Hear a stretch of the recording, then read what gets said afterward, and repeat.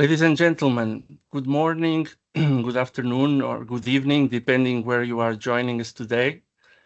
My name is Carlos Guiné. I'm the head of EIOPA Horizontal Unit of Sustainability, and it's my pleasure to welcome you to our 8th EIOPA Conference on Sustainable Finance. Today, we have a full day dedicated to interesting exchanges on a very full agenda full of very current topics, which we hope will contribute to all the discussions and the progress on very important topics on sustainability. The conference comes also at an important moment when we see on a day-to-day basis the sustainability risks materializing around us in Europe and in the world. And at the same time, some geopolitical changes also raising new challenges in this field. So during the day, we will want to engage you in these discussions, and one of the ways in which we will aim to do this is at certain points we will ask for your contribution to the discussions via Slido polls. So to take a bit the pulse of the room, I would like to test this at this point at the start of our event. So I would ask you, the participants, please, to either through scanning the QR code or going to www.slido.com and entering the event code hashtag EU Sustainable Finance 2025 as shown on screen. And to please to take a bit your feelings at the start of this event and a bit the expectations for today, we would like to ask you a question to start. We would like to ask you if you could share with us what is the one thing that you hope to take away or learn from today's conference that will help you make a positive impact on the sustainability of your organization, of the sectors, insurance, occupational pensions, or other sector that you are part of, or as well as the EU economy as a whole. So when we see already some participants chiming in, so we see already the word cloud starting to populate. Maybe to give you 1 minute or so to go through to introduce your suggestions, maybe I quickly just give you an overview of what would our day will look like. So we will start with an opening address by EIOPA's chairperson, Petra Hilkema, and followed by keynote speeches from the Commission and the Parliament representatives, Executive Vice President Ribeira and the MEP Reina Loma. Then we will have a very interesting occasion for a fireside chat, followed by a panel on the the paper we recently published on a proposal for an European system for natural catastrophe risk management, followed by a presentation on awareness tool that we also recently consulted upon. And after our lunch break, we will continue with a presentation on the Fit for 55 climate scenario analysis that was recently concluded. A panel also I find very interesting and very timely on the Solvency II discussions around sustainability risk plans. And then finally, a presentation on the work of the European Platform on Sustainable Finance by Mrs. Helena Viñes Fiestas. So this is how the day will look. Let's have a quick look again at our word cloud, how you feel. So nice to see our event as one of the main takeaways at the center, but I see also references to good practices, understanding, developments, what it means for Solvency II implementation. So some requests for knowledge, for information, commitment, very good, that we can, you will see an important message today, of course, the need to work together. So thank you. We will keep the poll alive and maybe we can come back a bit to it as we close to see how we manage to deliver on your expectations. And I would then move to introduce our first speaker of today, So we will start with an opening address by Peter Hilkema, EIOPA chairperson, who will address you now. So if I would then hand the floor to you, Petra. Thank you very much. Yeah, thanks a lot, Carlos. And thanks everyone that you're in the call, that you are filling out Slido. It's great to see you all virtually, but it's good to have you here for this already 2025 Sustainable Finance Conference. I will dive into my keynote in a second, but just also a big thank you to the team and to also the wonderful list of speakers that we have, just showing how from various angles of our industry, the financial sector and Brussels, the EU institutions, this topic is an important topic on the agenda. And I do hope we can fulfill all the expectations that you just listed in Slido. We are here to discuss sustainability and that is the key focus, of course, of today, effective management of climate-related financial risk, climate risk. And when I look at today's speakers and the attendees, so I see regulators, I see industry leaders, I see policymakers, I see other stakeholders, I see public and private sectors coming together with each of us bringing our expertise and resources to the table. And that is necessary. Addressing climate risk challenges require a joint coordinated effort. And your presence today reflects this shared commitment, and I'm truly pleased to see how many of you do. We have an escalated climate risk crisis on our hands. 2024 was the warmest year on record, with Europe being the fastest warming continent. And we see that in the numbers when we look at damages. So since 1980, natural catastrophes have cost around 900 billion euro in direct economic losses. We're not even counting the indirect losses of supply chain failure, businesses needing to start up again. No, direct losses, 900 billion across the European economic area. And nearly, and this is important, 1/5 of those losses, 18%, occurred in the last 3 years. So this is the financial phase of climate change, of climate risk, and it is a reality that is reshaping economies, it is straining resources, it's testing the resilience of financial systems. And when we look at our progress toward climate goals, both in Europe but also in the rest of the world, we're falling short. Regardless of one's ideological convictions or political positions, these risks are real and present. And as a supervisor, that is what I do. I look at risks and whether or not they're material and whether or not they need to be mitigated. And there's actually a growing pressure to do so. At the same time, we do see, and we live in reality, that political climate has shifted in parts of the world, with climate action taking more a backseat. There are other priorities, and we've seen the withdrawal of the Paris Climate Accords, and we also see scaling back of some climate mitigation measures. And so it is actually more important than ever that Europe maintains a leadership and pushes ahead on mitigation of these risks. The current geopolitical environment at the same time is not only there, it's also putting pressure on other parts of our economy in Europe, including the need to boost our competitiveness. And this is a relative part of the overall agenda. We're seeing important steps taken in that direction at the national and EU level. And that sometimes raises the question, but how does that fit to the sustainability agenda? Now, let me be very clear. Climate impact mitigation and competitiveness are not competing priorities. Instead, enhanced climate resilience, being able to deal with these damages that are coming, will contribute positively to our competitiveness, to our ability to thrive as individuals, as businesses, and therefore it will contribute to financial stability. Successful market participants of tomorrow will be those who already embrace sustainability today and make sure they can deal with it. And the theme of today's conference, Driving Resilience and Actions in a Warming World, reflects a clear approach, strengthening our financial system against mounting climate pressures and with meaningful actions.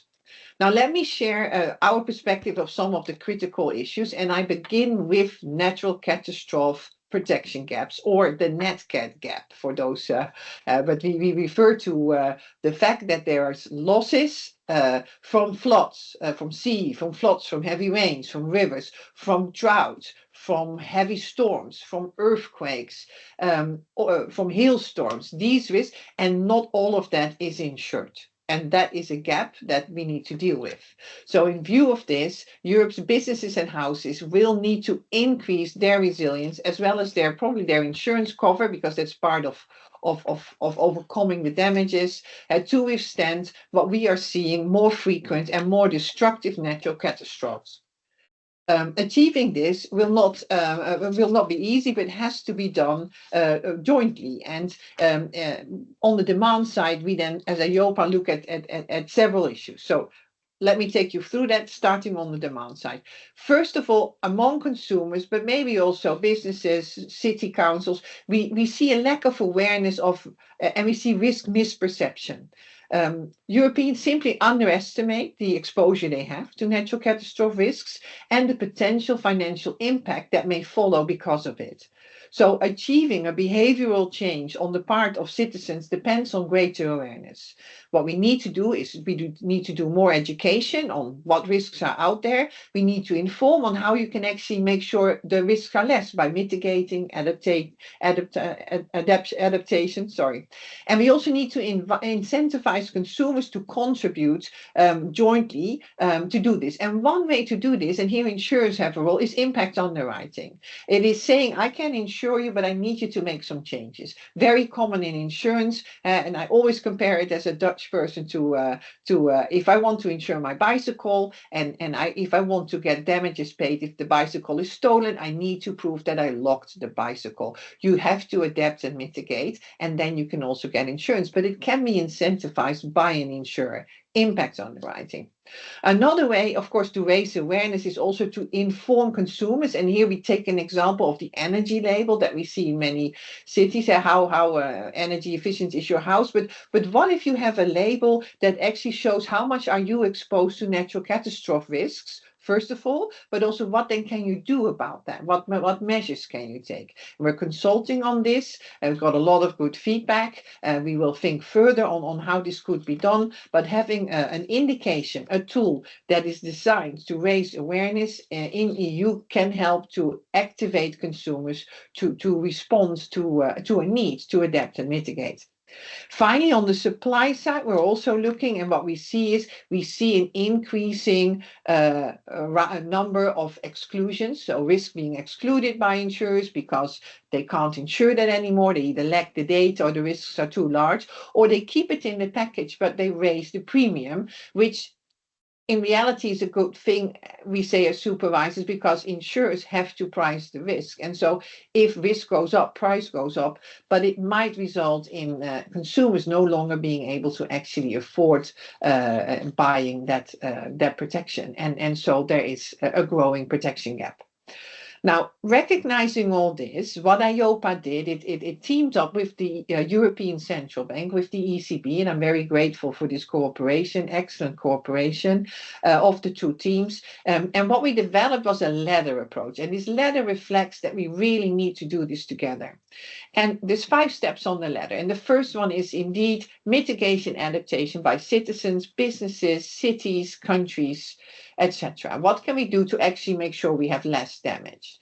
Second, then, is indeed get insurance, and that includes also the incentives for adaptation mitigation. It includes a risk assessment, and it involves the private sector providing insurance. And behind it, there, of course, is the reinsurance sector. There's the capital markets that can also help to ensure there's capacity to do so. Finally, what we have and what we see is that there are national schemes, not everywhere, but some countries have national schemes that can step in for part of the tail risk in major events. And ultimately, one could think of a European-wide scheme on top of all this. Now, since the publication of that paper, Europe experienced further devastating catastrophes. So we all have witnessed Valencia, but also this year already we saw flooding in the north of France, and we saw a serious impact of Storm Eowyn in Ireland this year. So these events will keep coming, and they show that we need to deal with them today. But they also see that it is important to further deepen out all the steps in the ladder. And that is why EIOPA, together with the ECB again, put forward a second paper in December last year, where we looked particularly at this last step. So the role of possible European solutions. In short, it builds, first of all, on the national structures and existing EU structures. It builds on the presence of a private sector, and then it suggests a two-pillar approach to both diversify risks across Europe, but also to introduce very strong incentives for prevention and adaptation. And later today, we will have a fireside chat on that. Now, having said all that, what about the regulatory framework? And here, let me move to the Solvency II framework. As risk evolves, so should our monitoring and the regulatory approach to those risks in the system.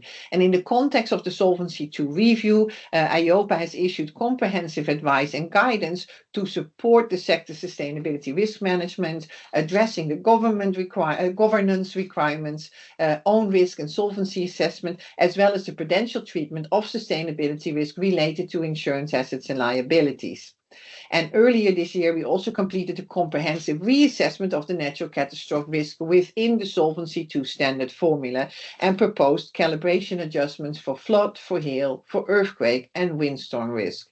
This recalibration corresponds directly to the evolving risk landscape we observe in recent climate data, using the available models, but also leaning on the feedback we got for this particular advice from the industry, which was very helpful. And it ensures that capital requirements properly reflect the increasing impact of climate-related events, but at the same time don't overdo it. And this is where it's really good to also have this dialogue with industry. It has a forward-looking perspective, and it does factually assess risk. It does not assess green, it does not assess brown. We don't talk about green or brown. We just assess risk, and where there is risk, we mitigate. And that is what supervisors should do. On our work on management of sustainability risk, including sustainability risk plans, we are currently also concluding a consultation on a regulatory technical standard, an RTS, and we are now evaluating all the feedback that we received. And with these standards, we aim to really establish a balanced framework that is proportionate and that really leans on all the information we already have, thereby to the extent possible, limiting administrative complexity and burden. That's a nice bridge to my next topic. What about that simplification and burden reduction? Because as you know, the Commission recently adopted a new package of proposals to simplify EU rules, boost competitiveness, and stimulate additional investments. And these proposals also includes measures to streamline and simplify sustainability reporting. We very much welcome this initiative. A more efficient and more proportionate regulatory framework will enable the industry to focus on delivering innovative, affordable, and sustainable financial solutions. And in the light of this omnibus package proposals to EIOPA to deliver on these objectives, we see a clear need to think through where we are today, what we want to change, and how we are going to do that. So more specifically, if, and it's only a proposal today, but if indeed the omnibus will result in a conclusion that we will have changes to the CSRD as well as to the the ESRS requirements, and for those who are not inside of EU, the CSRD is reporting requirements for corporates, and the ESRS are European reporting requirements on sustainability for companies that follow the ISSB. These two reporting frameworks may change. They may actually have a more limited scope. They may actually ask for less data points reporting. If that is currently proposed, if that indeed through the negotiations becomes reality, then there may be a need actually to allow EIOPA to produce its RTS on the sustainability risk plans. I just referred to that, that we are drafting, that we base it on the data that is available, and we want to be as lean and efficient as possible. Then I would say that it would be helpful if we could also deliver on that RTS later in time, meaning at the time that we know what the CSRD and the ESRS requirements will be, and then only then start drafting in order to have a logic flow that is efficient for implementation and that can also recognize the need to keep things simple. But that will be a nice thing if that could be included in the discussions going forward. More generally, EIOPA views that simplification can not come at the expense of financial stability or consumer protection, but can benefit a continuous focus on sustainability risk, but in an efficient and proportionate way.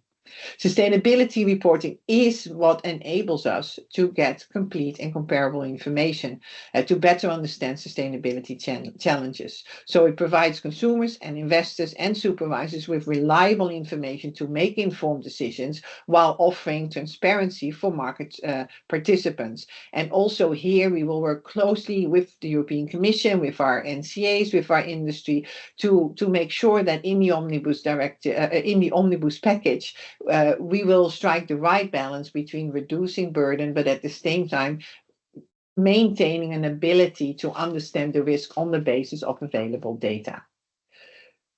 Now, going back to that risk and the risk that we need to discuss, and here I want to touch before I close on the Fit for 55 stress testing exercise that we did in Europe. We did that together with the banking sister EBA, the market sister ESMA, EIOPA, and the ECB and the ESRB, and we conducted a qualitative and quantitative assessment in the form of stress test on climate risks pertaining to the insurance and pension sector. So already in 2018. We introduced a net cat-based scenario in our EU-wide insurance stress test, and in 2020 we published a sensitivity analysis on climate change related to transition risk, and in 2022 on physical risk. So you can find that on our website. So 2018, 2020, 2022, already we were stress testing these risks. But lastly, what we did is we did it jointly and cross-sectoral, focusing on transition risk. It was a top-down exercise, so we did not have to burden the industry with more data requests. We worked with the data we have. But with that test, we looked at how the transition risk of everything that is proposed by the Commission, and that does not take into consideration this omnibus, but how that would impact on our industry. And you will hear more about the results of this stress test also this afternoon, but I can already say that we see that there is an impact, definitely in the more severe scenarios. At the same time, we also see that if that would happen, our industry would be able to deal with it. Also, adding on top of that there will be an omnibus directive that will probably reduce some of the requirements, and the industry can still adapt to what is coming. So serious impact. It really shows there is a risk, but it also shows, and that's why I want to end with this, that if we work on this, if we can see it, if we can mitigate it, we can actually also reduce it. So looking ahead, we have challenges. We have a challenging year. Impact of net cat events is on the rise. I truly hope we see it slow down, but the last few years have been really impactful. The initiatives today that I've outlined that we will discuss today do address this, and let's share that. Let's learn with each other, but then also let's work on that going forward. As I've said, we are committed to supporting that discussion, to share the knowledge we have, and I hope we can engage today in very fruitful discussions, making sure that indeed, and someone wrote that on the Slido, we go home not only with inspiration and good examples, but with commitment to work on mitigating the impact of these risks on our society, on our people, and on our businesses. And with that, I'll stop here, Carlos, and I'll get back to you. Thank you very much, Petra, for very clear and very insightful key opening address, full of, let's say, very, very insightful messages on much of the work we do. We are not opening the Q&A for participants in this instance, but maybe we can take a few minutes just to touch on one point that I believe will be in the minds of many of those who are following us today. You mentioned in your intervention the Commission efforts on simplification and burden reduction. Namely, you touched on the omnibus proposals on sustainability reporting, and you clearly highlighted, of course, these are proposals. But what is EIOPA view, let's say a first view on these proposals, if you can share with the participants? Yeah, so I already said it a bit in my speech, but to elaborate more on that, I really welcome the proposal. I mean, I look at how much was produced for good reasons. We got a taxonomy, setting definitions. We got reporting requirements for the financial industry, for the corporates, and we have this CSDDD that makes you look down the value chain. But it at the same time, it's a lot. It's a lot to do, and so reflecting on that one more time, as the Commission did with the omnibus package, I think is good. And some of the reductions will really help to free up resources to also work on productivity and competitiveness, which, and I said that in my speech, is also an important part of the European agenda. If I then look at the proposal, let me touch first on some benefits that I see and then the challenges. So 3 benefits. The reduced scope of the CSRD, so the corporate reporting, of course, will reduce cost and administrative burden for also reinsurers and insurers that will no longer be on the CSRD. And it will also, of course, the reduction of the data points that you have to report under the ESRS, that's the European reporting standard, that will also be helpful for businesses. On the CSDDD, I think there is a significant reduction of burden by exempting companies from doing really in-depth assessments of adverse impacts, but also particularly for insurers, it removes the need to assess the downstream value chain that would even include possibly policyholders. There was clarity on that. That is removed. I think that makes life more simple and also more doable. I mean, even if you want to do that, you need the data to be able to do it. And so part of this also, I think, solves the problem of if I have to do this, how can I? You don't have to do it anymore. So that is, I think, helps to reduce the burden. Finally, on the EU taxonomy, I think here there is also a voluntary taxonomy reporting now for businesses that have a turnover up to 450 million, and you do no longer have to assess taxonomy eligibility. Slightly there, I think the voluntary part, I think those who are on their way and already have it in their investment beliefs and in the way they operate their company, they probably will continue, but it might result in less companies starting to do it. And that brings me to, I think, the challenges that I see with the current proposals. And that is, of course, that in the reduction of the reduction of the availability of sustainability data. Going back to what I said in my speech, there is Solvency II, and Solvency II requires you to assess the risks that are material to your business. So regardless of what is happening in the omnibus package, insurers will have to assess also the impact of climate-related risks on their assets, on their balance sheet. And here, the fact that there will be less data available will make that more difficult. So that is a challenge. Another challenge I see is more for supervisors who also need to be able to assess financial risks in the system, need to also take this on board. And again, also supervisors will have less data available.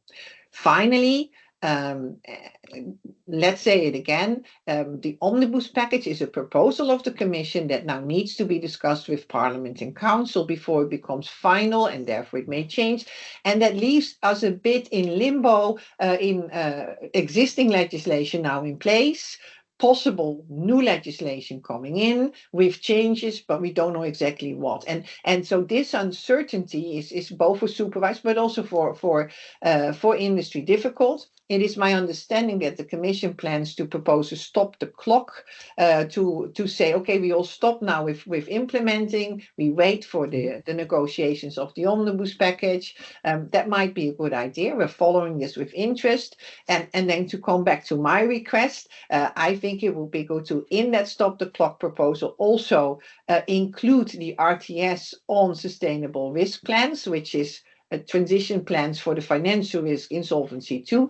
We need to advise on that. We want to base that really on the data available. And since we are discussing now what data will be available, it may make sense to first have that clear before we finalize our RTS. But that again is of course in the hands of Brussels.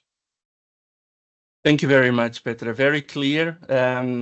Thank you for your messages, and we will be in touch with you again a bit later on the agenda for the fireside chat. But thank you so much for the moment. So with this, I would then move to our next speaker, our first keynote speech, which is delivered from Executive Vice President of the European Commission for a Clean, Just and Competitive Transition, Mrs. Teresa Ribeira. Unfortunately, she could not join us today live, but she was very interested to contribute to the discussions that we are having today. And for this reason, she shared with us a recorded message, which we would now hopefully share with all of you. Good morning. I'm so sorry not to be able to join you today for this very important conference on sustainable finance. However, I didn't want to miss the opportunity to speak to you on how we can make our society more resilient in times of geopolitical uncertainty and global warming. Climate change is no longer a distant threat. It is all over the world. It is happening right now, affecting dramatically to our people, our society, our infrastructures, our economy. From devastating wildfires to catastrophic floods, severe droughts, we are witnessing the real cost of not enough action. Natural catastrophes are not only driving up the cost of living, but also increasing insurance premiums, threatening assets and mortgages, increasing government expenditure and low cost, and it goes against other expenses, other investments that should be taking place. At the same time, worsening climate impacts also widen private insurance gaps and make low-income households much more vulnerable. From 2021 to 2023, the climate-related economic losses total 162 billion euros. While catastrophe insurance can help mitigating the impacts, only about a quarter of climate-related catastrophe losses are currently covered in the European Union, with some countries insuring less than 5%. These cuts increasingly fall on public budgets, diverting resources from essential middle-class services such as education, healthcare, pensions. In the face of these escalating climate-related economic losses, sustainable finance has never been more critical. While some global actors are turning away from their climate responsibilities, the European Union instead remains firm in its commitment to its climate neutrality target, recognizing the green transition as a cornerstone of economic growth and modernization of our industry. The Clean Industrial Deal, which I just announced a couple of weeks ago, reaffirms the European goal of cutting emissions by 90% by 2040 and unveils 40 different measures to speed up the green transition with a positive effect in the industry. Strengthening sustainable finance is essential to steering the transition, enhancing disaster preparedness, closing the insurance gap, ensuring long-term economic stability, and investing to make profits. The taxonomy is a key element because it helps mobilizing private capital for sustainable investments and guide corporate investments in this transition. This is also why sustainability reporting and high-quality data on climate risk are essential. We need to learn how to invest, how to avoid wasting our money. At the same time, we must recognize that climate adaptation is just as critical as mitigation. Although the European Union has increased the funding available for adaptation in recent years, more work is still needed. It is about investing in a long-lasting, sustainable economy. Looking ahead, we should integrate climate adaptation into the next multi-annual financial framework. The recent insightful report that you have issued together with the European Central Bank published on climate insurance protection gap provides valuable insights on how to strengthen financial resilience in the face of climate change. And I would like to thank you all. The stakes are high, but the path forward is pretty clear. Sustainable finance is not just an environmental necessity, it is overall an economic imperative. Thanks a lot. I sincerely thank you, and I hope you will have a very interesting day with great discussions.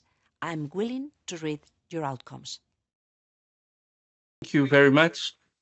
So, very clear messages, and thank you for the recorded contribution, which highlighted very clearly the need to the relevance of sustainable finance, for the societal resilience, the importance of addressing protection gaps, the reaffirming also the EU commitment towards the transition, as well as the importance of climate adaptation, which are all topics that are very close, of course, to our discussions on the field of insurance. I would then move to our next speaker. So for next second keynote speech, I am very happy to introduce the Member of Parliament, Eero Heinäluoma. Beyond the Member of Parliament, he's also in the Bureau member of the group of Socialists and Democrats. And he is treasurer of the group, a member of the Econ and the ITRE committees, as well as in the Cont committee. So very much a pleasure to welcome you joining us today. And without further ado, I would hand the floor to you. Thank you. So, good morning from Strasbourg. A little bit rainy Strasbourg. Let me first congratulate EIOPA and in Portugal, the team around sustainable finance for the organization of this conference. The topic of discussion today couldn't be more relevant now. At the same time, it's quite a challenge to take the floor after the speeches or after the speech of our Vice President of the Commission. She covered already a lot of important points. It has not been that prominent on the European Parliament agenda yet. I will still try to share with you some thoughts around the topic of natural catastrophes insurance and how to address the protection gap. As outlined by previous speakers, the challenges we are facing with natural catastrophes are obvious. At the same time, it's important to reiterate basic facts. The natural catastrophes cost more than 900 million euros in direct economic losses in the European Economic Area between 1980 and 2023. And nearly 20% of the losses over this happened during 40-year period have occurred in the last 3 years. While the effects of such events can be mitigated by catastrophe insurance, only about a quarter of climate-related catastrophe losses are currently insured in the European Union. And this is a very worrisome thing for all of us. In some countries, the figure is really less than 5%, as our commissioner just told us. So there is a clear protection gap. These numbers relate to the economic cost and are more than substantial. Then we even have not spoken about the cost of human loss and pain. We know that between 1980 and 2022, disasters affected nearly 50 million people in Europe, and that is a really worrisome figure.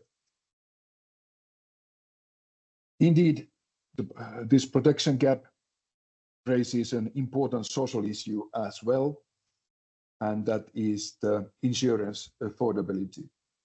And there is also a clear protection gap. The share of low-income consumers with insurance for property damage caused by natural catastrophes has declined from around 14% to 8% since 2022. How to address this protection gap properly and ensure no one is left behind? Firstly, we should assess exactly the size of the risk. Secondly, we should find out how we can prepare better as a society ex ante. Mapping and assessing of risks. To assess and map out sustainability risks in general and natural catastrophes risk in Portugal, we need more data. And here I think it's fair to say that EIOPA plays really an important role. For example, it's advising during the negotiations around the solvency framework, but also with its preparatory work around regulatory technical standards in the field of sustainability. I do believe it's essential that politicians listen to the views of experts, especially experts serving the general interest. But also in the mapping of the risks of natural catastrophes, EIOPA plays an important role with the design of the dashboard on the insurance protection gap for natural catastrophes. The dashboard can create awareness and monitor the risks related to the insurance protection gap for natural catastrophes in Europe. I'm sure you will discuss the tool further today. Collecting data on the possible impact of natural catastrophes on our economy and society as a whole is absolutely key to have an informed debate. Then the following question is, what do we do with this data and information?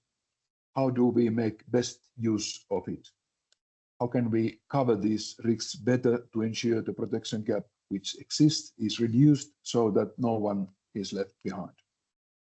Obviously, we should act on different levels. Firstly, on a macro level, there is the Green Deal and the policies implementing these to achieve a carbon neutral European Union.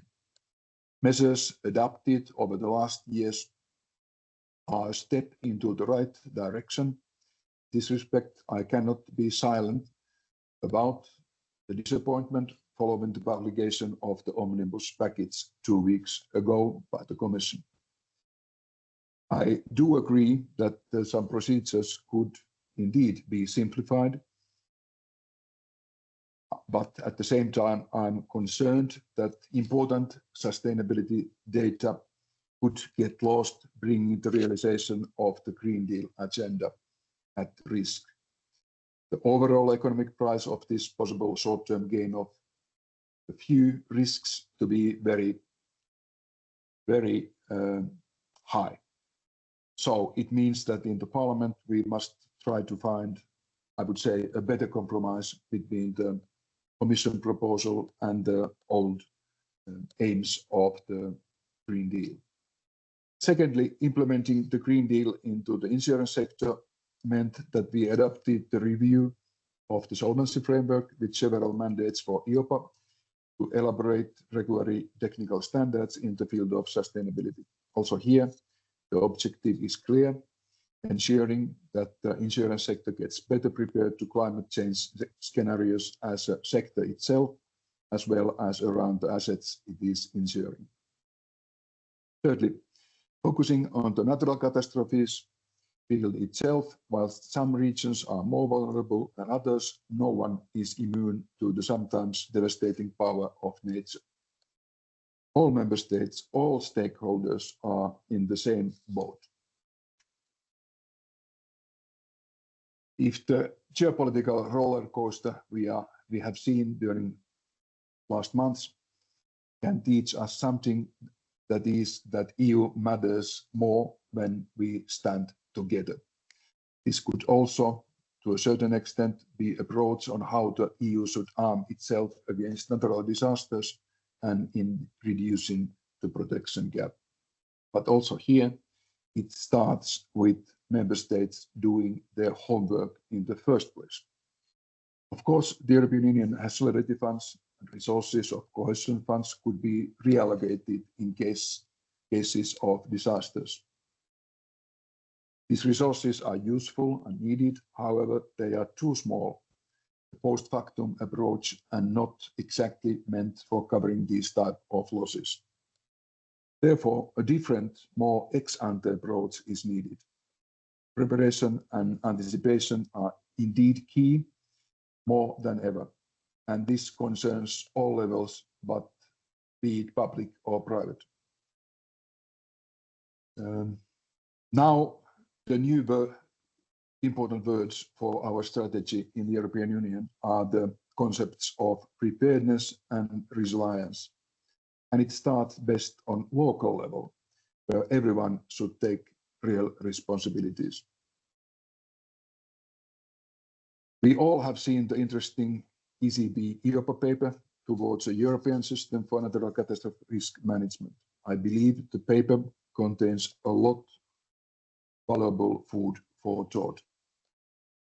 It shows, for instance, clearly that national public-private insurance schemes are helping to reduce the insurance protection gap in several countries.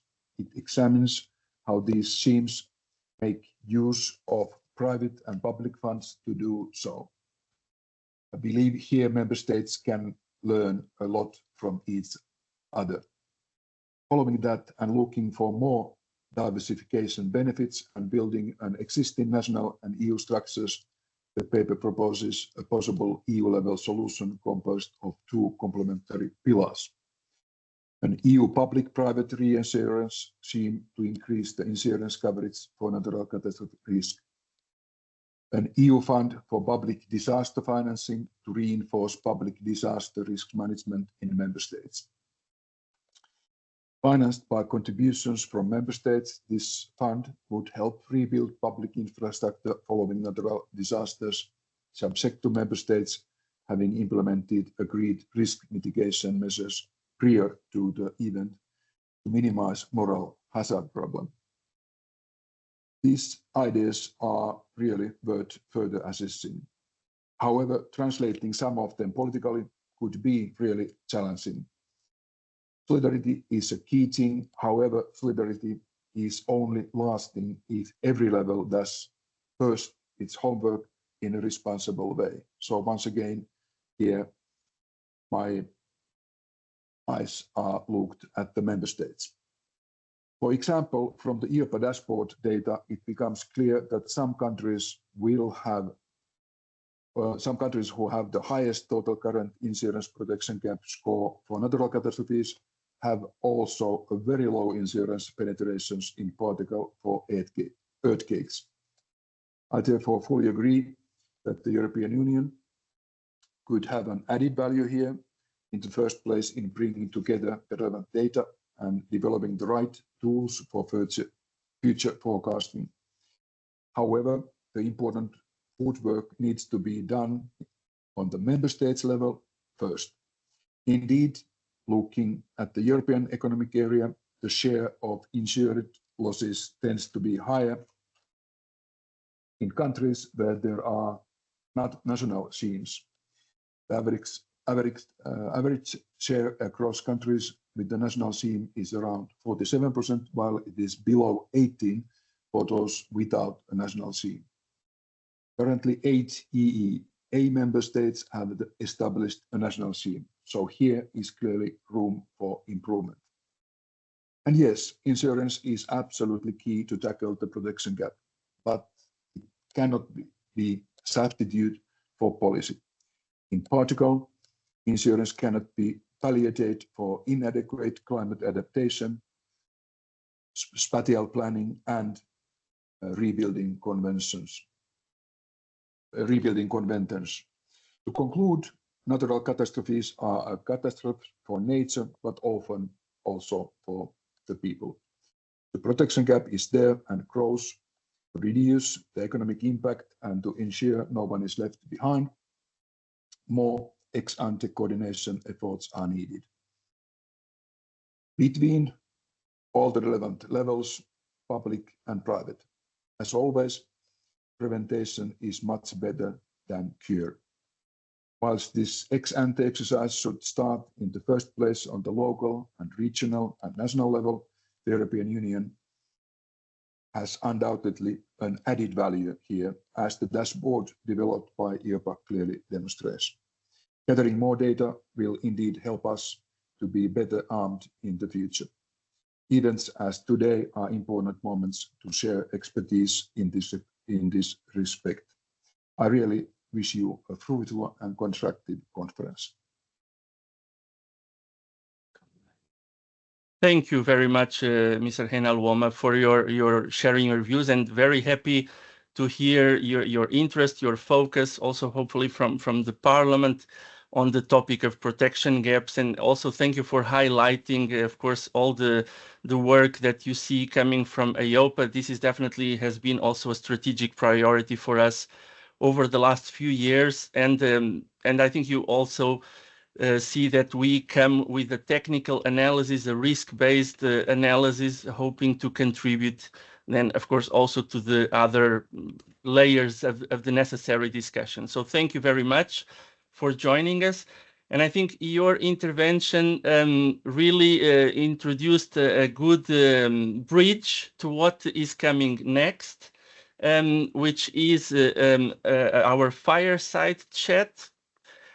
So we will have a fireside chat starting with a high-level discussion precisely on this ECB EIOPA publication that was already mentioned by a couple of our previous speakers.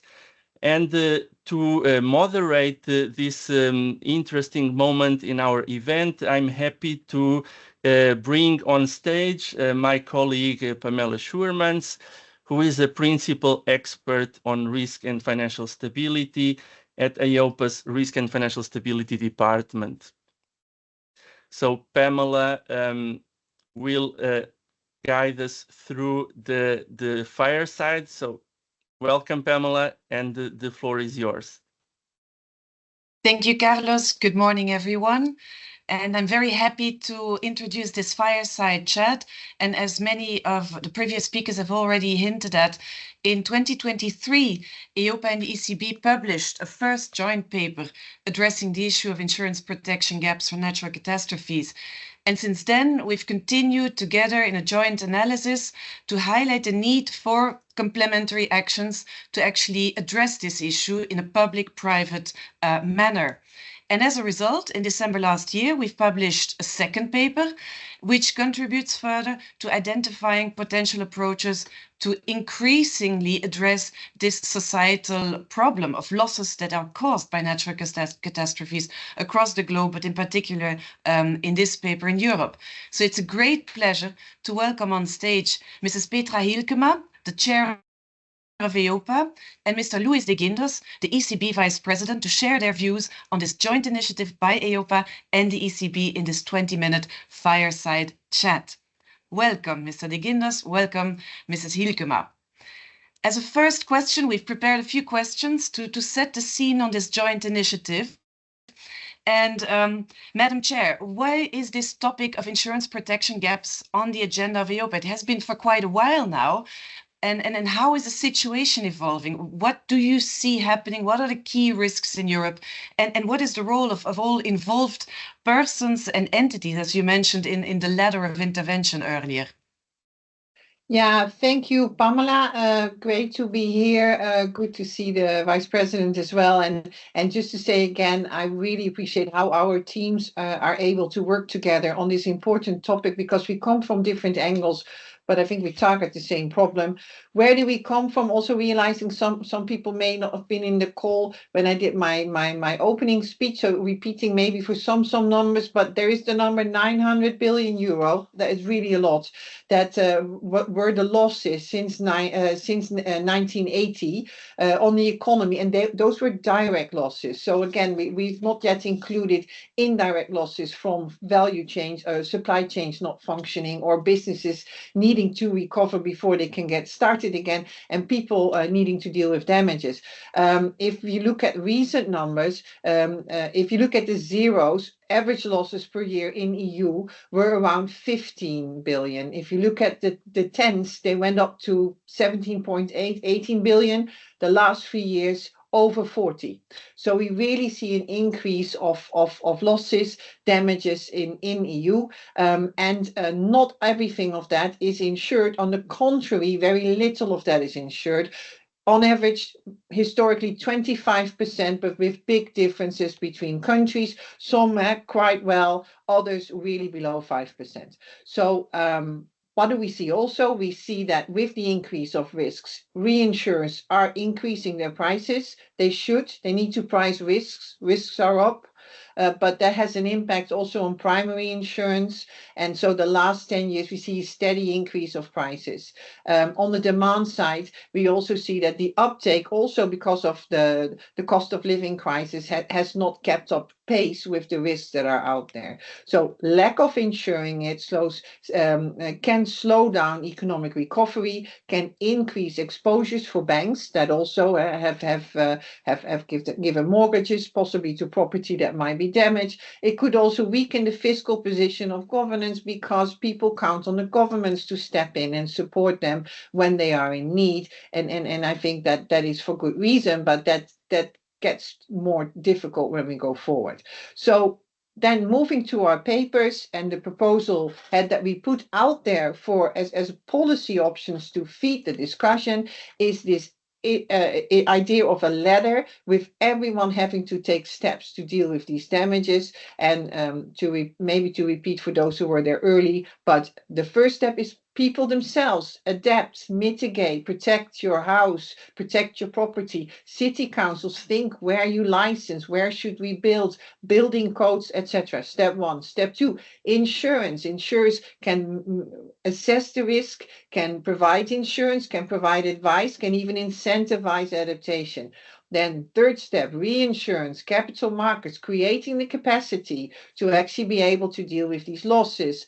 Fourth step, national schemes can for tail risks at the national level, can we cover that? But then finally also this idea that on top of that, maybe an EU scheme is necessary, not only to cover for after the fact, but also to prepare better, to mitigate and adapt, and to ensure that there is affordability of the products we need. Now, this we worked on ourselves in EIOPA, but we also do this in I think, good cooperation with the ECB, for which I'm very grateful. And so this is where we are today. This is why we drafted this paper, Pamela. Thank you very much, Madam Chair.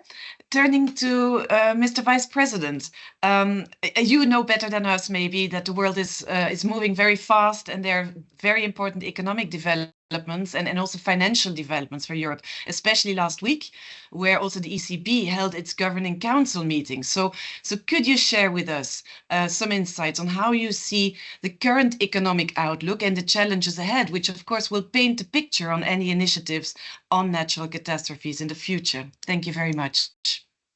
Thank you very much, Pamela. Good morning to everyone. Let me start, if I may, thanking this invitation. It's a great pleasure to share this panel with the chair and the president of the EIOPA, dear Petra.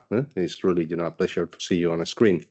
Now, having said that, well, I think that in order to understand the decisions that we have taken last week in our Governing Council meeting, it's very important to start analyzing and taking into consideration the monumental amount of uncertainty that we have, in the world economy now. We produced projections, and I think that we should start with a disclaimer. When you have such a level of uncertainty, it's very important to look at the direction and the rationale and the drivers of the projections, and not to perhaps, to focus only, on the concrete numbers, on the decimal points, because the amount of uncertainty is huge, as I have said before, and, we have to be a little bit more qualitative than quantitative, let's call it that way. Having said that, in our projections, we indicated that growth is decelerating in comparison with the projections that we produced in December. We reduced and we downgraded our projections, and the main factors behind this downgrade were, first of all, investment, because the uncertainty at the level of the world economy is having an impact, is denting confidence, and this is affecting capital expenditure in the euro area. And second, and this is normal because of the trade war that now is starting to unfold, net exports. These are the two factors that really, according to our view, are the main reasons behind of the downgrade of our growth projections. On inflation, nevertheless, we have good news. We believe that the disinflation process is on track. We believe that the recent data with respect to wage dynamics is positive. The compensation per employee is declining according to our projections and according to the data that we are receiving. And we believe that we will be able to converge towards our definition of price stability 2% at year end and the beginning of next year. So on the inflation front, the news that we are receiving are positive, and it's a guarantee that we can continue with our monetary policy decisions. Looking at the monetary policy decisions, we reduced interest rates by 25 basis points. We have to put it in a context. The context is that we have reduced interest rates 6 times. In total is 150 basis points, and this is a meaningful reduction of interest rates, and so the level of restriction has been substantially reduced in our monetary policy stance. For the future, given the amount of uncertainty that I referred at the beginning of my intervention, it's very important to maintain a data-dependent meeting by meeting approach. We do not have any sort of determined rate path for the future because given the level of uncertainty and the question marks in the world economy, it's very important to be open-minded and to keep our powder totally dry. Many thanks, Mr. Vice President. A key word, confidence. The qualitative approach it's all based on the confidence that we take in the direction of the European Union's policy. And then on that, when coming to European policy, Madam Chair, compared with the 2023 paper that we prepared jointly with the ECB, there were policy options. And in this latest paper in December that we've published, we present 2 pillars of a possible European approach to increase, on the one hand, insurance coverage, and on the other hand, to better prepare disaster risk finance. So what would you describe as the distinctive features of a possible European approach, and what is actually the added value of such approach at European level?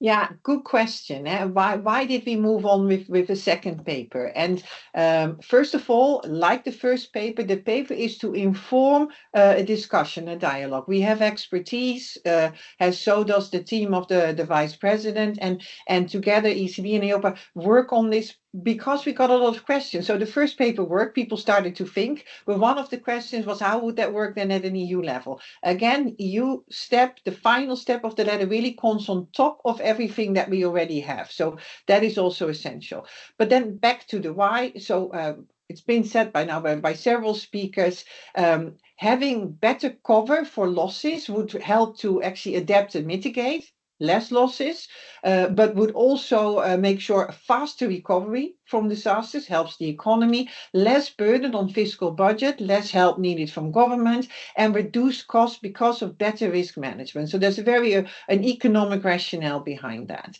Yet this economic rationale is not often in the mindset of those that need to mitigate, adapt, but also need to get insurance. And in a way, that is a market failure, which is then further exacerbated by expectations that governments will cover for the losses. And our economic behavioral studies show that. A majority of consumers, when asked how they will deal with potential losses, underestimate the risk, but then say, but if it happens, I know my government will come and support me. And this puts pressure on budgets.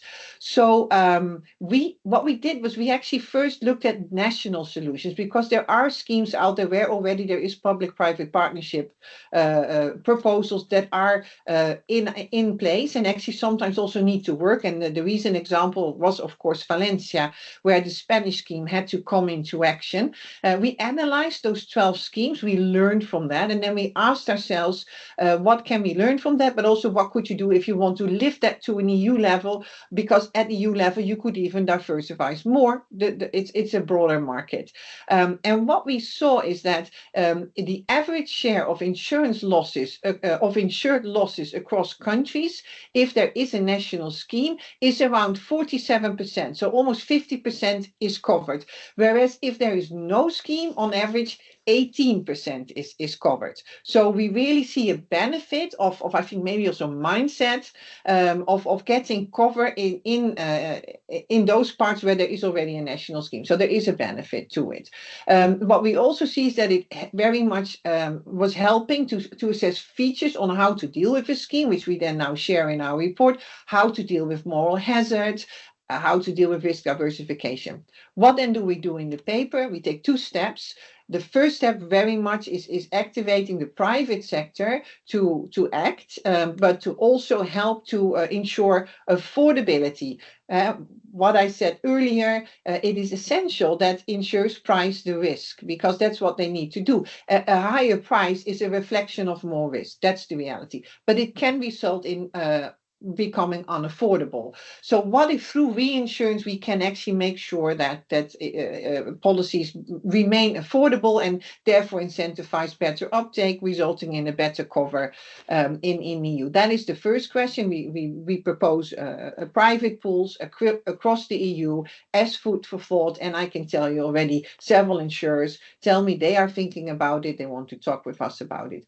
And then the final step is really to deal with these tail risks by having a public disaster financing mechanism in place to deal with the tail risk. And I really think there is an added value to that approach, but I also see a need.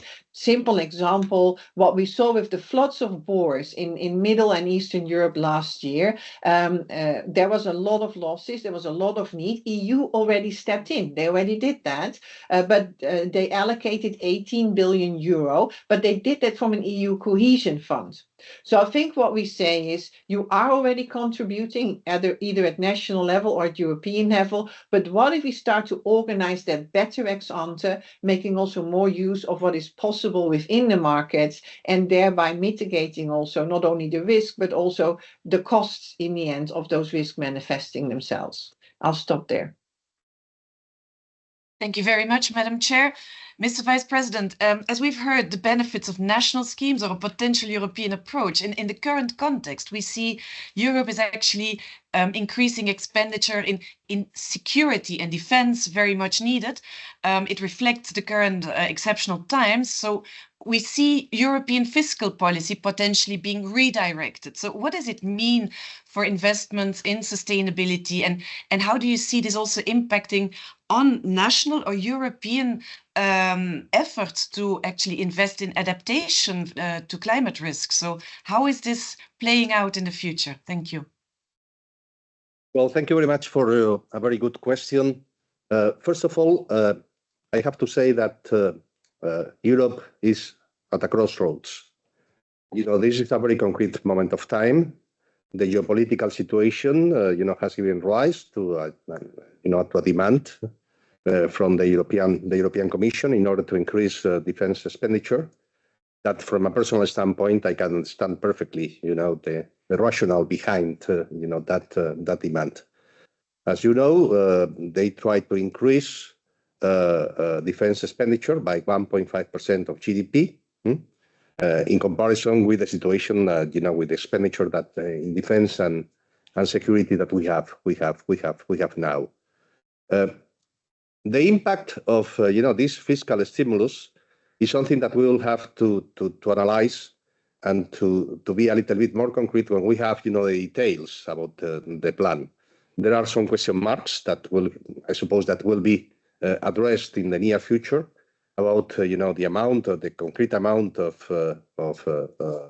defense expenditure, how this defense expenditure is going to be allocated to different budgetary items, because multipliers are different according to the different kind of outlays that the defense expenditure can absorb.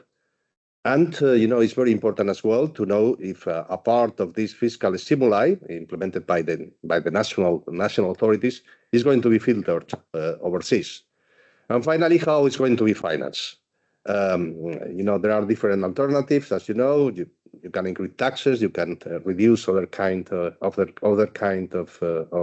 outlets, or even you can raise and you can increase debt and you can issue debt.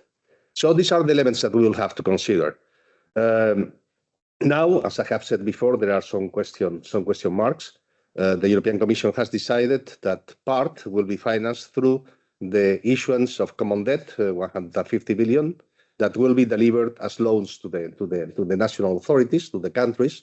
In other words, they will trigger what they call the national escape clause, in order, to exempt this additional defense expenditure from, the fiscal framework that we approved, for this year. So this is the plan. We need to know the details. We believe that is, something that is very rational, given, the geopolitical situation that we are going through. And simultaneously, it's very important to guarantee fiscal sustainability over the medium term, because perhaps, the reaction of markets could be an increase in yields, and that could be detrimental to everyone.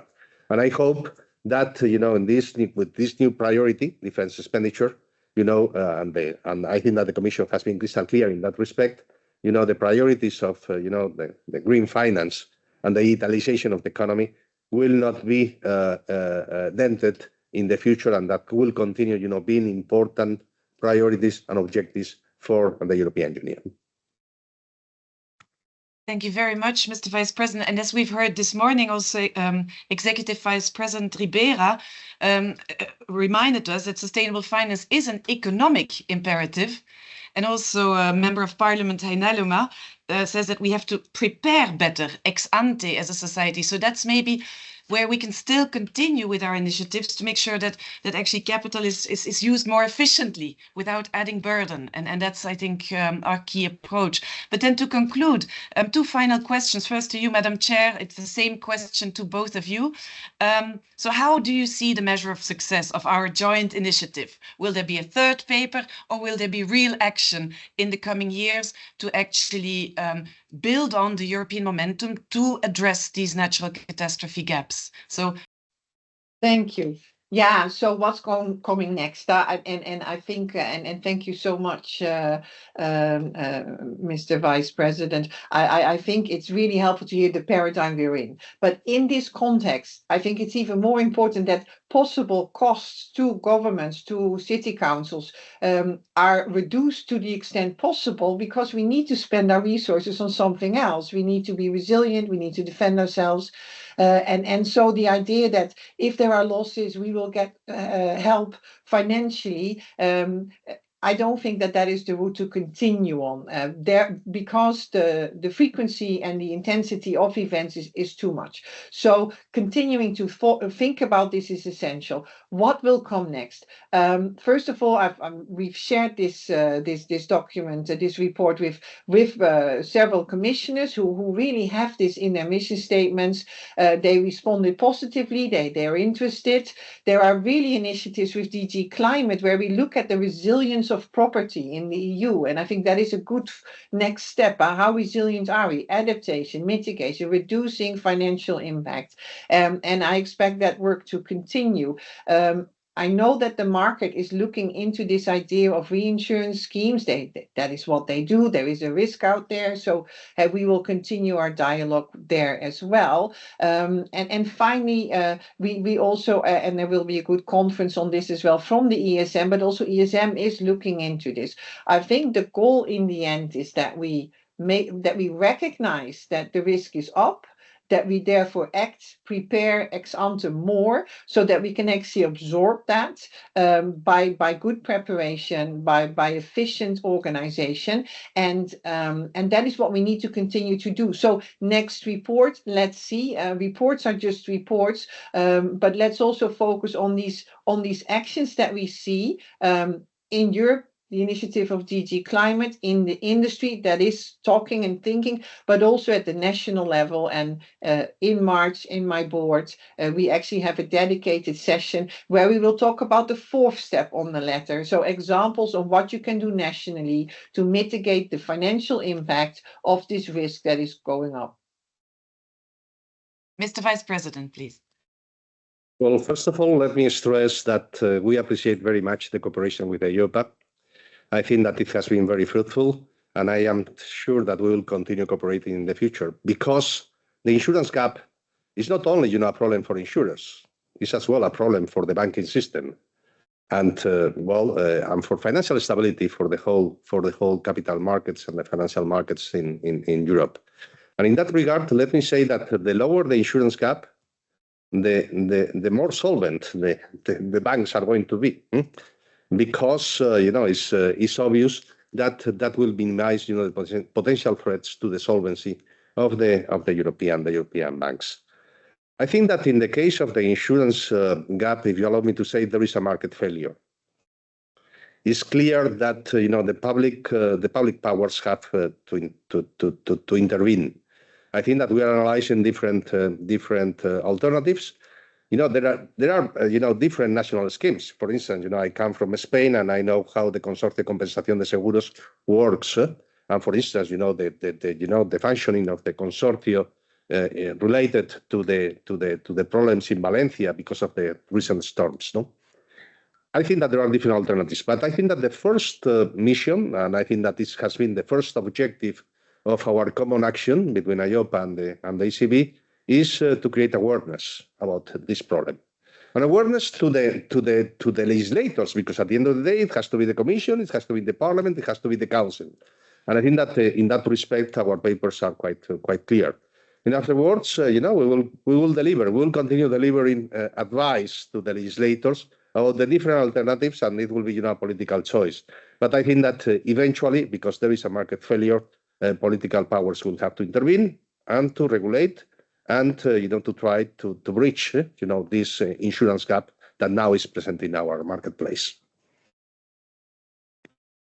Dear Madam Chair, dear Vice President, all is left to thank you very much for this very good conversation, and I hope you've enjoyed the exchange among yourselves. Thank you very much, and talk to you soon. Thank you very much to you. It's been a pleasure. Bye, Petra. Thank you very much. Thank you very much, Pamela, and thank you very much also to EIOPA Chair and the ECB Vice President for this very insightful exchange. And this sets a bit the scene for our more detailed discussions that we will have on our panel after a short break. So without further ado, I would then introduce our first panel of the day, which is, as I mentioned, on the paper that we were touching upon on our previous fireside chat, on a proposal for an European system for natural catastrophe risk management.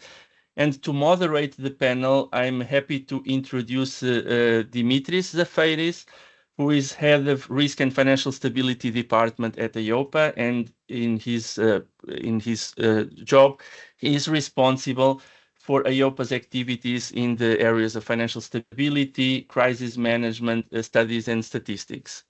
So very much welcome, Dimitris. Very happy to have you, and the floor is yours. Thank you.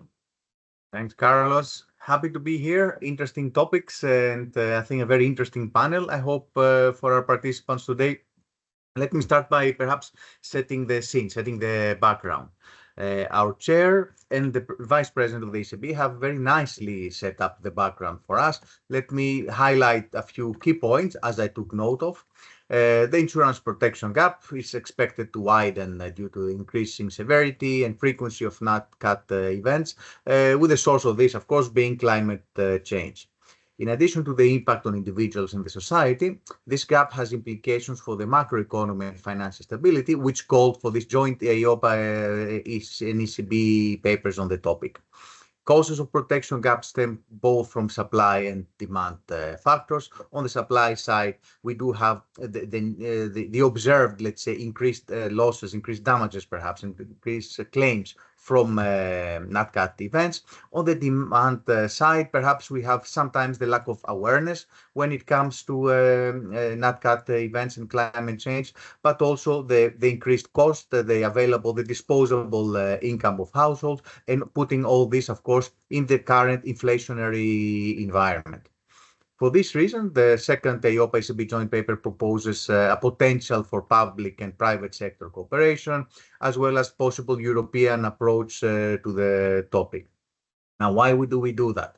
The insurance protection gap indicates a market failure. This was mentioned also by the Vice President, and this is important because insurance coverage has several economic benefits, such as a faster recovery after disasters, less burden on fiscal budget, and reduced overall costs when it comes to the impact on society. Now, do we start from a blank page? No. There are also some national schemes in place. We highlight this, we include them in our analysis, in our proposal, which is, let's say, the latter approach highlighted and described by Petra. That includes at first level the individual, the private sector involvement, and the involvement of national schemes, and then the potential for a possible EU level approach, which in nutshell, let's say, our paper is proposing a two-pillar system where in the first pillar, there is the so-called EU reinsurance scheme, which aims at, let's say, pulling together private risks to increase insurance coverage. And on the second pillar, the EU disaster fund that would seek to strengthen the EU public disaster risk management. Now, both pillars would aim at supplementing national and existing EU level initiatives. We will deep dive a bit on this EU public-private reinsurance scheme, which is the first pillar. The key idea here would be to enhance insurance capacity by pooling risks together across countries and different disaster types, leading to more affordable premia for insurance takers such as households and businesses. The scheme would be voluntary to participate, at least that's one potential way of doing it, and it would in principle operate without public funding. But as I said, we do have the background, but the devil hides, let's say, in the details, and this is what we will try to cover today in this panel. We will try to touch upon topics like the national perspective and the roles of supervisors and national stakeholders, and what could be the implementation challenges there. What's the financial viability of such a EU reinsurance scheme? Are there any possible funding solutions, or what could this be?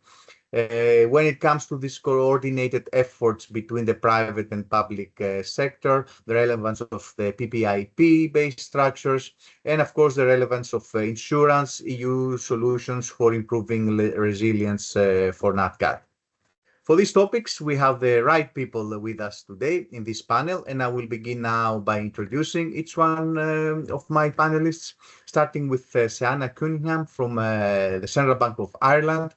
Seana is a Director of Insurance in the Central Bank of Ireland. Within her duties is the responsibility of leading and overseeing the supervision of domestic and international insurance and reinsurance undertakings. This involves supervision of individual firms, the whole sector, and within the framework of the whole bank's regulatory and supervisory responsibilities: consumer, investor interest, safety and soundness, integrity of the system, and financial stability. Previously, Seana was in the area of enforcement and the money laundering, and she has been working for the Central Bank of Ireland since 2011 and had the various posts within her duties. Also with us, we have Nicoletta Maser from the ESM. Nicoletta is head of division within the Chief Economist Department of the ESM, the European Stability Mechanism, which she joined in 2018. She is responsible for monitoring financial sector conditions and regulatory developments in the Euro area countries specifically. And prior to this, Nicoletta worked at the European Central Bank as a joint supervisory team coordinator, and even before that as a supervisor, on-site inspector in Banca d'Italia. also in her far past quantitative analyst in asset management industry. We also have Francesca Utili from the Italian Department of the Treasury. Francesca is the Director General for International Financial Relations at the Department of the Treasury of the Italian Ministry of Economy and Finance. She serves as deputy to the G7, G20 groups and is responsible for the relations with the IMF, OECD, EBRD, and other international organizations. She is a member of the board of directors of the EIB, European Investment Bank, Council of Europe, and other fora. Previously, she served as financial counselor in charge of ECOFIN coordination at the permanent representation of Italy to the EU in Brussels, and part of her previous career was director for EU economy affairs, IMF affairs, and a wide, let's say, very broad experience in the financial sector. Finally, from our colleagues in the ECB, Gilles Noblet, from a principal advisor in DG International and European Relations. Gilles is, among his duties, as I said, within the Department of European Relations. Before that, he served as advisor to the ECB president and chief on his office. He worked also before that in Banque de France, also head of European Relations Division, representative in New York, and head of governance office. So a very good panel. I look forward to engaging with you and having an interesting discussion. I hope also for our participants today, more than 500 participants from what I can see watching us now lively. And let me start by trying to bring the national institutional perspective on the matter. The first question will be for you, Sana. If you could share with us the experience on NatCat in general in Ireland. We understand you conducted some analysis of the impact on flood and on insurance and housing. And in general, what can you share with us from your expertise on the matter?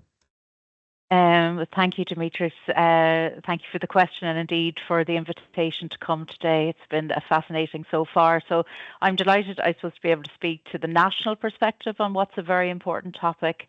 And I'm going to start out maybe by highlighting at the outset for context that in terms of the discussion stage, Ireland doesn't currently have a national insurance scheme in place. So as the central bank and financial regulator in Ireland, we have been looking at how to assess protection gaps in Ireland with a view to publishing data and insights in order to support risk awareness and then broader debate on action on the issue at a national level. So for us, flood is the most significant peril. So we thought that was really important for us to have a better understanding of the nature and scale of the flood protection gap in Ireland. So in terms of how we approach the problem, we conducted our analysis through the lens of accessibility of insurance. So in other words, if a home or business owner seeks flood cover for their premises, will it be available to them or not? And those who cannot access the cover then would fall into the protection gap. So in terms of how we came at this, we used flood model data and supplemented this then with how that data is used by firms in their underwriting practices. And we then quantified the flood protection gap in Ireland today, baseline, and then reflected on how climate change might affect that gap in the future. And through the course of the work we did, we also engaged widely with key stakeholders throughout the course of our work. So that would have included the insurance sector, government departments, academics and consultants, etc. So in terms then of the results of our work, what our analysis showed us is there is a flood protection gap in Ireland in the order of around 5% nationally. But what's interesting when you get into the detail is that gap is quite strongly concentrated in particular regions, while other areas of the country have very little flood risk and no issues currently in obtaining flood cover. But we know that flood events are expected to become more frequent and more severe in the future, and that this gap is likely to grow unless steps are taken to address it. So in terms of what we did then, we published our paper and we presented our findings to key stakeholders at our flood seminar in September of last year.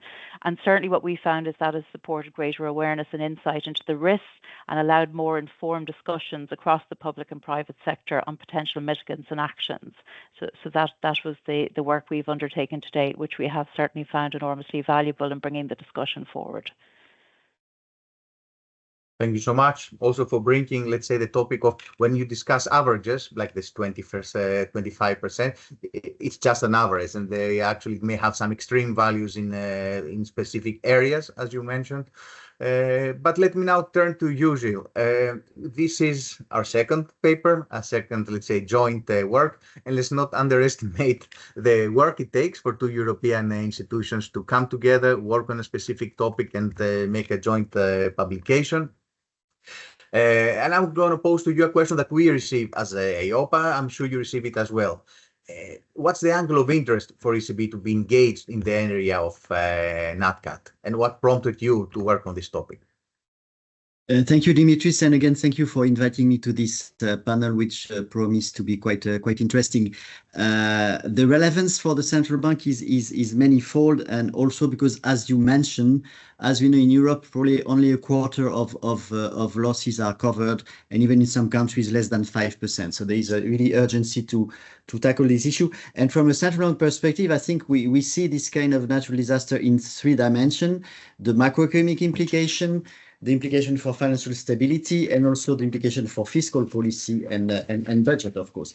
So if I turn first to the macroeconomic implication, obviously a disaster has a direct impact on inflation and on growth because of direct economic losses, but also it impacts the stock of capital, which means the long-term factor for growth, actually.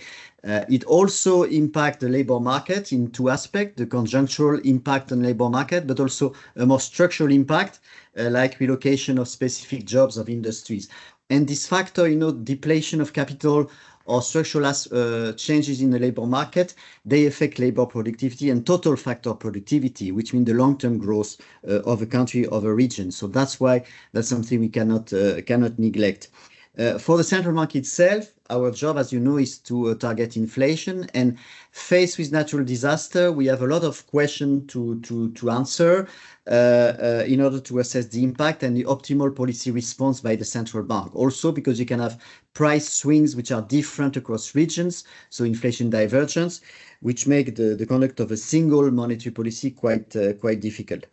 Actually, we start integrating natural disaster in our economic model. We are at the start. We face many challenges. Why? Because the shocks can impact either supply or demand. Second, the shock can be temporary or permanent. Third, the shock is regional and usually not national. So these are all sort of uncertainties that we have to deal with. And faced with these uncertainties, our model may not suffice at this stage. So we have to rely on scenarios, also supported by scientific evidence. And for example, we very welcome the scenarios developed by the NGFS recently. On the side of central banking supervision, here again, disasters have a big impact because they impact the valuation of real and financial assets or the riskiness of credit. So the SSM, for example, carried out in 2022 a stress test on a natural disaster and how they are integrated by the financial sector. As we know, the insurance protection gap is there, and any protection system would, of course, reduce the macroeconomic impact, as any economic studies has shown in the past. If I turn now to the second impact, so not the macroeconomic impact, but the impact on the financial sector, obviously, this damage contributes to the systemic risk in the financial sector. As I said, because there are physical damages to assets, which can result in lower collateral values for borrowers, higher borrower default risk, increasing bank exposure to this risk. So if banks have more risk, they can be less capitalized, less profitable, and in turn, they will provide less credit to high-risk areas or to lower income borrowers. So we have a sort of vicious circle here, which is at play. So both from a central banking perspective, the monetary authority, let's say, and from banking supervision, it's quite worrisome that we still have this insurance protection gap. And also, even if you are able to measure the overall national protection gap, we don't know at the individual level in each, let's say, financial institution or corporate, what is this gap. So that makes the analysis quite difficult. Finally, the third impact is the impact on fiscal policy, because obviously national or European budgets, they are the first to assume a significant proportion of the recovery cost. And also the fact that you have to reconstruct in public infrastructures. So that's, of course, a big cost. Finally, to sort of sum up this economic and financial impact, if you take the disaster that occurred in Valencia region last autumn, and based on studies by the Bank of Spain, The impact for the total Spanish GDP was about 0.2 percentage point in the following quarter, which is not insignificant. Inflation as a whole for Spain was increased by 0.15 percentage point for inflation. As I said, the government had to pledge 14 billion euro in terms of aid. 14 billion euro in Spain is 1% of GDP, just to give a figure. And also the bank loans exposure to the affected areas were about 20 billion of GDP, so almost 20 billion euros, sorry, almost 1.5% of GDP. So I think these figures show that the issue is quite relevant for central banks. So we hope that our paper can provide a useful contribution, not only to mitigate this or prevent this economic risk, but also to protect lives at the end of the day. Thank you. Very important last comment. Thanks a lot.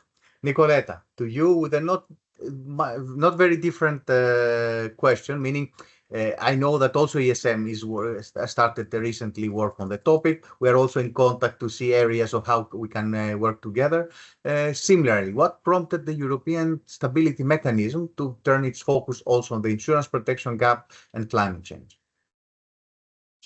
Thank you, Dimitris, and good morning, everyone. It's really a great pleasure to be able to contribute to this topical discussion. So to address your question, I will make a couple of points. The first one on financial stability, and I may well reiterate some of the arguments that we have already heard, because many institutions here share the same objective of preserving financial stability in Europe. But I also want to bring the ESM experience in preparing for crisis and developing new financial assistance tools. So let me start by saying that at the core of the ESM mandate is clearly the objective of helping countries to avoid and overcome financial crisis, thus maintaining financial stability and prosperity. So in this context, in our credit risk assessment, we look into all possible sources of risk, including climate risk, and I hope that here most people will agree that climate, physical, and transition risk can reduce growth, can pose a threat to fiscal sustainability, and create risk to financial stability. So here comes the point why the insurance protection gap is of particular interest to us. And as the papers we are discussing today have clearly highlighted, and all the research around this topic clearly indicates, a high level of insurance penetration have a positive impact on government budget and some fiscal sustainability, and can reduce the economic contraction that follow any natural disaster. So insurance is a measure to strengthen disaster recovery, but as we have already heard, is also a measure to improve resilience ex ante, especially if coupled with impact underwriting, conditionality on adaptation measures. On top, it's also a very efficient solution as compared to compensation by governments, because payouts are much faster and more efficient. And what is also very crucial to us, and has already been highlighted by the ECB, is the impact on bank lending. And this is particularly relevant to us in our future role as a backstop to the Single Resolution Fund. So the absence of adequate insurance coverage can have a significant impact on credit risk assessment, not only on collateral value, but also on the creditworthiness of borrower because of the well-known one-way risk. And in the longer term, it may affect the availability of credit to the wider economy with significant impact on growth. So much on the fundamental motivation. When we look at our role and what we learn in preparing for a backstop to the Single Resolution Fund, what I want to say here is that clearly the authors of our discussion paper drew some inspiration from the backstop to the Single Resolution Fund that we designed to assist the resolution of larger banks in the euro area. And in both cases, we have an insurance of a mechanism to provide an insurance of last resort, respectively for depositors or policyholders.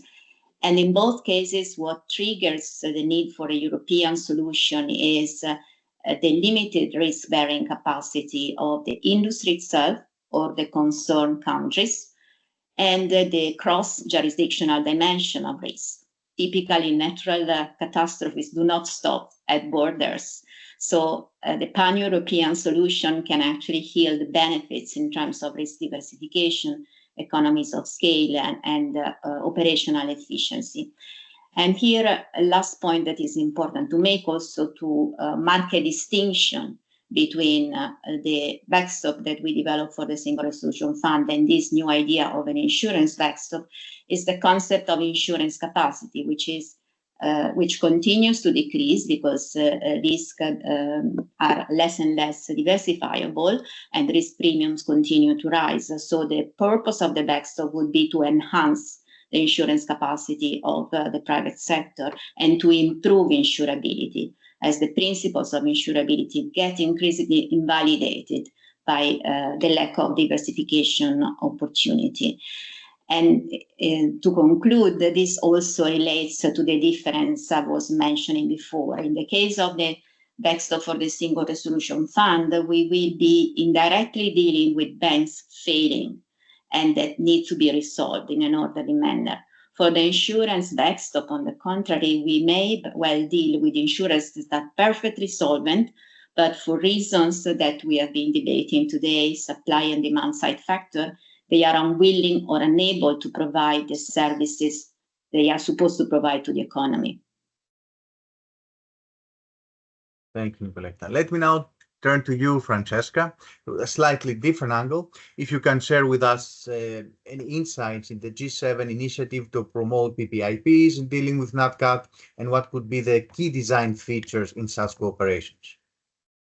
Thanks a lot, Dimitri, for the invitation, for your kind words of introduction. And indeed, it's really a pleasure to have the opportunity to explain the work that we carried out on this topic during the G7 last year, which was under the Italian presidency. And let me start by saying that enhancing the role of the financial sector in coping with climate risks and manage extreme weather events has been a priority for Italy for many years at the domestic and international level. And in the context of growing frequency and intensity of such events, this becomes a central issue of economic and social resilience. Already in 2021, under our G20 presidency, we introduced a systematic assessment of climate risk into the G20 macroeconomic risk monitoring exercise. The G7 has also been putting an increasing focus on disaster risk finance, especially in 2022 and 2023 under Germany's and Japan's presidencies. Building on this, in 2024, we then decided to focus on the challenges related to the persisting gap in insurance protection against natural hazards. And insurance markets are crucial sources of funding for recovery and reconstruction after natural disasters. However, as we know, in some cases, financial markets alone cannot bear the ever-increasing risks. As such, it is necessary to engage in a collaborative effort between governments and the insurance sector. And public-private insurance programs can help address affordability issues and coverage gaps. Such schemes foster collaboration and allow governments to leverage on existing technology and data availability for improved risk management. While, of course, each country has its specificities, we felt that outlining principles on the desired governance of such schemes could be of help for G7 policymakers. Our work, carried out with the support of the International Association of Insurance Supervisors and the OECD, culminated in the development of a high-level framework for private insurance programs, PPIP, against natural hazards. This was welcomed by G7 finance ministers and central bank governors in May and by G7 leaders subsequently. Such framework is structured as a step-by-step guide illustrating the different stages of development of a PPIP for disaster risk finance by driving collaborative efforts among multiple parties, including governments, regulators, supervisors, and insurance sector. The framework aims to ensure that insurance coverage is widely available and accessible to all, while leveraging the capacities of private insurance markets and capital markets to assume natural hazard risks. It also seeks to reduce the public sector's exposure to natural hazard risks and encourages risk reduction and adaptation measures to mitigate the impact of natural hazards. To achieve this objective, the framework identifies a set of key design features for a successful PPIP. First, defining the scope of coverage by including various types of natural hazards and considering the needs of different policyholders, such as households and business. Second, configuring the role of government, who can provide direct insurance, reinsurance, or liquidity support, depending on the program's objectives. Third, understanding the role of the program in the private insurance market. In other terms, the program can be the sole provider of coverage or offer residual coverage for risks and policyholders that face difficulties in accessing private insurance. Fourth, establishing the desired level of compulsion, as compulsory purchase or default option that encourage purchase may be necessary to achieve broad coverage. Lastly, adopting an approach to premium setting, where premiums can be risk-based to incentivize risk reduction or flat price to support affordability and widespread adoption. This is just a short summary of the main features of the framework. What I wanted to highlight today is the potential of fostering multi-stakeholder collaboration in a way that is tailored to country specificities to the level of development of the financial and insurance markets. Let me stop here for now, and thank you. Thank you so much.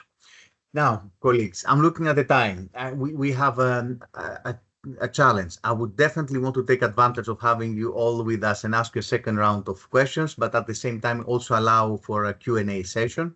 I will take the bet that we can manage it efficiently, having a second round of questions to all of you first. And I will do that because I would like to focus on this EU approach. How do we see it work or not? I will again go first to you, Seana. Again, keeping in mind that the clock is ticking.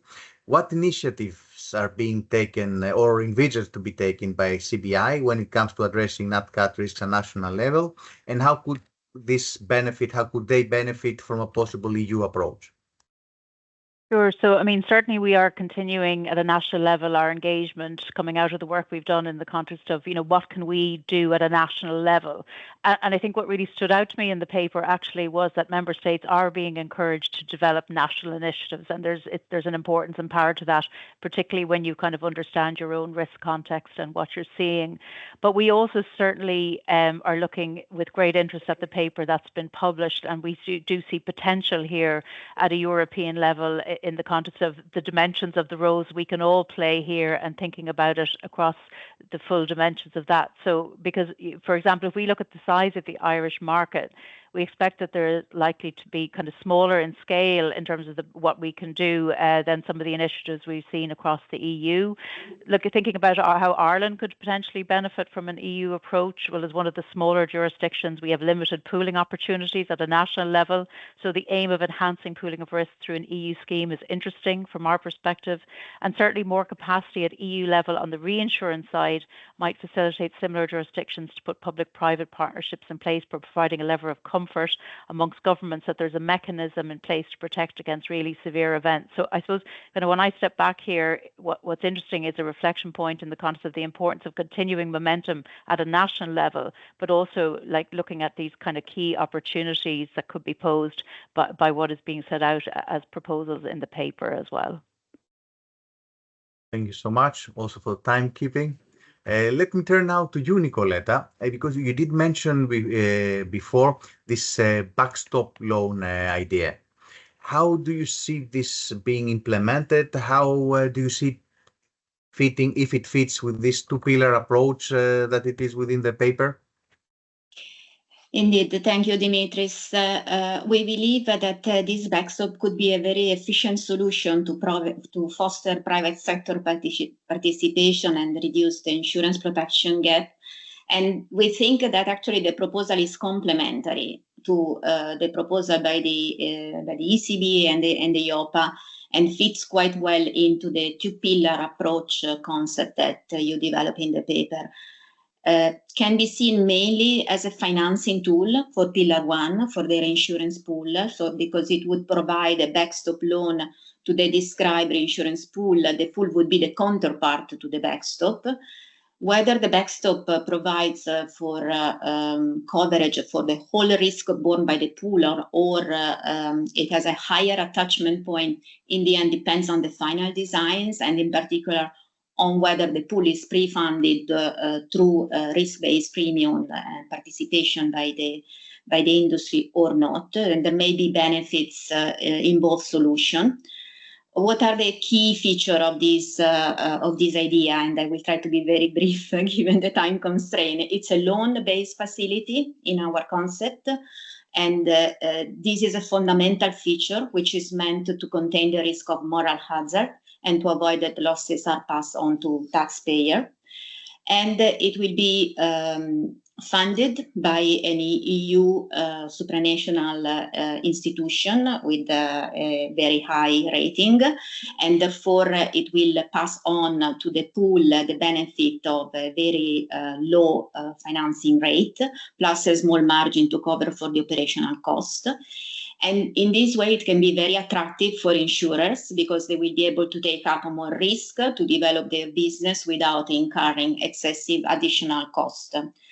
Of course, the insurers will have to price in their premium the cost of the loan, but given the low financing cost and the diversification benefits, coupled with the intertemporal cost smoothing because the time for repayment will be extended, the additional premium charge is expected to be manageable.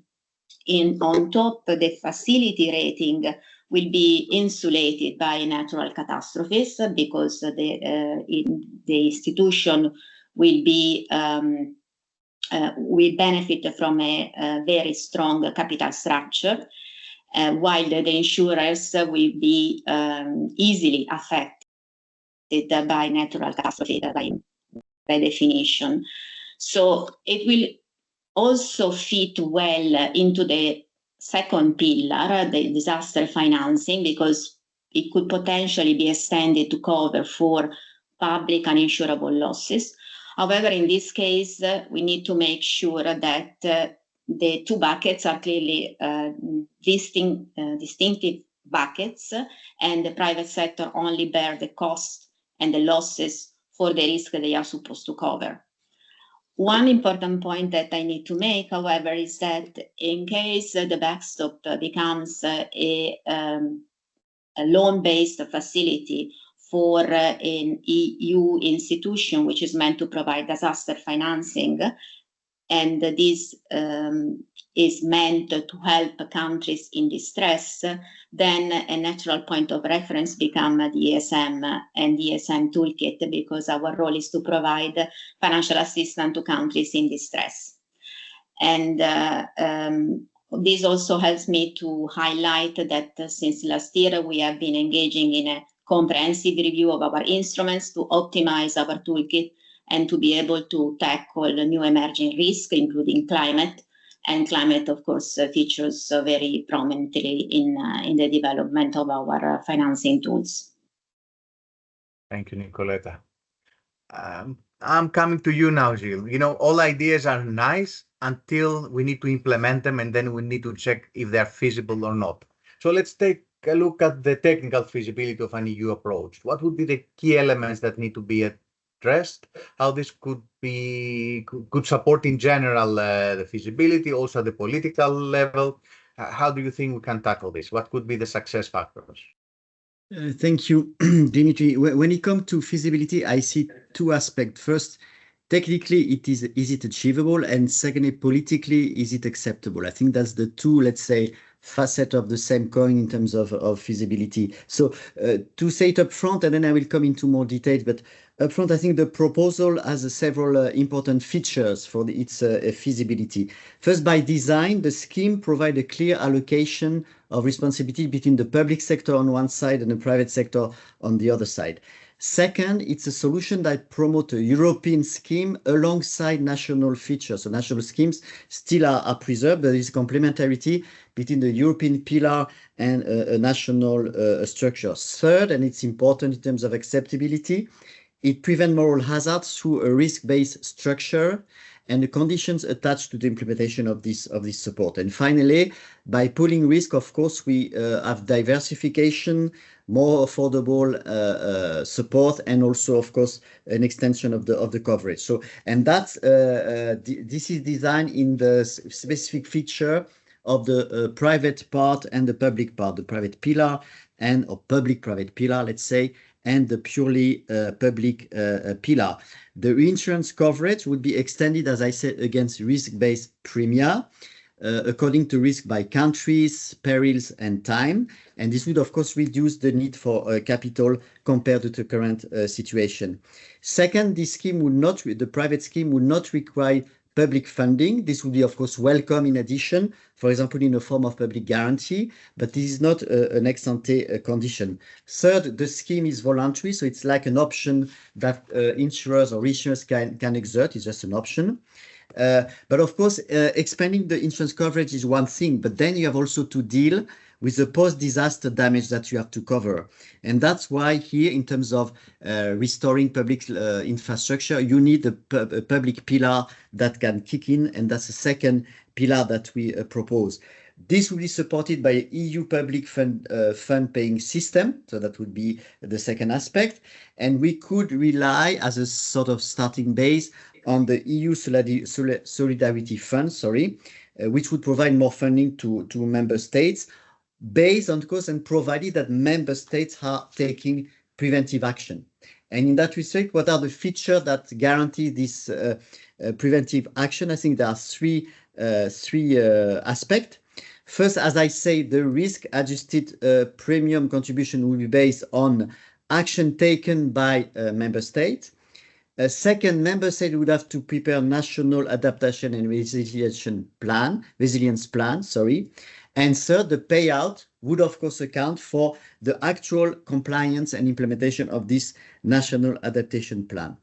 And the second pillar, different from the first one, this fund would be mandatory for all EU member states to ensure a proper risk pooling and diversification. So zooming again on the feasibility aspect, as I say, it builds on complementarity between national structure. We use national structure, we complement them, and also we rely on EU structure to support public reconstruction. Legally speaking, our proposal can fit into the current treaty. So Article 122 on the Treaty of the Functioning of the European Union as regard the EU Solidarity Fund. So that's legally feasible. And as regard the public-private reinsurance scheme, we can take inspiration of the way the Single Resolution Fund is actually designed. In terms of post-disaster spending and the efficiency of that, I think there are several aspects to mention. As I said, the risk would be pooled across countries, peril, and times, which means that we achieve over time economies of scales and diversification. And second, the system incentivizes both the private and the public sector to take preventive action in several aspects. As I say, risk-based premia, and second, mitigation action in the form of adaptation and resilience plan. And of course, compared to the current situation where you have unconditional and untargeted government support, this system is much more fine-tuned in terms of mitigation, adaptation, moral hazard. Thank you very much. Thanks a lot. Now coming to you, Francesca. We all know, we mentioned before, unfortunately, this is not a European problem, it's a global issue. And what is the global perspective on the topic? What lessons can be learned from international initiatives, and how could, let's say, an EU initiative, as we were discussing it today, fit into this global debate? Thanks a lot for your question. And indeed, this proposal seems in line with a number of discussions and initiatives that are ongoing in international fora. And from our part, we have also, under our presidency, with the technical support of the World Bank, looked into the challenges that are faced by emerging markets and developing economies. And there are some key messages that emerged from that work that I think can be useful also in this context. And first of all, one common feature of successful strategies for disaster risk finance solutions is a good multi-stakeholder collaboration. And this is valid for both advanced and developing economies. Of course, particularly in the latter, where insurance markets tend to be less developed, the private sector needs to be adequately pulled together with governments and donor community in ensuring accurate coverage. And this can be achieved adopting a multi-pillar approach, which is in line with what is now suggested by EIOPA and ECB. In the case of developing countries, this would, of course, also rely on international donor community. Second, we look at the potential of pooling risk and resources at a larger scale through regional initiatives, and not surprisingly, available analysis indeed suggests that this can lead to more efficient and effective disaster risk management, which is crucial in the face of increasing climate-related disasters. A third message, which is also the last one, emerged from our discussion on the importance of tailoring strategies and schemes to local contexts, ensuring that they address specific risks and vulnerabilities while leveraging regional cooperation and resources. And the diversity of contexts, such as the level of institutional capacity, financial sector development, really call for a flexible and multidimensional approach. Let me conclude by saying that as a follow-up to this work, the World Bank will be soon launch a strategy paper on these topics of mobilizing public-private solutions to manage the financial impact of natural hazards in emerging markets and developing economies, which will be presented in an event which is hybrid, hosted in Rome, but to which all of you are invited to participate. I think that the interesting part is that it will also foster synergies with the work of the South African G20 presidency, which decided to bring this topic to the G20 for the first time. Let me stop here, and thanks a lot.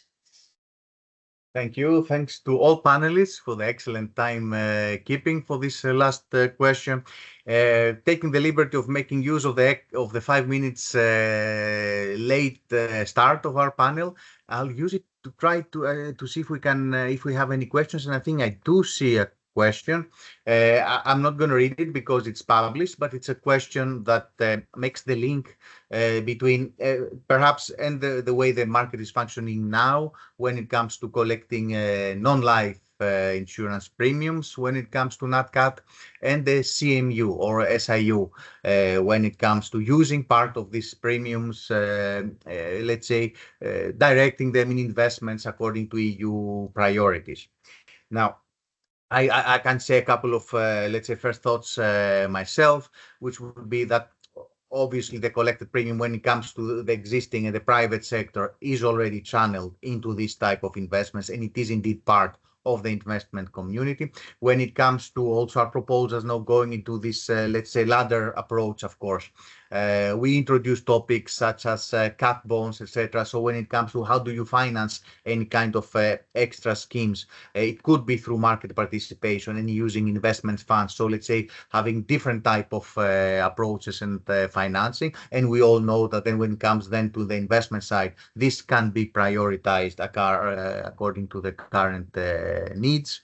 But of course, I would like to give the chance to my panelists if you would have a view on this as you see the question posted, or in any case, you know, how does this blend? Let's say, how can we fit our discussion with other initiatives that are currently of high importance for the Union, which is, let's say, the CMU, SIU, as it is now called. Any volunteers to jump in here? I'm ready to start, Dimitris. I think you point to a very important question, which is CMU and SIU, to use acronyms.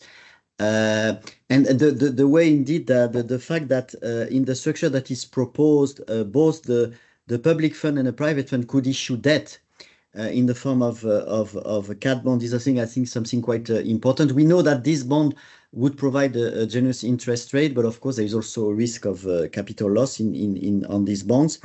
But anything that can contribute to the issuance of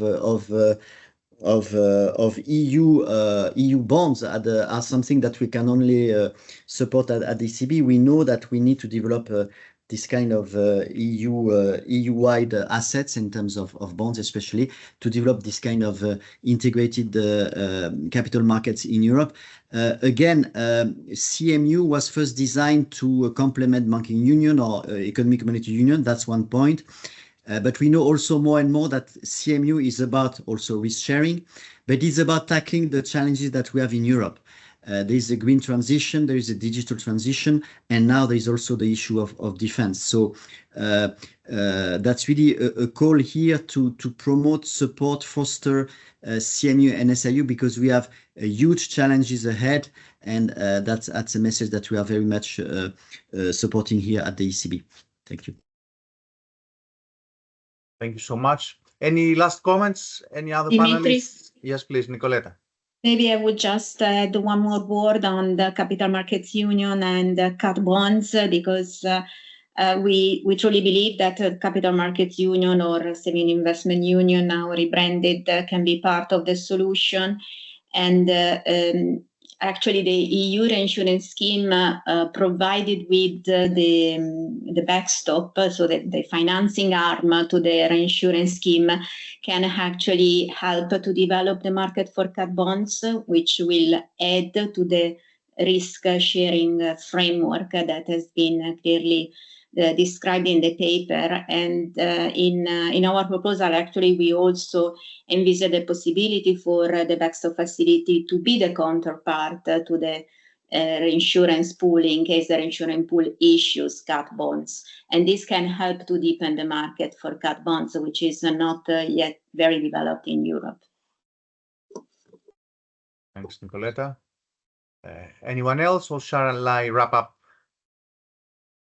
Let me then wrap up. Again, a great thanks to all of you. I think very useful insights from different angles when it comes to this topic. I was happy to see that although starting from different angles, we have, let's say, a more or less a common understanding of how the national schemes can cooperate with the European scheme, how the way the European scheme can be structured, can have backstops, can have, let's say, a structure which is similar to what has been, what is being discussed on international level. Also does not rely necessarily on taxpayer money. We are discussing here ways of financing such a scheme that can, let's say, draw from markets, risk sharing. So I think a lot of useful conclusions. A big thanks again to all of you, and I'll pass the floor back to my colleagues. I think it will be Carlos for the rest of this interesting conference. Thank you very much again. Thank you very much, Dimitris, and thank you, of course, also to all of our panelists for this very interesting discussion.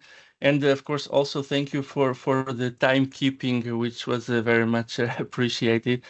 And we see indeed the proposals going into this direction of promoting ex-ante consideration of risks, how they could be shaped. This is very much welcome, as mentioned by previous interventions.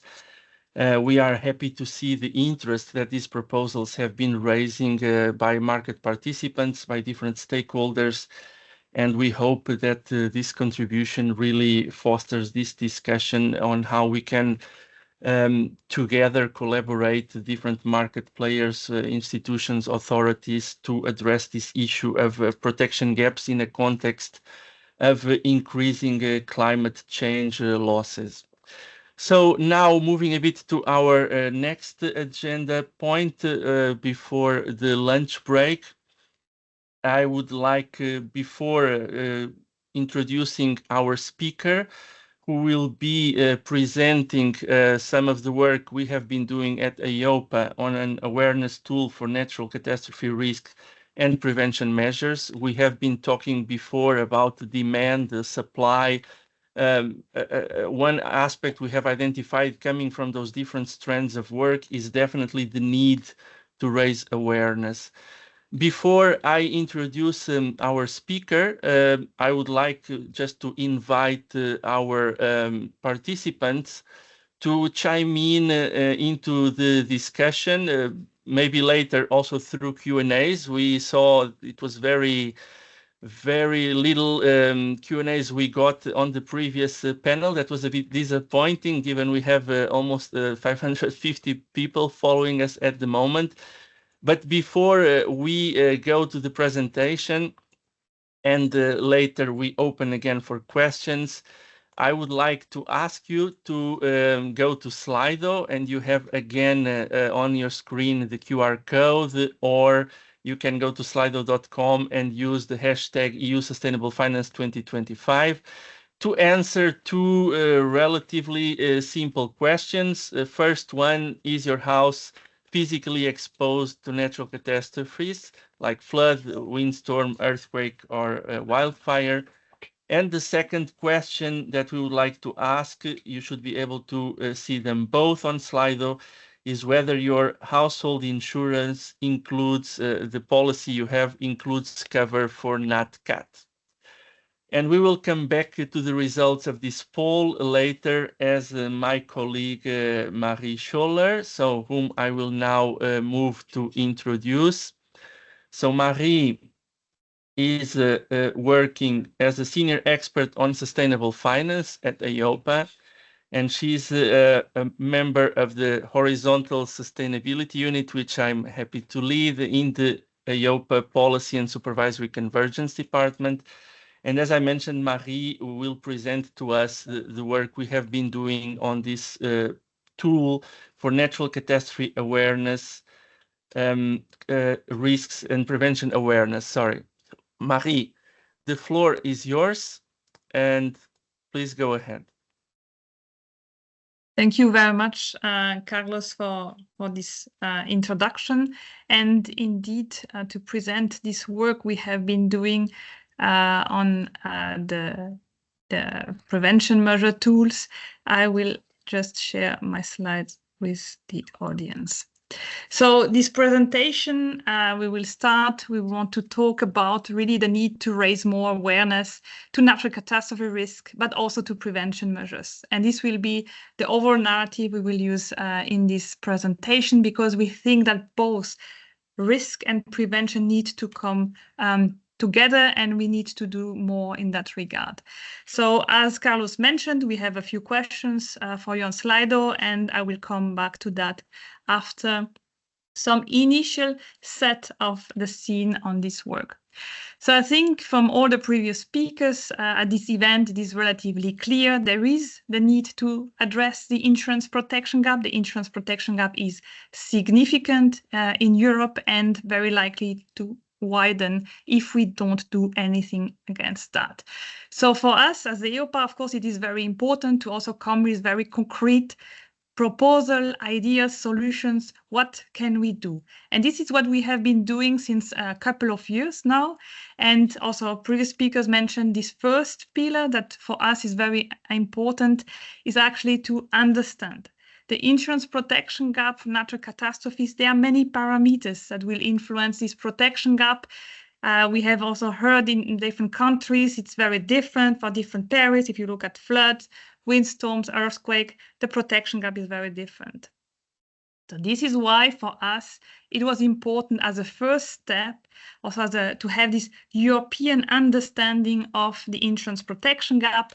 And this is why we have worked on a dashboard to actually try to measure and to monitor the insurance protection gap. With that work, of course, and this was also mentioned previously, comes the need to have access to more reliable data. And I think data is a topic that will follow us. And also the need to have more models. Of course, when it comes to the insurance protection gap, there are also data gap and there are also model gap. So all goes a bit together. So this is the first pillar that we at EIOPA, we are working on. The second one, and I think this is really something where we see as EIOPA having really a central message. When we talk about addressing the insurance protection gap, you hear the word insurance. So what could we do? Well, let's maybe increase the insurance penetration. And this can be indeed a way to address the insurance protection gap. But we are facing a situation where this will not be sufficient. We first need to actually think, how can we mitigate the risks? How can we make sure that the risks, they stay affordable and insurable. And this is why our second pillar focus on what I call here mitigating the risks.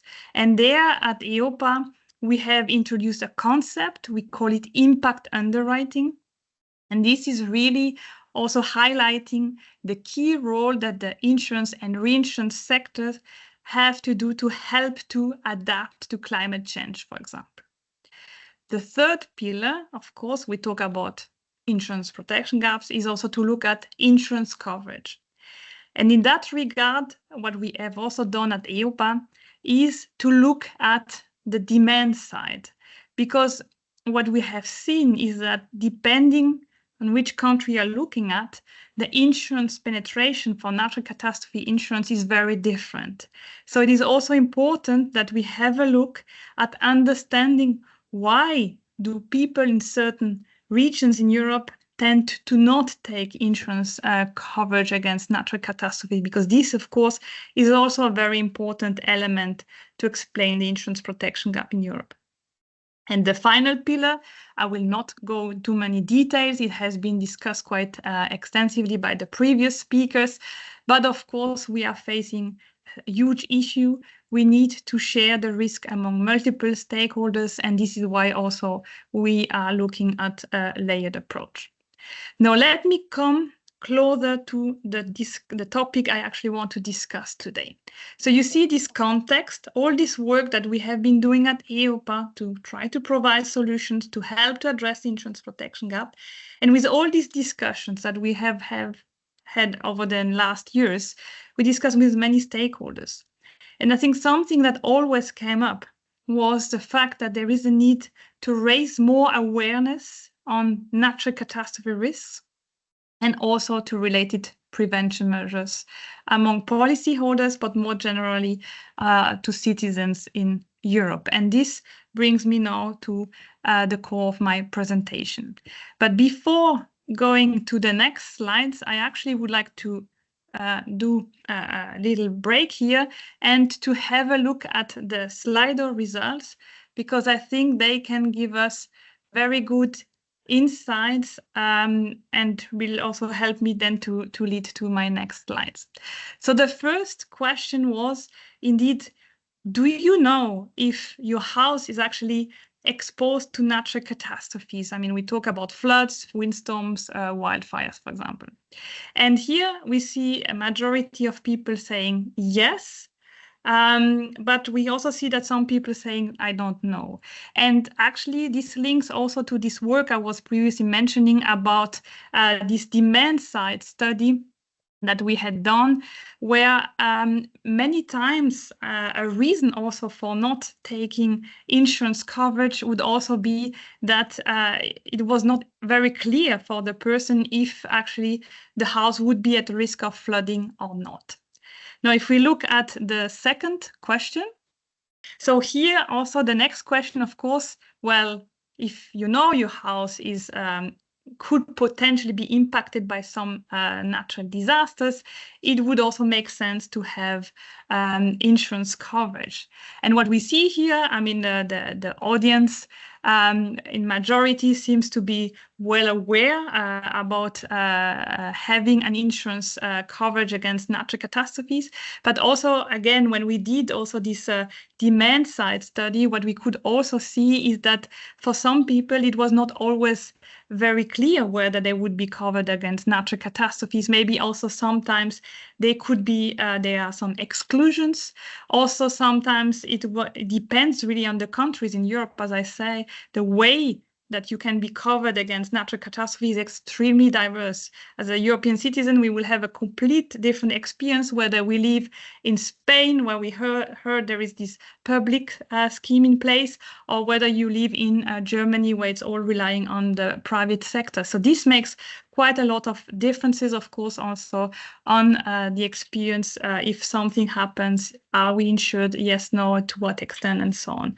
So with all of this in mind, I will now come back to the presentation to have a look at what did we at EIOPA, what we did now to actually talk more about the issue of raising awareness to natural catastrophe risk.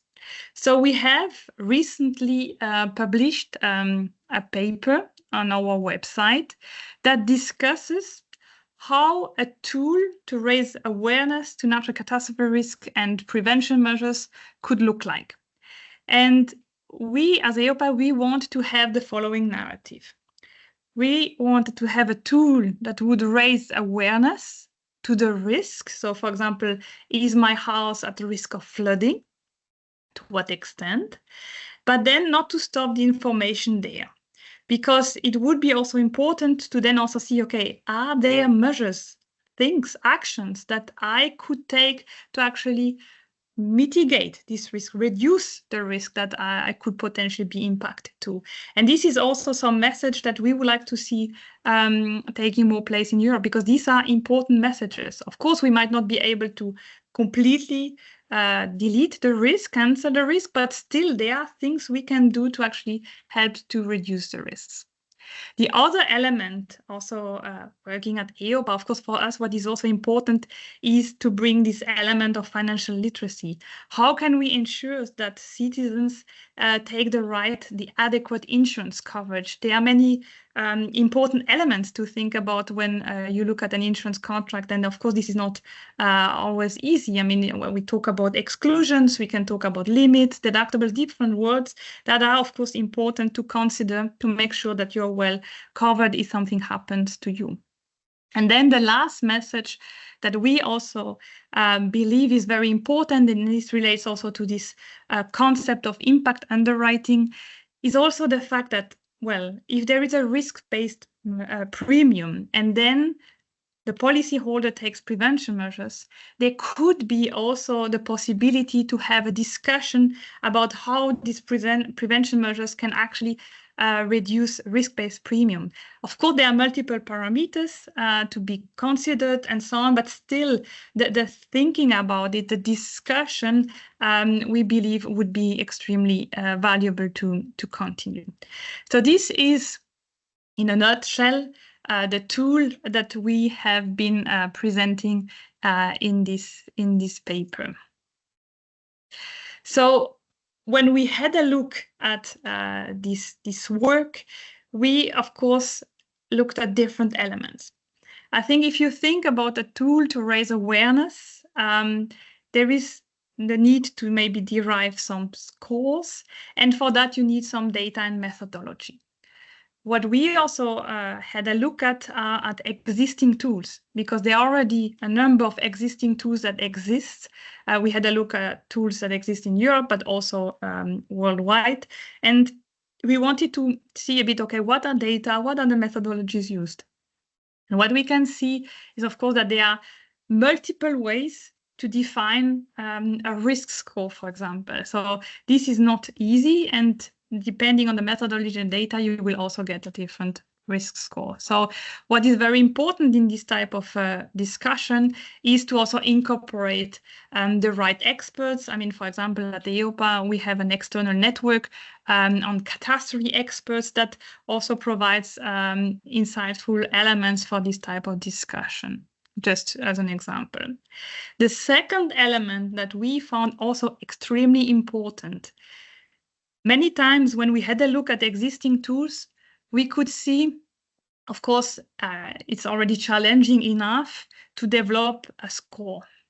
But then how do you make sure that the visuals, that the message that the tool is trying to give also comes across to the user? And this is really not easy. And that's also an element on this in this paper that we wanted to further investigate. So the user friendliness, how can we make sure that the user understands well the message that the tool is trying to give you? And for that, also at EIOPA, we are currently also running a consumer survey to try to get a bit more elements on this crucial aspect that is also very important to consider, so the data methodology, but also the user friendliness.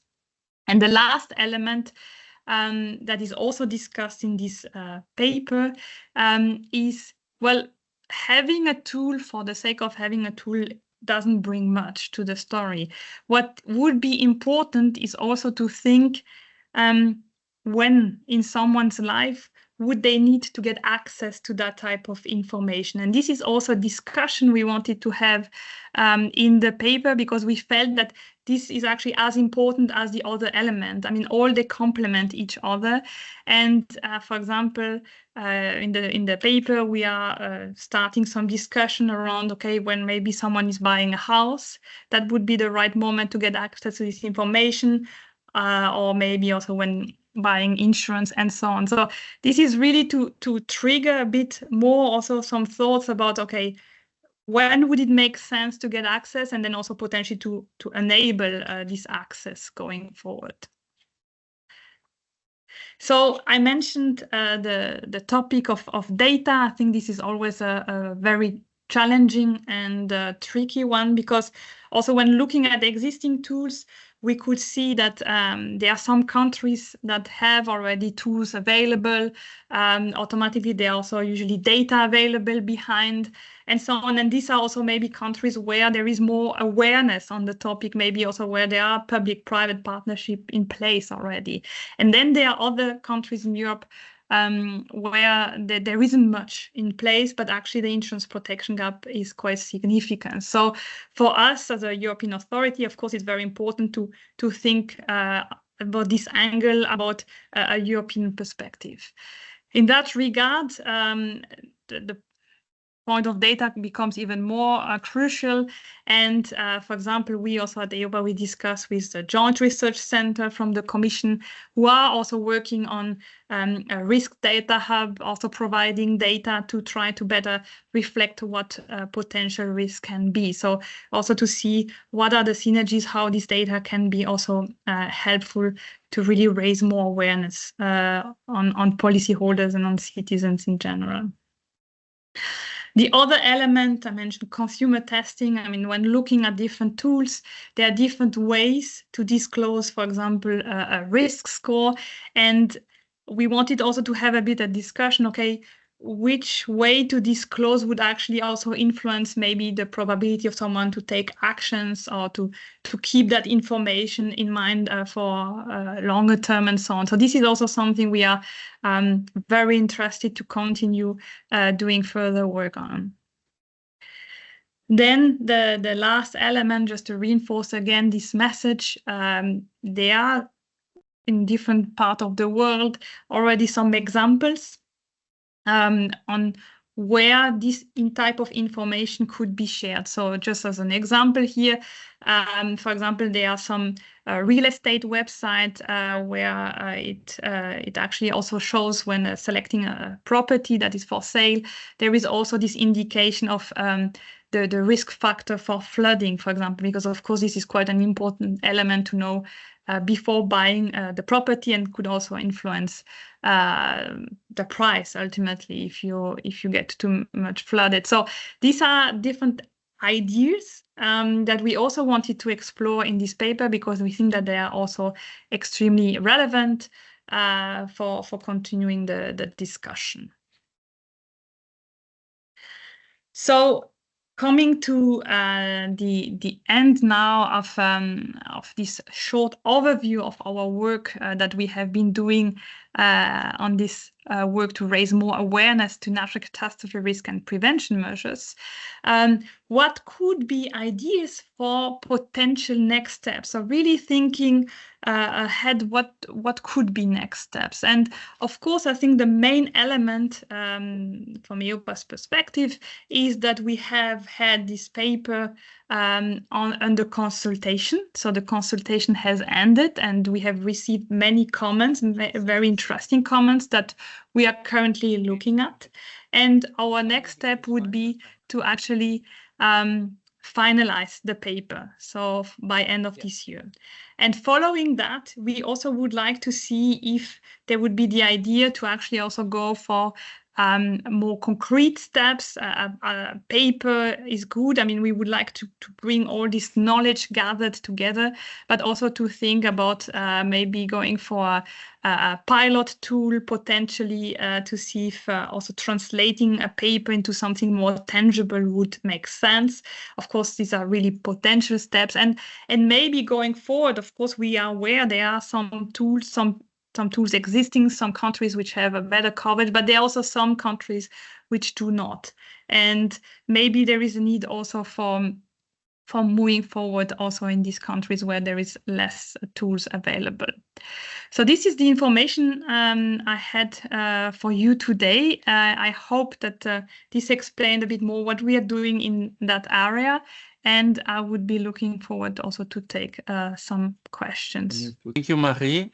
Thank you so much. And indeed, thank you for the presentation. I mean, this could be, in our view, as you well presented, a really impactful tool to address these aspects of awareness. There's actually a question going directly to one of the points you made towards the end. We are talking about going beyond the paper, and we need to have something concrete, something tangible. And the question is precisely about what will be the deliverable of the awareness tool initiative. I mean, do we foresee to have an EU NetCat app that is free for download, and then also asking, of course, about the timeline for completing this? So very much concrete. Maybe you can share some thoughts on this. Yes. No, and thank you for the question, of course.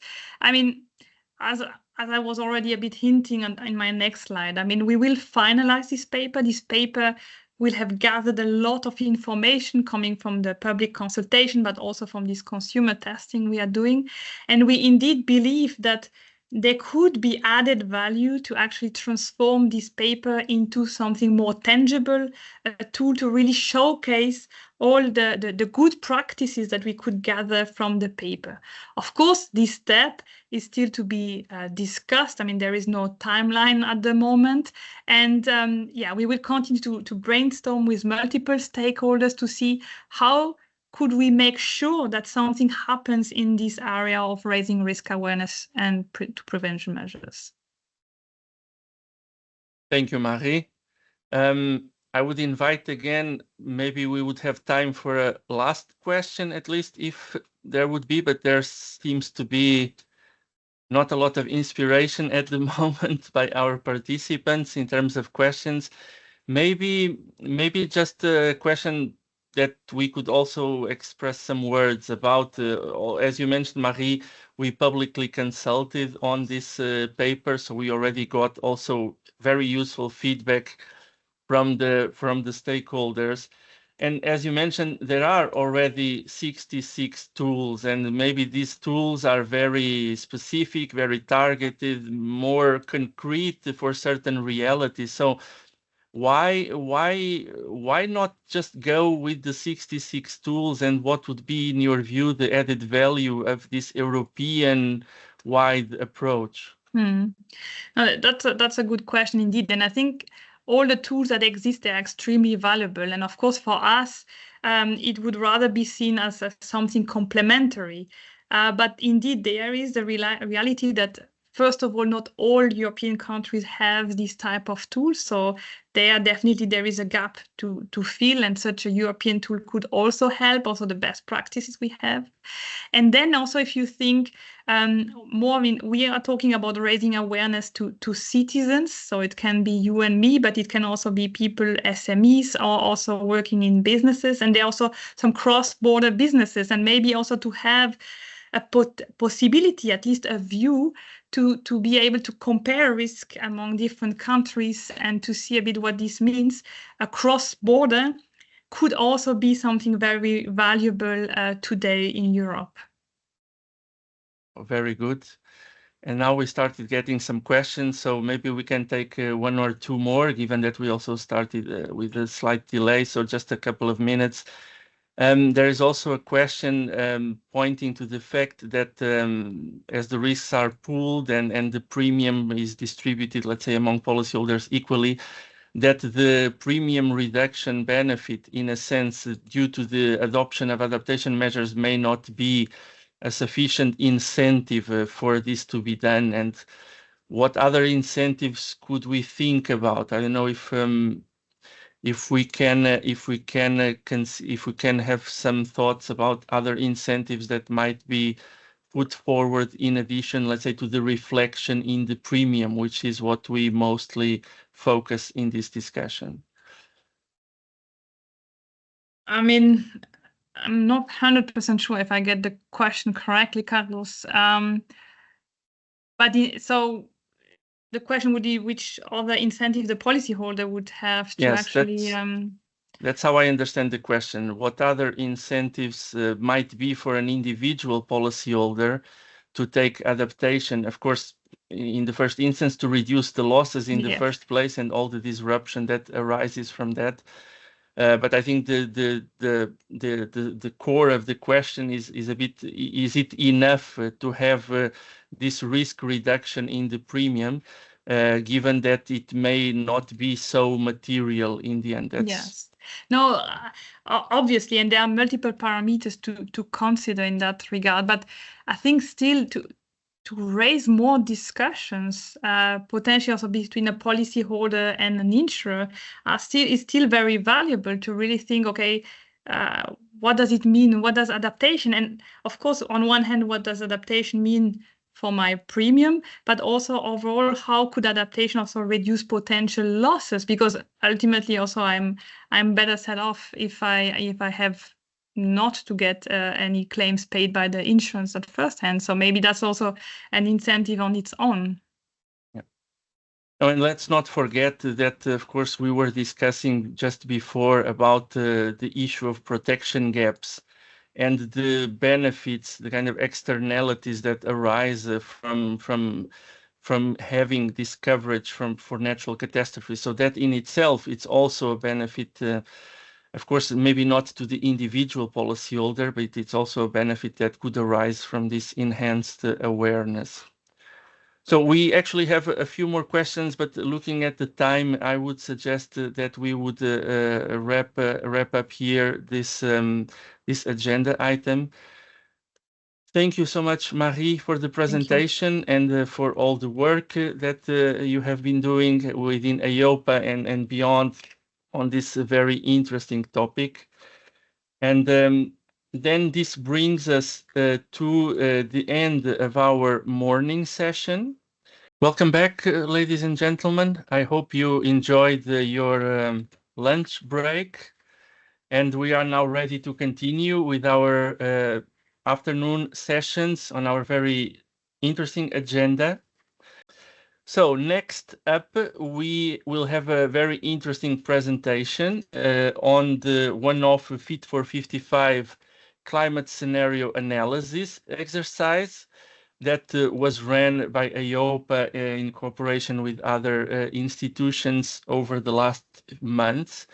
And to present the key results, I'm happy to introduce my colleague Evelyn Piturka, who is a senior expert in financial stability and a team leader of the risk assessment team at EIOPA's Financial Stability Department. So welcome, Evelyn, and the floor is yours. Thank you, Carlos, and thanks for having me here. Indeed, the idea would be to describe a bit the key results of the one-off Fit for 55 climate scenario analysis, that it was one of the most complex, let's say, exercises in terms of stress testing that we did at EIOPA level. It ran through almost 2 years' time. We managed to publish the results somewhere towards the end of 2024, but we believe they are relevant for the discussion today. So let me start with the first slide. So going back to the presentation, let me give a bit of introduction. What is the Fit for 55 exercise and why we call it the one-off? So it came from the Fit from 55 package that I'm sure you are aware, that is a set of legislative proposals that aim at reducing the net greenhouse gas emissions by at least 55% by 2030 when we compare those levels with the 90s level. Now, how did we came up to run this exercise? On 8th of March 2023, the European Commission invited the ESAs and the ECB to conduct this one-off Fit for 55 climate scenario analysis. And the idea was to focus on all the financial sector that included banks, investment funds, pension funds, IOPs in our case, and insurers. Now, in terms of objectives of the exercise, let's say they were twofold. So first of all, the exercise aimed at assessing the resilience of the financial sector to climate, but also macro-financial shocks. It also focused on the capacity of the financial system to support the green transition. So that was one of the questions that we aimed to answer through the report. Now, how did we do that? We assumed 3 scenarios where the Fit for 55 package meant to be fully implemented as it was envisaged. Now, you will hear me talking about first round losses and second round losses. And these are the kind of things that we estimated through the exercise. What we call first round losses are basically the direct losses that were computed by each of the responsible ESA, and then amplification effects, which are actually the second round losses, and these were computed by the cross-sectoral model employed by the ECB. Now, I think it's important to say from the beginning that we didn't, or the exercise didn't assume any capital requirement for the financial institution. So it was not a pass or fail exercise. And the results did and will not contribute to the definition of any micro or macroprudential capital requirements. Now that we explained this, how we ended up running this one-off exercise, it's important to explain a bit the structure of the exercise, who contributed to what, and what were the main features of the exercise. So first of all, let me mention again that this was a very complex exercise that had a structure that employed a lot of institutions. So it all started by the design of the scenarios. And here we had the European Systemic Risk Board that was responsible together with ECB. So they came up with these 3 scenarios that you will see employed in the exercise. Now, for the sector-specific results, each of the ESA was responsible for providing their first round losses. Now, when we speak about banks, it was EBA together with ECB that provided and computed the first round losses. In our case, for EIOPA, we ran the top-down exercise for insurance and IOPs, while for funds, of course, it was ESMA. Now, our results for banks, for insurance, IOPs, and funds, they were all used as an input for the ECB, who ran the cross-sectoral model and got this, what we call the amplification effects. Now, for us, because it was one of its kind, and the first one, it was also a novelty, but also a learning exercise. So why we say this? Because it was a cross-sectoral exercise and a system-wide exercise.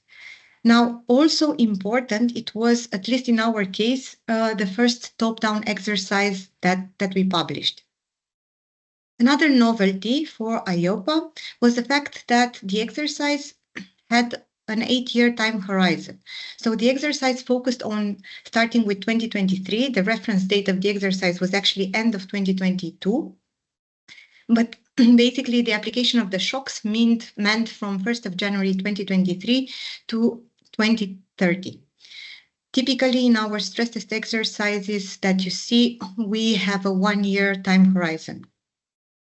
Now, it's important to mention that the scenarios and the exercise focused on transition risk, and this you will see later explained when I speak a bit about the scenarios. And again, we have these 3 scenarios in line with the Fit for 55 package, thanks to the ESRB and ECB who worked together to develop this. Now, what were the scenarios that we considered? I already mentioned that they focused on transition risk and that they had an 8-year time horizon.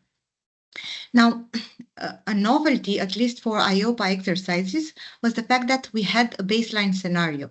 In our, just thinking about the exercises that you might be familiar with, we typically call baseline the actual situation at the reference date. In this case, it was a bit different because the baseline scenario reflected the green transition for the 8-year time horizon in line with the implementation of the Fit for 55 package, assumed to be, let's say, put in place as planned within the economic environment as it was forecasted at that time.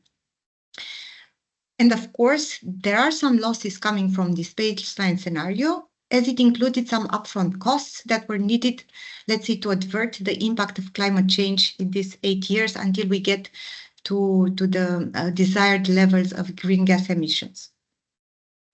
Then we had two adverse scenarios. The first one focused on climate change related risks that materialize in the near term. And this is something that you can see in the right-hand side figure. And this came in what we called the run-on-brown shock. And basically, the run-on-brown shock meant some asset prices corrections that were triggered by a sudden reassessment of transition risks. The second adverse scenario combined the climate change-related risks that we saw in adverse one, but all this were happening in an adverse macroeconomic conditions or environment.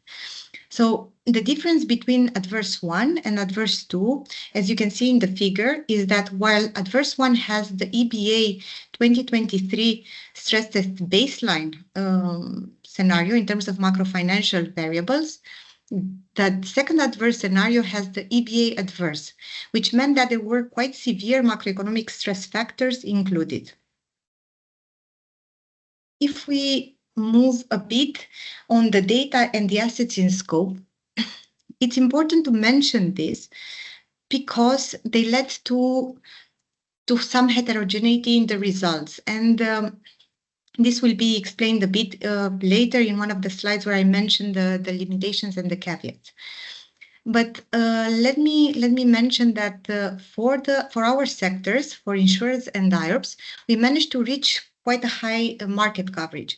We had around 81% of the total insurers investments covered in the exercise, so 6.8 trillion euros, while for IOPs, 76% of the total investments that they had at the end of 2022, around 8.1 trillion. The shocks we applied to these assets were considering collective investment undertakings, so funds, corporate bonds, equities, government bonds. And if you look at the chart, the middle chart that explains the data collection or the data that we used for our sectors, shows the light blue part, the assets that were not in scope for each of the sectors. Now, comparing, let's say, our market coverage with the banking sector or with the investment fund sector, we can see that we had, I think, the largest coverage in terms of investments. It's also important to mention that we, together with ESMA for funds, we only applied market risk shocks. So we looked at market risk exposures.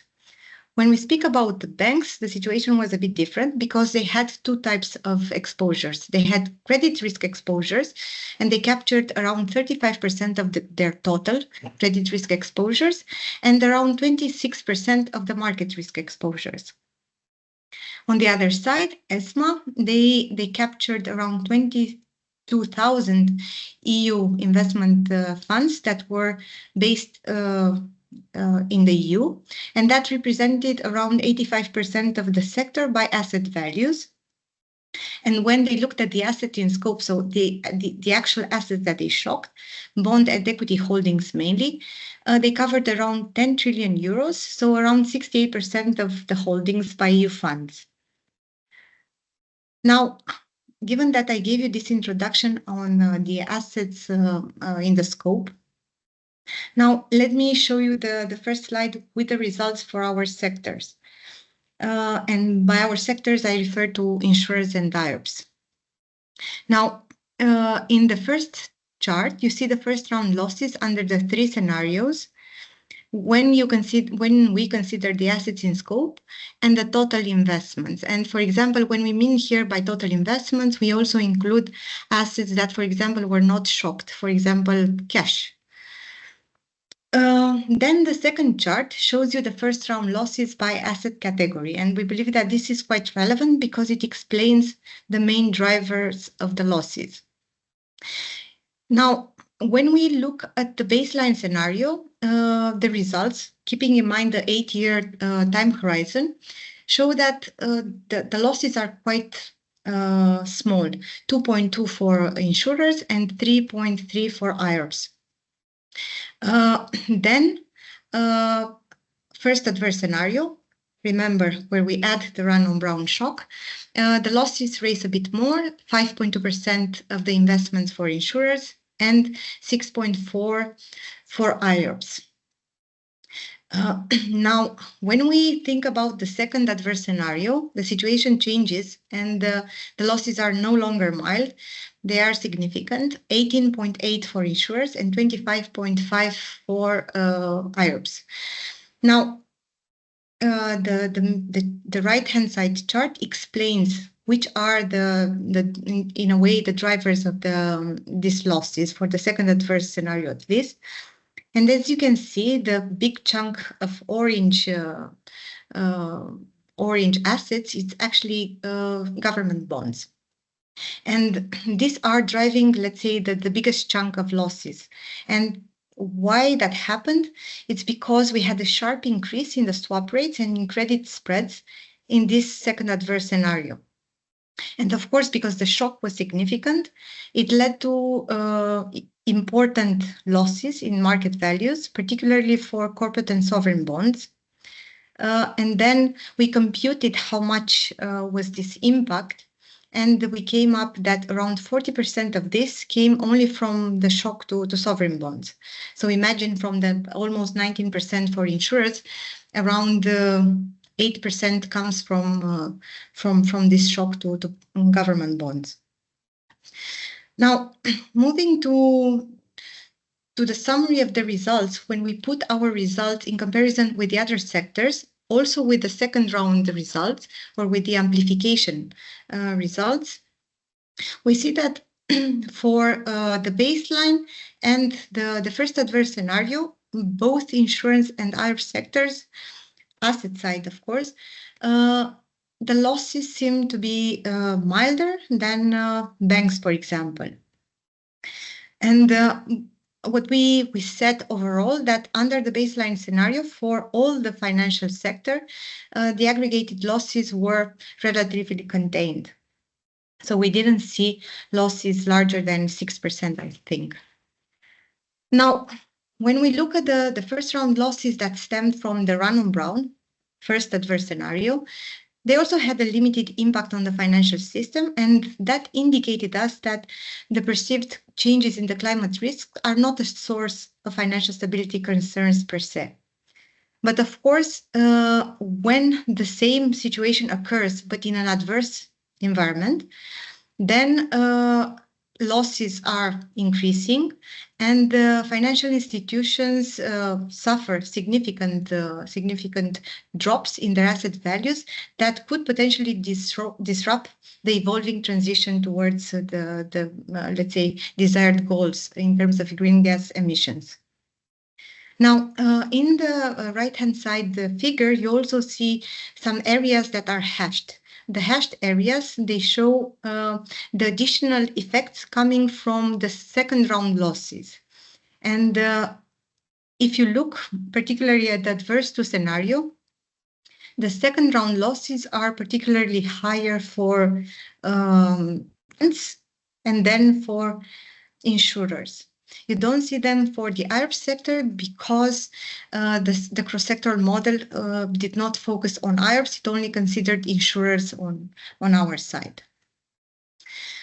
Now, if I move to the next slide where I have a bit more information on the amplification effects and what were the drivers behind that, our ECB colleagues that were responsible for the modeling here came up to the conclusion that this can lead to up to 50% greater losses when a recession, together with the run-on Brown shock, worsen the liquidity condition, because the amplification effects meant adding some additional liquidity stress, particularly to funds. Now, if you look to the right-hand side chart, you are able to see that for banks, the second round market losses and fund share losses are quite small compared to what you see for insurers or investment funds. And the answer here is that, of course, their market losses, they are smaller because they also have credit losses, which were not, let's say, included here, but also because for the banking results, hedging strategies were used, because the EBA colleagues explained that these are quite relevant. Now, investment funds, I mentioned before, they face greater liquidity stress caused by redemptions, which forces them into fire sales of portfolio assets. In the simulation that was run by the ECB colleagues, the market impact of this process drives subsequent losses elsewhere in the financial sector. But because insurers have a lot of exposures and investment through funds, if I remember correctly, at that time, they were around 20% of their portfolio. You see basically the green areas, which show you how much of this second round losses come through the losses of funds. So that is the primary driver of the second round losses for our sector. Now, if I move to the next slide, I mentioned in the beginning of my presentations that, of course, we had some limitations and caveats, and this applied to all the sectors that were involved in the exercise. And one of the things that we all agreed is about the fact that the outcomes are subject to some level of uncertainty. And this comes for several reasons. So first of all, this exercise was a new type of exercise that we ran that was done top-down, and it was for the first time when our first round results were inputted in this cross-sectoral model. And it was for the, let's say, one of the few times that it was used to run this kind of exercises. Now, another point that I mentioned was the heterogeneity in the data coverage and the data quality. And these 2 points, they add to the uncertainty of the results, of course. Another important caveat, and we were asked a lot about this, it's about inclusion or not inclusions or not modeling liabilities. And here I'm referring to the liabilities side of insurance and IOPS. And one of the point that we were discussing is the fact that both insurance and IOPS are liability-driven businesses. And of course, the asset side depends, of course, on the liabilities that they have. But for that, we included in the report a box that models a bit the liabilities under some yield curve up scenario, and shows that the losses that are theoretically produced in adverse 2, which is the most severe one, would be somehow compensated by the liabilities.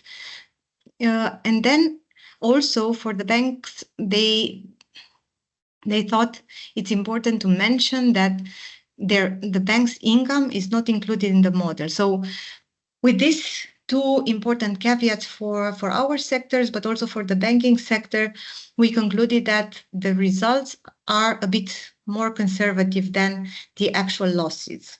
And one of the things that it's also important to mention is that, for example, for the insurance business, but also for the IOPS, if you think about the split between DB and DC, some of the losses could be covered, for example, by the unit-linked business where the risk is borne by the policyholder. So things are a bit more complex there. And of course, we are a bit overestimating the loss. But for that, we also have a box in the report where we explain those movements. Now,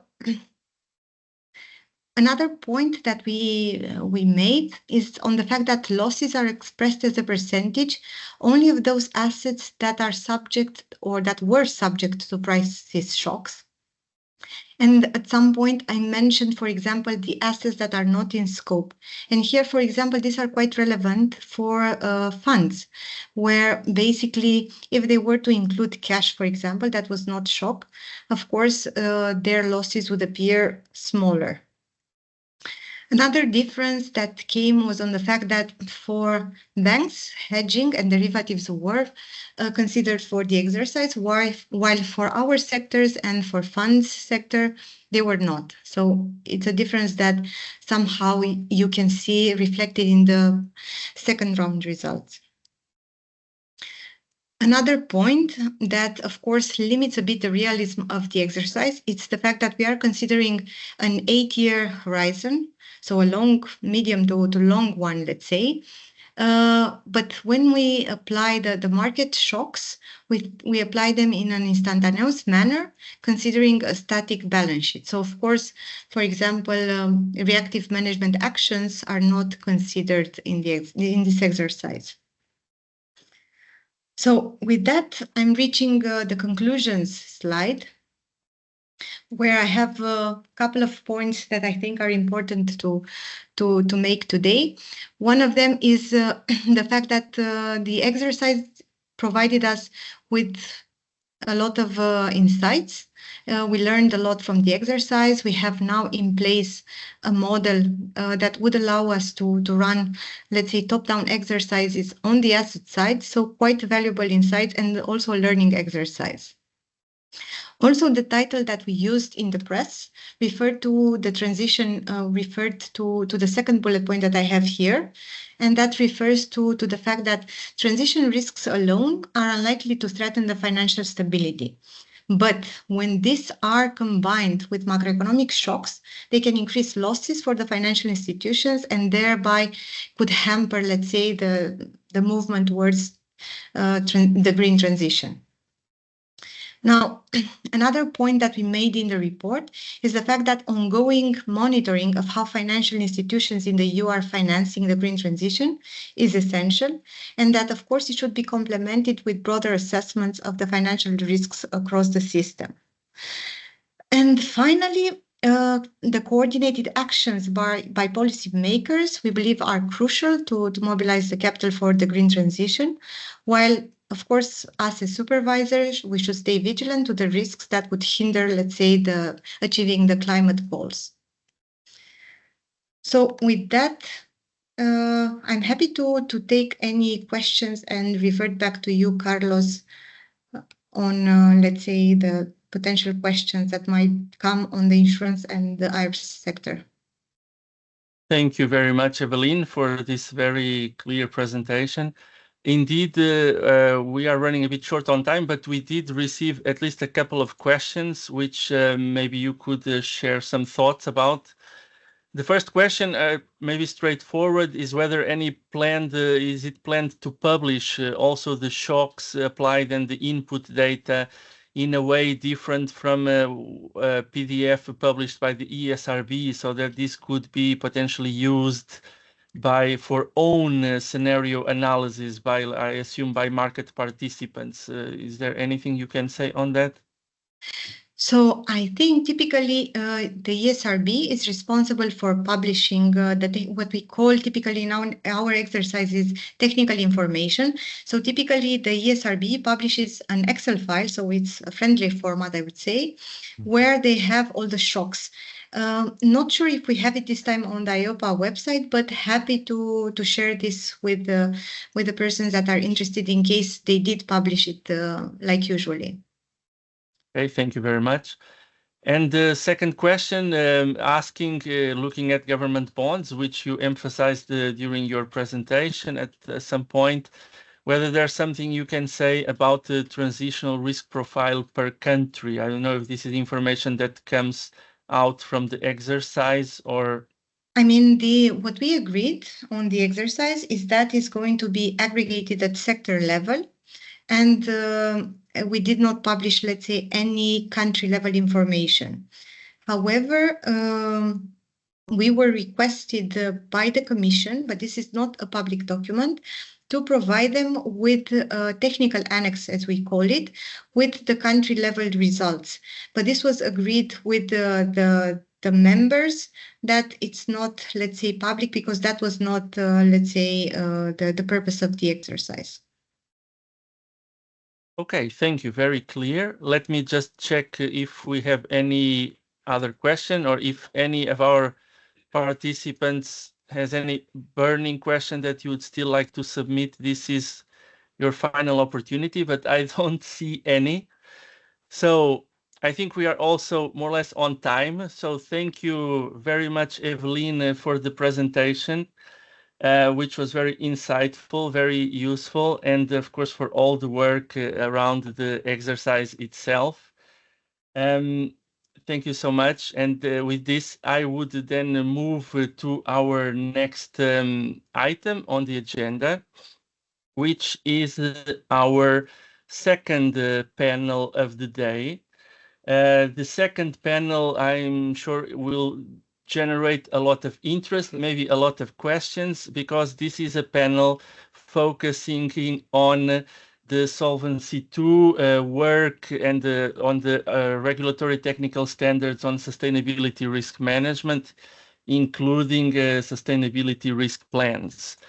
And to moderate this panel, I am very happy to introduce my colleague Ana Teresa Moutinho, who is, since January 2024, head of Oversight Department at EIOPA. And she has worked in different capacities at EIOPA since she joined already in 2012. Holding responsibilities in different areas of work, such as supervisory convergence, reporting and disclosure, and digitalization. So definitely you are all in very capable and good hands. And welcome, Ana Teresa, and I hand over the floor to you. Thank you, Carlos. And it's a big pleasure to be here indeed. So thank you, and it's an honor to moderate this panel today. Let me start with a brief introduction to set the scene. We have heard a lot today about risks, risk management. Indeed, it's in the DNA of insurers to manage risks. And we all know by heart the requirements of Solvency II risk management function, requiring insurance to be able to identify, monitor, measure, manage, and report the risks. And very bluntly, sustainability risks are not different. This is why, since 2022, insurers are explicitly required to identify, measure, manage, and monitor sustainability risks. And this was clarified in amendments to Level 2 delegated regulation. Later on, the review of the Solvency II Directive introduced the requirements for undertakings to implement specific plans to address the financial risks from sustainability factors, and the same provision mandated EIOPA to specify the elements of these plans. In this context, we have consulted recently on the RTS. We have heard about it today, an important tool to foster convergence in practices and also provide guidance to the market. Already, when we were developing the RTS for consultation, we had a clear mandate and also clear goals. And this was to limit the burden of undertakings, while of course ensuring the coherent and proportionate approach to sustainability risk management. And concretely, what have we done in this area? We built the RTS on existing prudential requirements that Solvency II has already in place, and integrate the sustainability risk plans into undertakings' existing risk management practices, including the ORSA, regulatory reporting or public disclosure. Important that the focus is on sustainability risks and not only on climate-related risks. And I think that is important to remind. Now, in terms of content, we addressed basically what we were required to address on the empowerment, very frankly. But this covered methodologies, elements of the plan, metrics, targets, and among all these, of course, what gained a lot of interest was the list of minimum binding metrics. And this was based on existing standard practices for reporting of current financial risks. And the idea to define such metrics, it's indeed to support risk assessment, to improve comparability of risks across undertakings, to promote supervisory convergence in the monitoring of those risks, and also to enable relevant disclosures. At the same time, of course, it's important to allow undertaking flexibility because they need to be able to define their metrics to avoid missing useful undertaking specific information. Now, the RTS also addresses proportionality, that this is now quite common in all the products that EIOPA delivers, in particular for small and non-complex undertakings.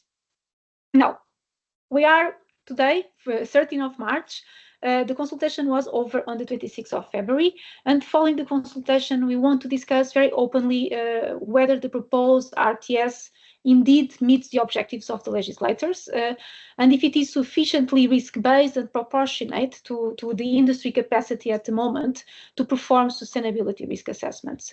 And today's event, I think it's a good example and a good opportunity to do that. We aim to discuss if the RTS and how the RTS can help to integrate indeed the management of sustainability risks, but also to identify how it can be improved. Can it be simplified? We've heard about simplifications today. It can definitely be improved. That's why we perform public consultations, and we look forward to also to your views, and of course the views of our panelists that I will now introduce. So today with me, we have Rui Esteves from Fidelidade. Rui has been the head of statistics and on-life technical studies at Fidelidade since 2014, and a member of the board and executive committee of Via Direta, an insurance company of Fidelidade Group, since 2019 with responsibility for pricing and underwriting. Since 2023, he has been a co-leader of Fidelidade's Impact Center for Climate Change, a knowledge center to accelerate climate action both at Fidelidade and in the society. With me as well, Silvia Fernandez Hernando from the Commission. Silvia is a national expert seconded from Spain's Insurance Supervisory Authority to the European Commission DG for Financial Stability, Financial Services and Capital Markets Union. Part of the Commission's negotiating team for the review of the Solvency II Directive, she is currently working on the review of the Solvency II Delegated Regulation and coordinating sustainability-related work within the Insurance and Pensions Unit. Evelyn Massé from ACPR. Evelyn has been appointed first Deputy Secretary General of the Autorité de Contrôle Prudential et de Résolution on 1st of September 2024. She is more specifically in charge of insurance supervision, both off-site and on-site, AML and CFT supervision, and a number of internal issues, IT, legal, internal control at the ACPR. Evelyn has devoted most of her career to financial supervision in both its practical and regulatory dimensions since 2001. So we are here for a long time already. Since 2023, Evelyn is also a CPR representative on the board of the French Accounting Standards Authority.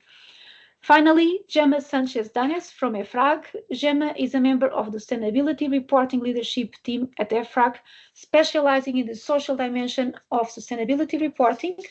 She leads EFRAG SR social team and oversees the materiality assessment workstream.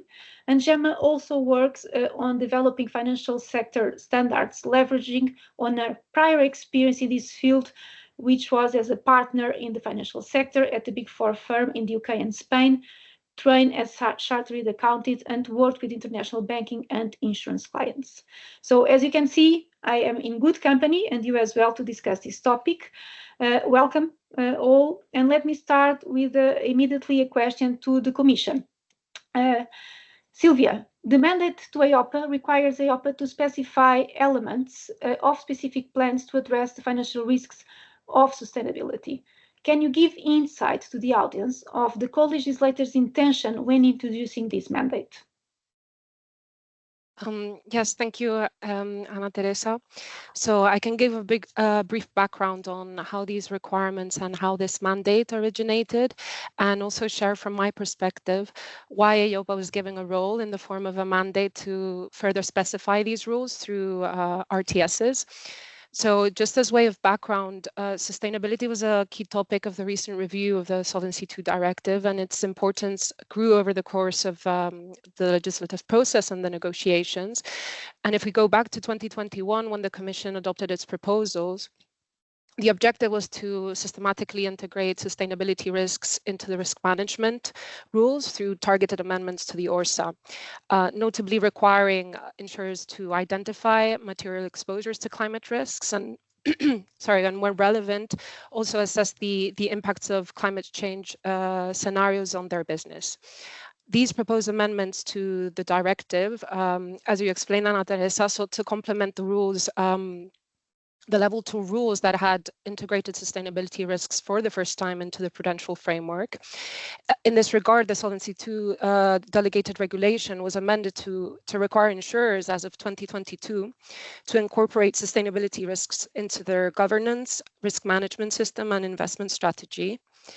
While the Commission's targeted proposals to the ORSA were endorsed by co-legislators during the process, co-legislators actually raised the bar in terms of ambition and went beyond the Commission's proposal by tabling additional requirements on sustainability risk management and related disclosures, thus really underscoring the relevance of sustainability as a priority topic of the review. Regarding specifically the sustainability risk plans, drawing inspiration from the review of the banking package, whose negotiations were happening in parallel to the Solvency II negotiations, the European Parliament proposed and the Council agreed to require insurers to develop and monitor sustainability risk plans.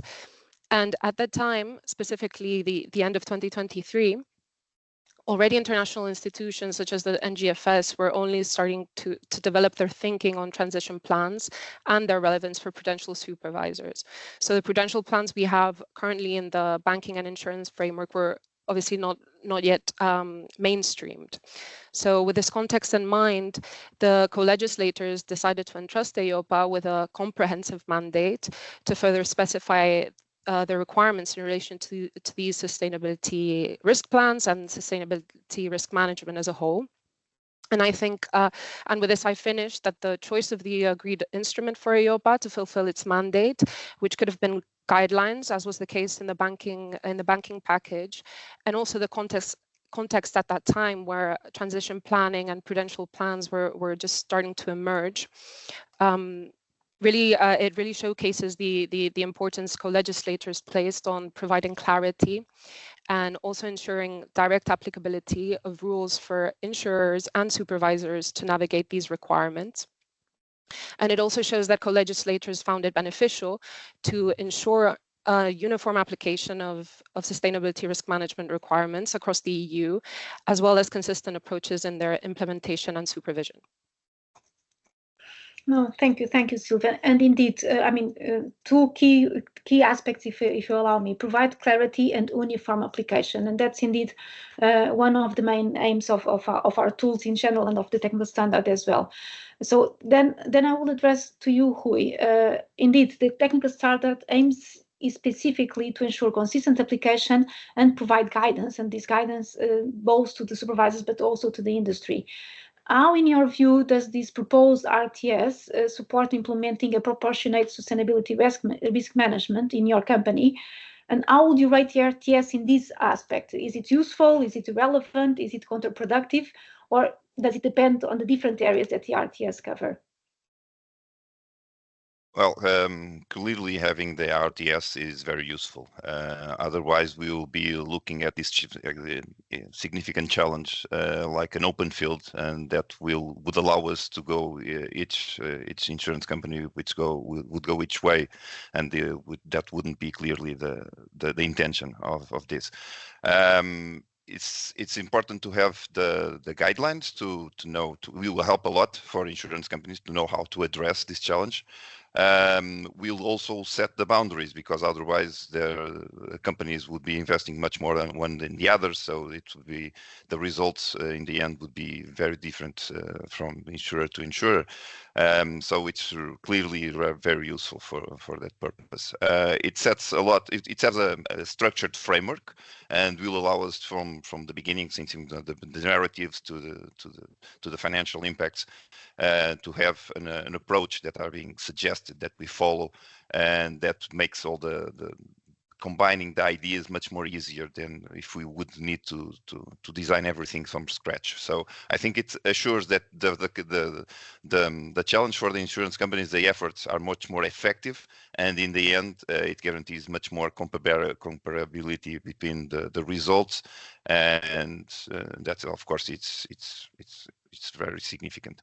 But this doesn't mean that it's not challenging. There are a lot of risks involved, namely when we think about social and governance that are very hard to assess. It's hard to have those scenarios.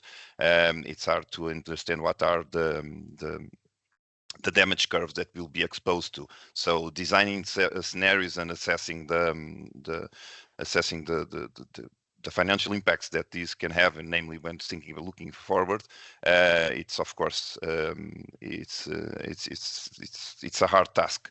But I think it's something that we'll need to take step by step and keep building. I hope a lot that in terms of science there is a lot of the results will evolve also, so that we can have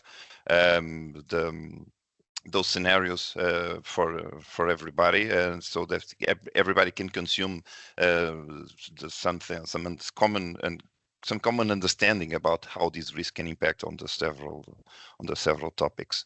But I would like to highlight that, of course, this is important for insurance companies to manage the risks, but insurance companies are already doing that effort even without using this framework as it is designed on the RTS. For example, in Fidelidade, we have set a sustainability vision some time ago. We have sustainability as one of our main topics in the company strategy. We have our own rating for sustainability that we need to comply with a lot of requirements, and I think we are doing quite well. We have done our double materiality assessment in terms of CSRD and identified those that are really material and we should be focused on. Also we are already assessing what are the potential financial impacts more on the environmental side, looking for the climate scenarios and biodiversity scenarios, but both on liabilities and on assets. So this will give an additional layer of structure to the efforts that insurance companies are already doing, which will allow, of course, to have comparability and also set the guidelines. And that's important in terms of social and governance risks. Of course, there is a lot to be done there in the future, but I think we are going in the right direction. Yeah.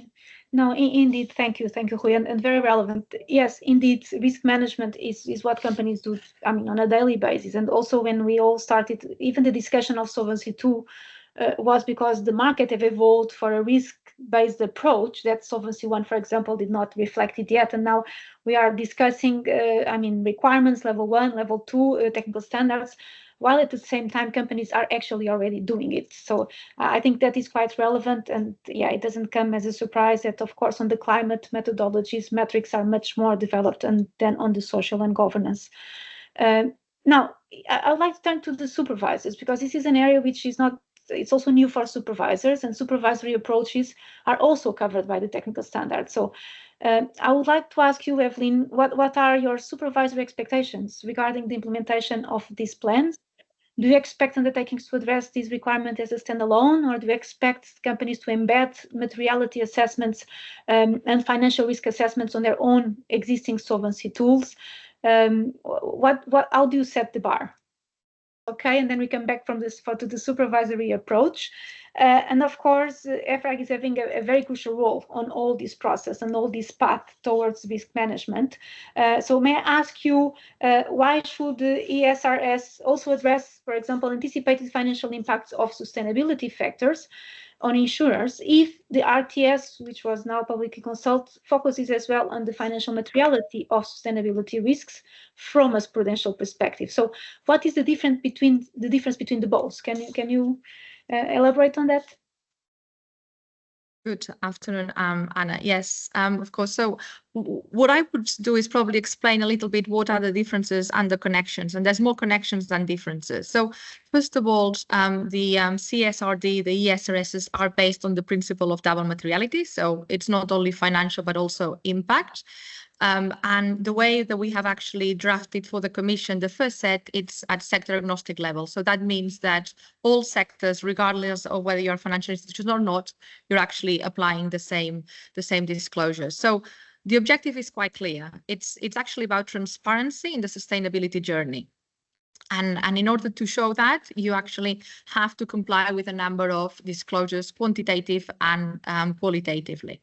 And important to say here as well that the CSRD, it's not a behavioral type of regulation. So it doesn't tell the company what to do.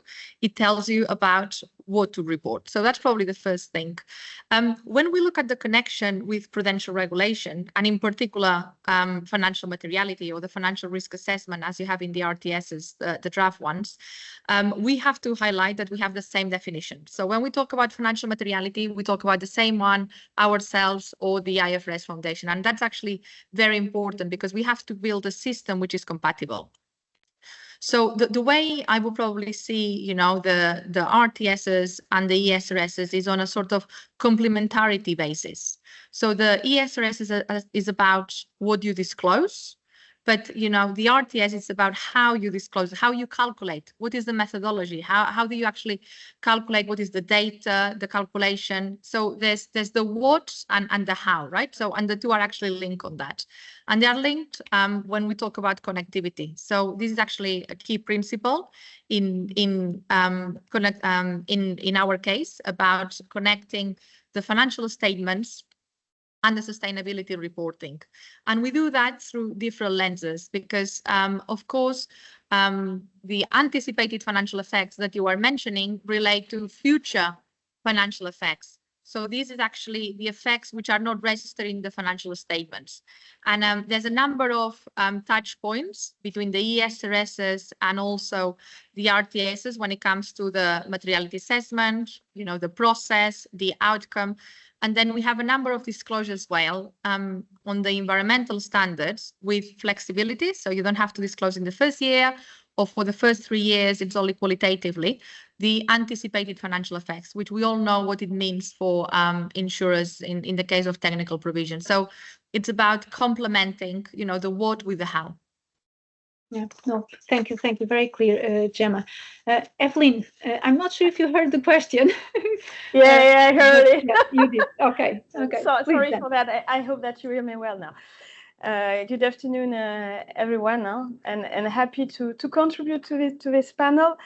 So your question, Anna Teresa, was about our supervisory expectation in this regard. So I think the key takeaway there for undertaking is, I think you made the point already, but still it's good to repeat it. These sustainability risk management plan is really a pillar 2 tool. So it's a risk management tool, but that's really the focus, which means that it is all about how insurers identify the risk, monitor them, measure them, and take actions into managing them more efficiently. I would say consistently with their risk strategy and risk appetite. So I think that's a key point, because I know there have been a number of questions maybe from stakeholders, because, for example, in Article 8 of the RTS, we mentioned targets. So clearly we are mentioning, the kind of targets and limits and objectives that you would set as part of your risk appetite, risk strategy.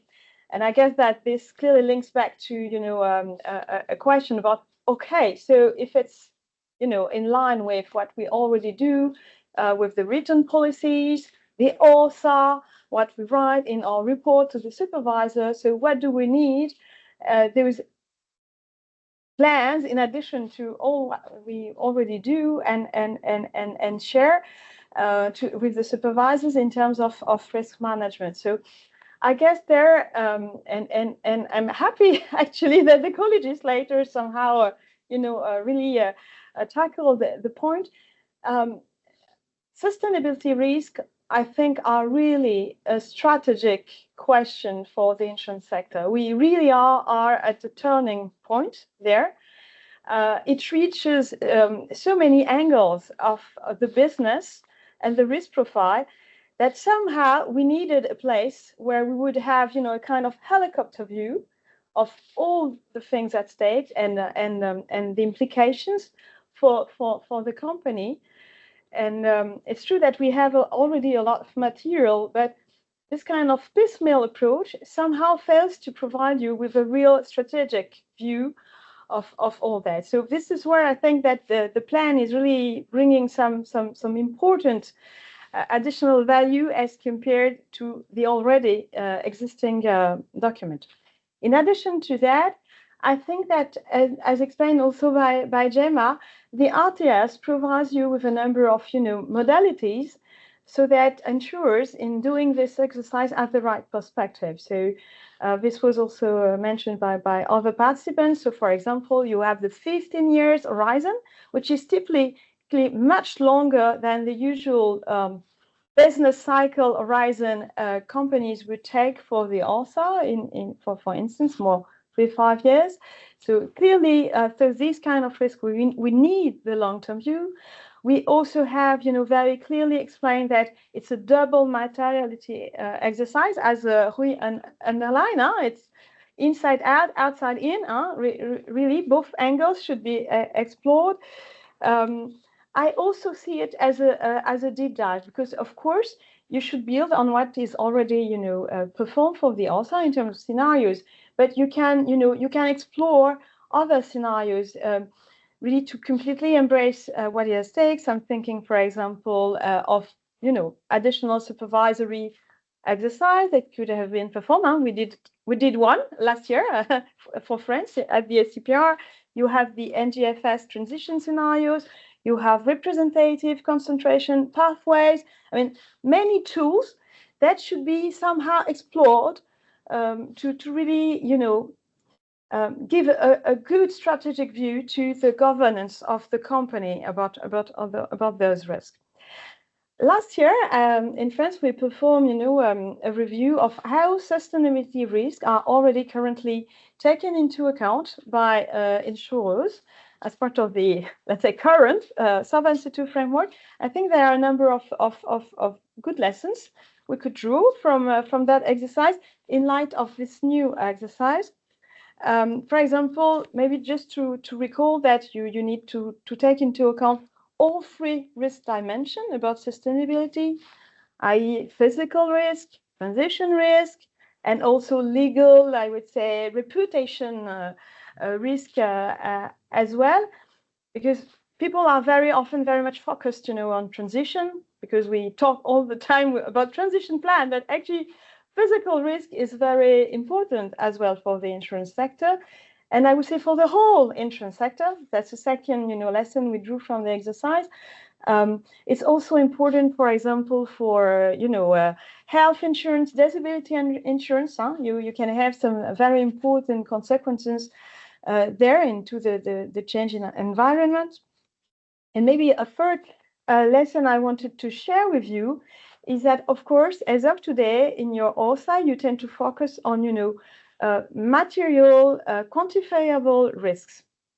But let's be clear, as far as sustainability risks are concerned, especially with a long-term perspective, and in light of the fact that they are very much evolving, we should, keep our minds very open. And in this Solvency II sustainability risk plan, try to also encompass, something more qualitative, something more forward-looking. Maybe today it's not material-led, but let's, be vigilant about that and see how this could impact our risk management. I want also to say a few words about proportionality, because obviously, as you might expect, I mean, it's a general rule, but it's better to repeat it. Proportionality principle is very important for this new plan as well. As you might have seen, the RTS already encompasses, some waivers or adaptations for a small and non-complex undertaking, because they are not obliged to provide a quantitative analysis all the time. They can also provide something more qualitative. But in addition to that, clearly, the way as supervisor, we will look at the plan and try to, draw some conclusion into sound risk management will be, of course, as usual, very much inspired by, a proportionate approach to the risk profile of each undertaking. And I think with that, I have summed up the key messages I wanted to share. Thank you. Evelyn, let me do a follow-up, indeed, because as you say, I mean, sustainability risks may materialize over a long time, and that's we need to take this forward-looking perspective. What actions do supervisors expect as an outcome of the analysis? So we do, and companies do risk management, but then they need to be reactive as well to the results of that risk assessment. Which actions could be expected? Well, clearly the point here is not, to say, okay, you should stop everything. I mean, that's something I keep telling in France. I think we need the insurance sector to face those sustainability risks. The citizens, the economy.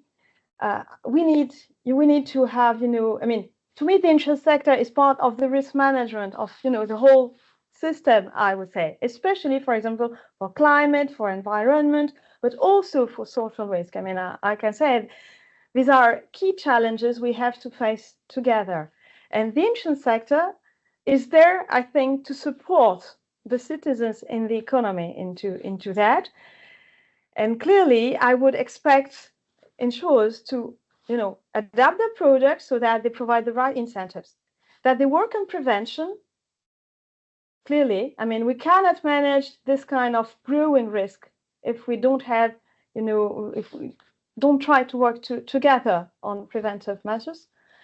And definitely, I hope very much that from, the observations of how the risk materializes, because the insurers, they have, a very, I would say, exceptional view on all that, thanks to the claims, we can provide some feedback to everybody and adapt together. So clearly, the point there is to nourish insurance risk management, but I would say more generally, the risk management of everyone somehow, and clearly not to say, okay, let me stop, doing my job.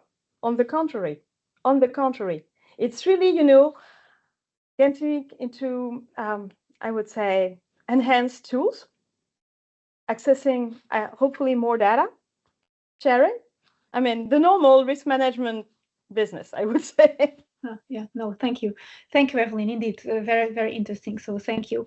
And we have been focusing, as you might have noticed, on what happened, focusing on our own consultation, on EIOPA consultation.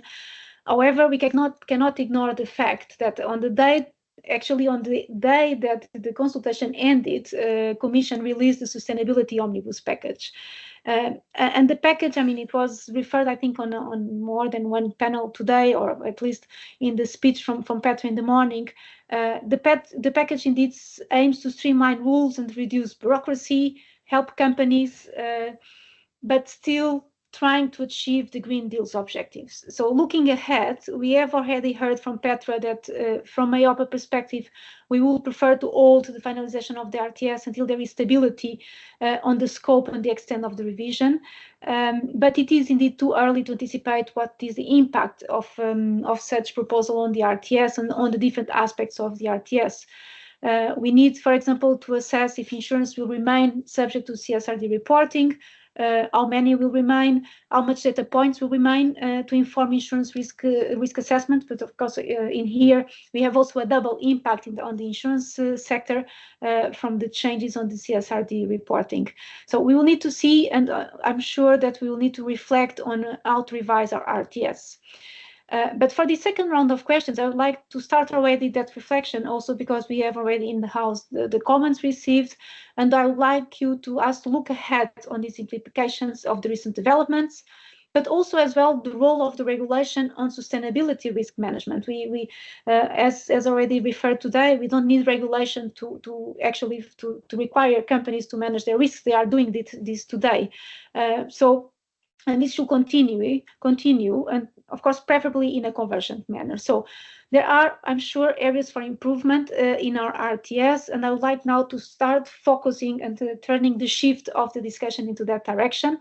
And because of that, I will start with the industry. So Rui, what are the three main concrete wishes based on your experience for improving the RTS that we have publicly consulted?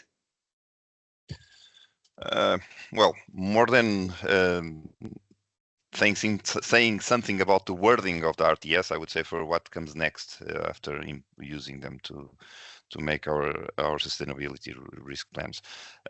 First, I would desire that we can focus on those material topics that generate the risks.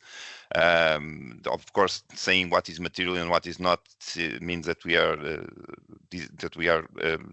making a frontier about which ones are material and those are not.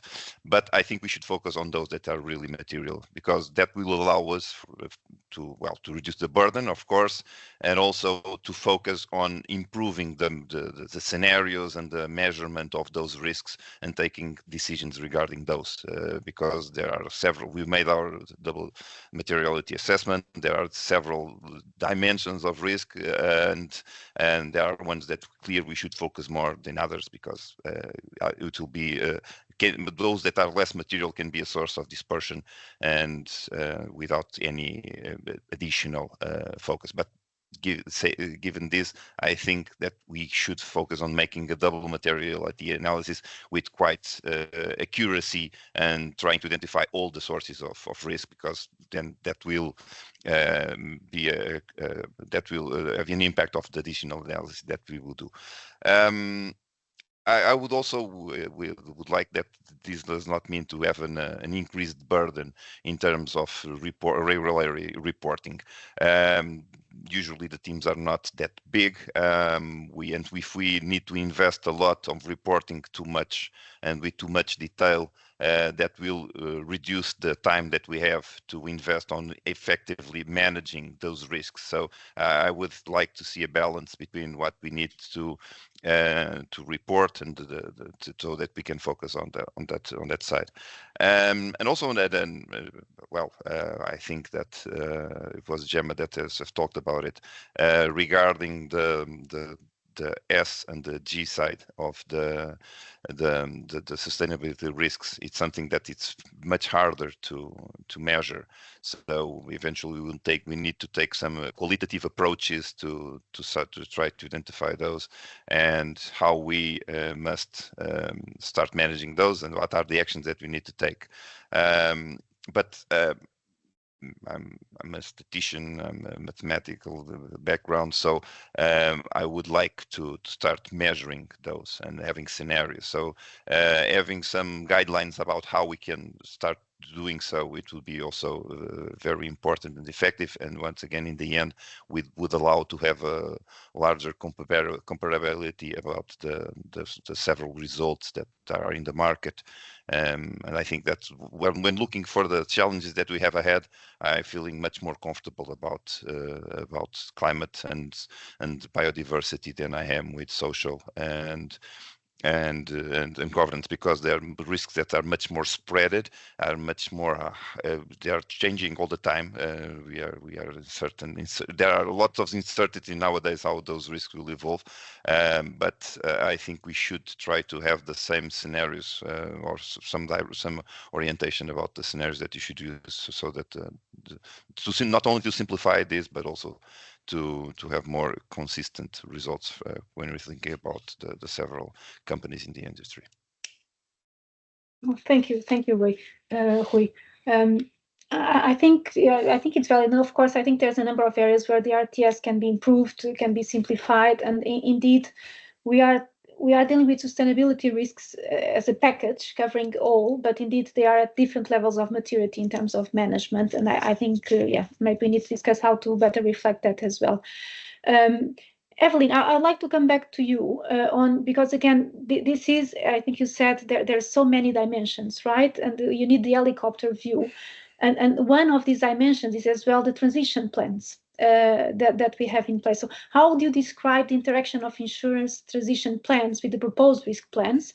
And what is the experience from your industry, and what are, in your views, what should be the approach of supervisors towards the transition plans? Thank you for asking the question, Anna Teresa.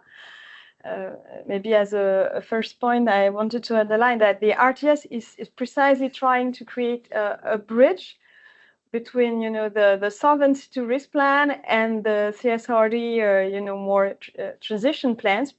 For instance, in terms of indicators and risk measurement, trying to, as Gemma said, trying to use the same. So I think clearly it's both, trying to provide a consistency with the two approaches, but also to fill a gap to some extent, because as you recalled, of course, for the time being, we're still waiting, I would say, for the finalization of Omnibus 2 to completely know what will be the scope and I would say consequences of the CSRD. It's clear that you have a number of insurance companies that are not covered, I think, in the end, by the CSRD framework. But as I said earlier on, I think everybody should be concerned about sustainability risk, because everybody will be very much impacted, I think, in their business there. Coming back at how we see transition plan versus risk plan, and more in practice. The first point is making sure, I think you only have one strategy as a company. You can't have 1,000. So whether you, and you have different inputs into how you define this strategy. Of course, risk management, so that's the Solvency II risk plan perspective, is key. But obviously, the kind of expectation that you can have as part, for example, of CS3D or any public expectations are also a key component on how you define this strategy. So what we would expect definitely is that you have one single strategical process looking at those questions, and that will enable the insurance companies to define this roadmap and how they adapt. And this will translate in both the public CSRD plans for those of undertakings that will be covered by it, and also into the Solvency II risk plan. But clearly, it's one single trajectory. We would expect common indicators, as explained in the RTS.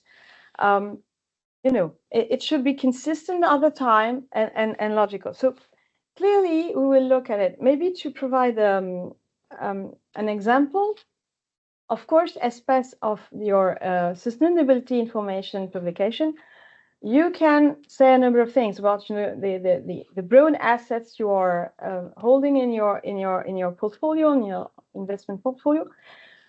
But it has also been seen that these brown assets, they can be, very sensitive to market shocks on the more risk management perspective. So clearly, you need to see some consistency when you look at both angles about that. Maybe what I wanted also to highlight, we don't have so many transition plans for real at the moment, so it's difficult to tell you completely what we think of it already today. But maybe starting from the French transposition of the SFDR, which is Loi Énergie Climat, especially its Article 29, what we have seen, and maybe that's a food for thought for companies, is that there is still a little bit of a disconnection between what you report and the kind of info you provide, and the effective strategy angle. And probably we expect that with this exercise we can try to connect the dots and ensure that it's coherent, credible, voilà, and as Rui underlined, with structured. And I would probably very much underline that point. The second point, as I said earlier on, it's really the forward-looking perspective. You cannot just look at the current picture. And I think that looking at both documents, we can see how the company sees itself advancing in the future. So, voilà. I think the key point you need to take away is that don't redo. One single approach, process, consistent. Of course, in the CSRD transition plan, if you publish it, you will share a number of information about how you try to meet the Paris Agreement objectives. But in the supervisor's Solvency II risk plan, there you can deep dive in how risk get into play, and really, you know, try to underline how this will change your risk profile. Okay, no, thank you very, very much, Evelyn. And indeed, along the last, I don't know how many minutes, but almost 1 hour, we have heard indeed a lot in terms of good things about having sustainability risks clearly identified in the legislation and having technical standards and guidance that promote and support also in the implementation. But now we have the Omnibus Directive. So, Sylvia, I would address the next question to you. Having heard all the comments, how does the Omnibus initiative address the main concerns expressed today by panelists, but also by stakeholders more generally? Yes, so I think the Omnibus package, which was really recently adopted by the Commission, effectively proposes to alleviate burden for a big chunk of corporate and financial sector entities in the remit of the current sustainable finance disclosure framework. So I think when it comes to the impact and replying to many of the stakeholders concerned, the proposed amendments to the CSRD in particular focus on the one hand on alleviating burden for companies with fewer than 1,000 employees, and on the other hand also targets the largest companies which are likely to have a bigger impact on climate and the environment. Specifically for the insurance sector, with the new thresholds introduced with the amendments to the Solvency II directive, which will start to apply as of January 2027, nearly all insurers would, in the scope of the Solvency II revised thresholds, would meet the current definition of large undertaking of the CSRD and would thus be required to report sustainability information in their annual accounts. So if the changes to the CSRD are adopted and implemented as the Commission proposed, the number of insurers would significantly drop and could possibly fall to approximately 100 companies, which implies a significant reduction of the number of insurance companies that would be required to report mandatorily sustainability information. I think also to mention the Stop the Crock proposal, which co-legislators are encouraged to prioritize and fast track, and which aims to postpone the application date of the reporting requirements for the so-called Wave 2 and Wave 3 companies, so companies that haven't started mandatory reporting. This proposed delay, if adopted, would provide time for the negotiations on the other proposals to take place and prevent companies that may eventually be exempt from having to report the next year and the following year. I think also one mention when it comes to the early adopters, including insurance companies with more than 500 employees, the proposals of the package have been designed to streamline processes and reduce burdens without diminishing the progress made by these early adopters, which have shaped essentially the practical application of these pieces of legislation.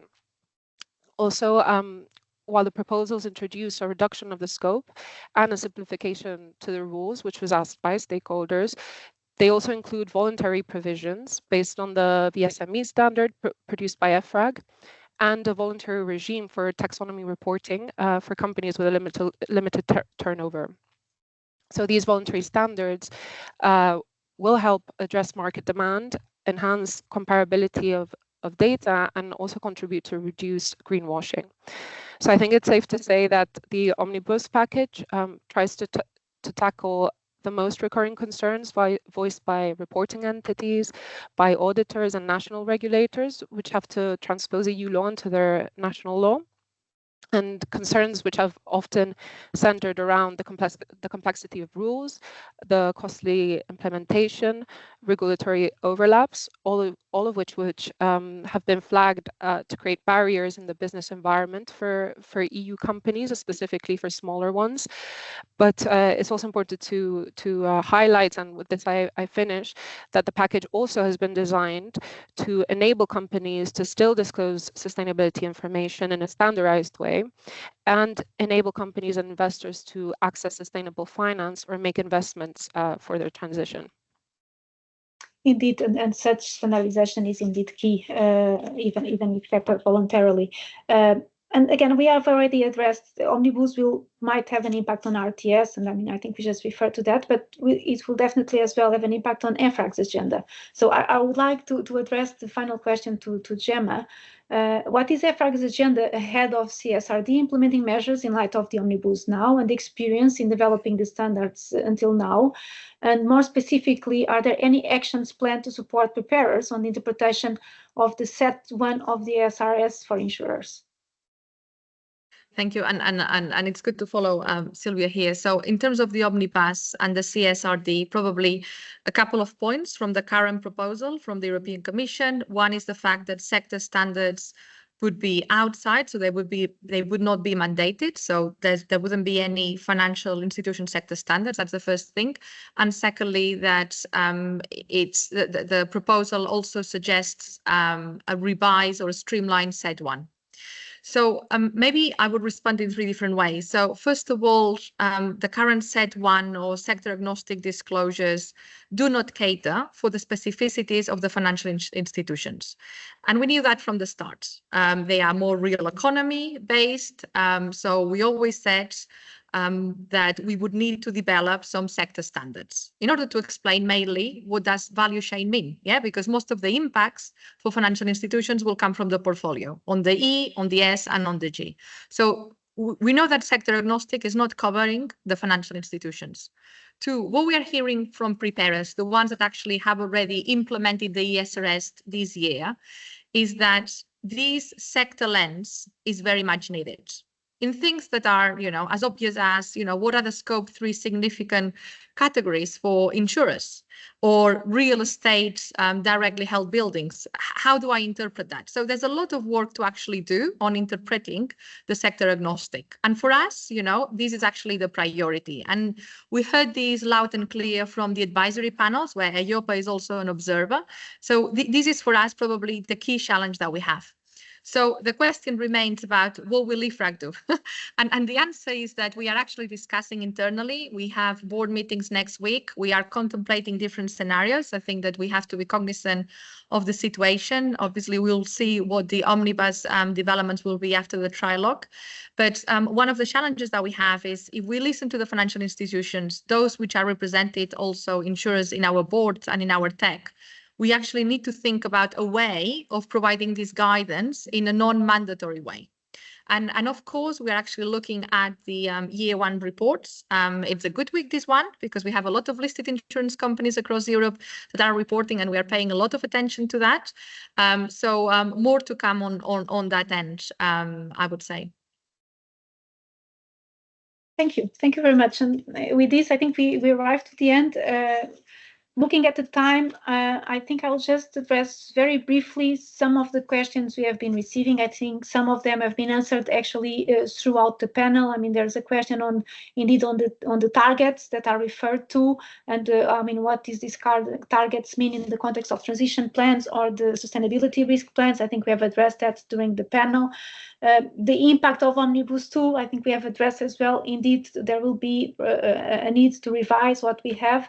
There is consistency, and there is an indirect link between all these regulations. So I think that goes without saying. And finally, I think starting by the first question I saw, which I think we also tried to address, is this new, what is the value added of these sustainability risk plans, if you considered already that the undertakings have a risk management function, ORSA in place, that they report on the ORSA. And I think we also try to approach that today, and it's not new in terms of risks and in terms of the need to manage risks, but it is indeed risks that are special and that might deserve special guidance and special attention if we want to implement these on a convergent way as well. So I think, to be honest, looking to the questions that we have actually addressed, most of them during the panels, which also shows that also the good panelists and the good answers that I got from my questions. And with this, then, if you all agree, I'd like to thank you all to being here through this last hour, and I will hand over to you, Carlos. Thank you, Ana Teresa. Thank you very much to you, and thank you, of course, to all of your panelists for the very insightful contributions. And indeed, also thank you for the time management, and thank you also for our participants and the questions that were submitted, which, as Ana Teresa mentioned, I believe to a large extent have been addressed.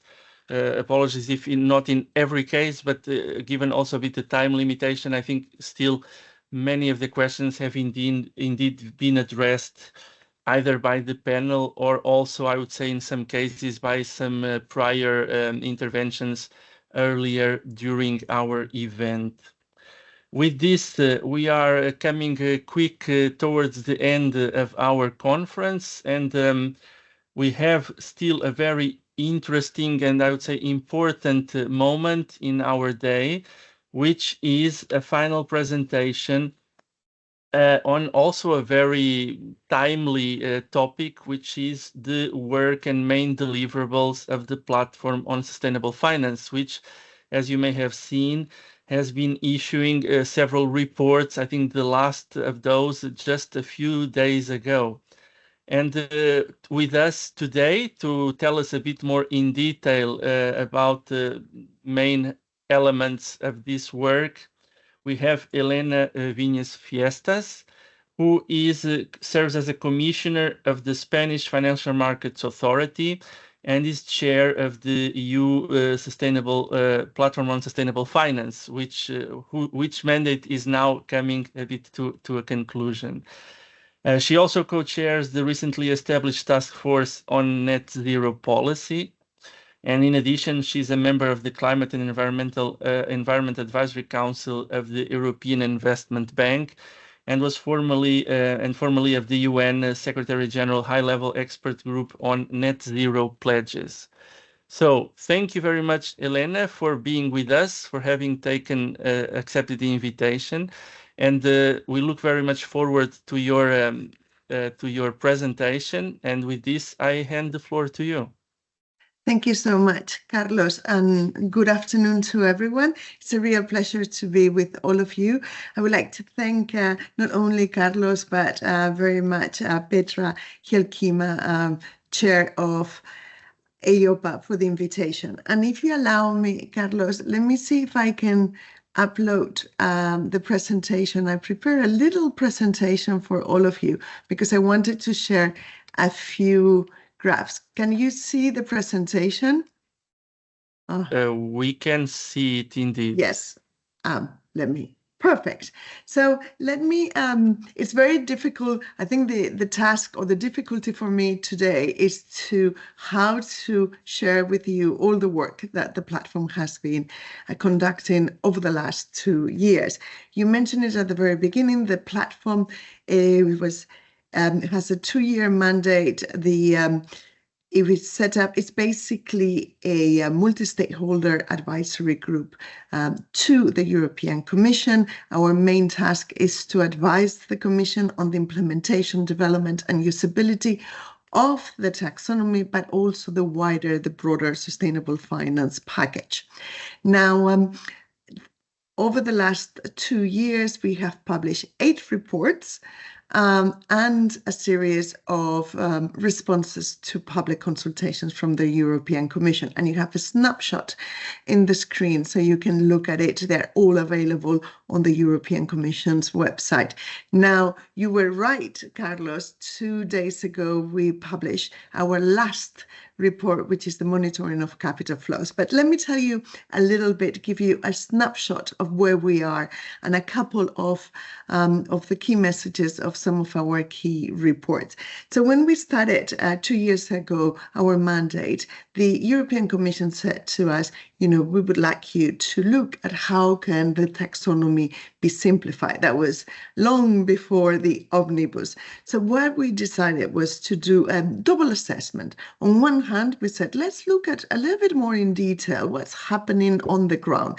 And for that, we did an in-depth research through 7 stakeholders. So, of course, including large companies, but also SMEs, financial market participants, the different types, I would say insurers on one hand, but also investors, credit institutions, assurers and auditors, and then the public sector. Then to what extent they are using the taxonomy, but also the other tools available to them within the sustainable finance framework, and what are at the same time, what's working and what's not working. And that was our report that you have in front of you that we published in January 2024, a compendium of market practices. Yeah? And that report came out with really interesting data on why and how the taxonomy was working on the ground, but also other tools. And at the same time, it identified 7 key challenges on implementing the taxonomy. Now, we took those 7 challenges. For example, the first one was around do no significant harm, and we work the rest of our mandate on how to overcome those challenges. And in February, really early February, I think it was the 1st or 2nd of February, that we published our report on simplifying the EU taxonomy, where it provided the recommendations to the Commission on how to overcome precisely those challenges. Now, before I go quickly into what are our recommendations in terms of overcoming the challenges, allow me to share with you where we are at in terms of the taxonomy and what is that we have, identified, we have recognized of what's going on the ground. Yeah. To start with, we have currently 200 companies. 200 companies reporting on taxonomy. Very interesting, includes the scope of, large companies, listed companies that are within the scope of NFRD, the Non-Financial Reporting Directive. We only have 2 years of experience of taxonomy reporting, only of those companies. But interesting enough, we have 256 companies reporting voluntarily that they are outside of the NFRD, of which 174 are non-European. And what we're starting to see is that the sell-side analyst studies starting to see a correlation between, taxonomy alignment and performing well in relation to the taxonomy, both revenues and capex, and at the same time on financial performance. Really interesting.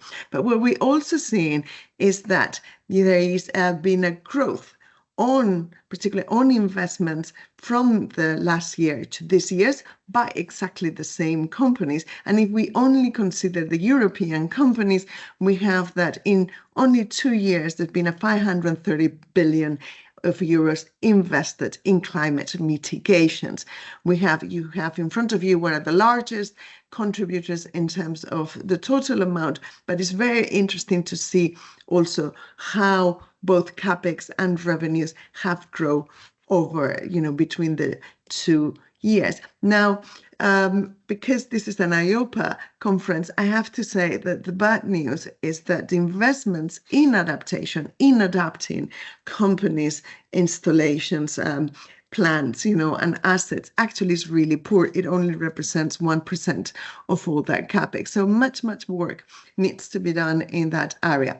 You can see in front of you what are the difference between, the reporting of the years in terms of in terms of the number of companies. It's there's been a growth. Obviously, on 2021 was only eligibility had to, it was an alignment was voluntary, but you can see afterwards how it has grown.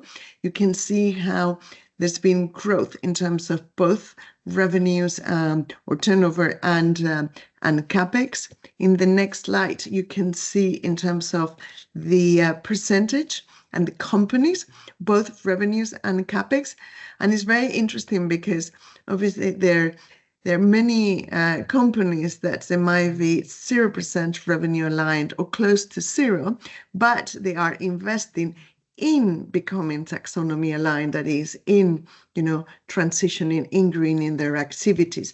When it comes to sectors, we see that utilities, everything that's around electricity, it is, the number one with really high numbers, 74% last year of average of CapEx investment, really high, follow up by real estate. We have very interesting figures from the manufacturing and on energy. If you are interested more on delving into, how is it distributed by sectors, how it compares with the emissions, there's a carbon footprint, and also the comparison in terms of the investment gap, please, check our report on monitoring capital flows. This is I'm just giving you a flavor in the interest of time.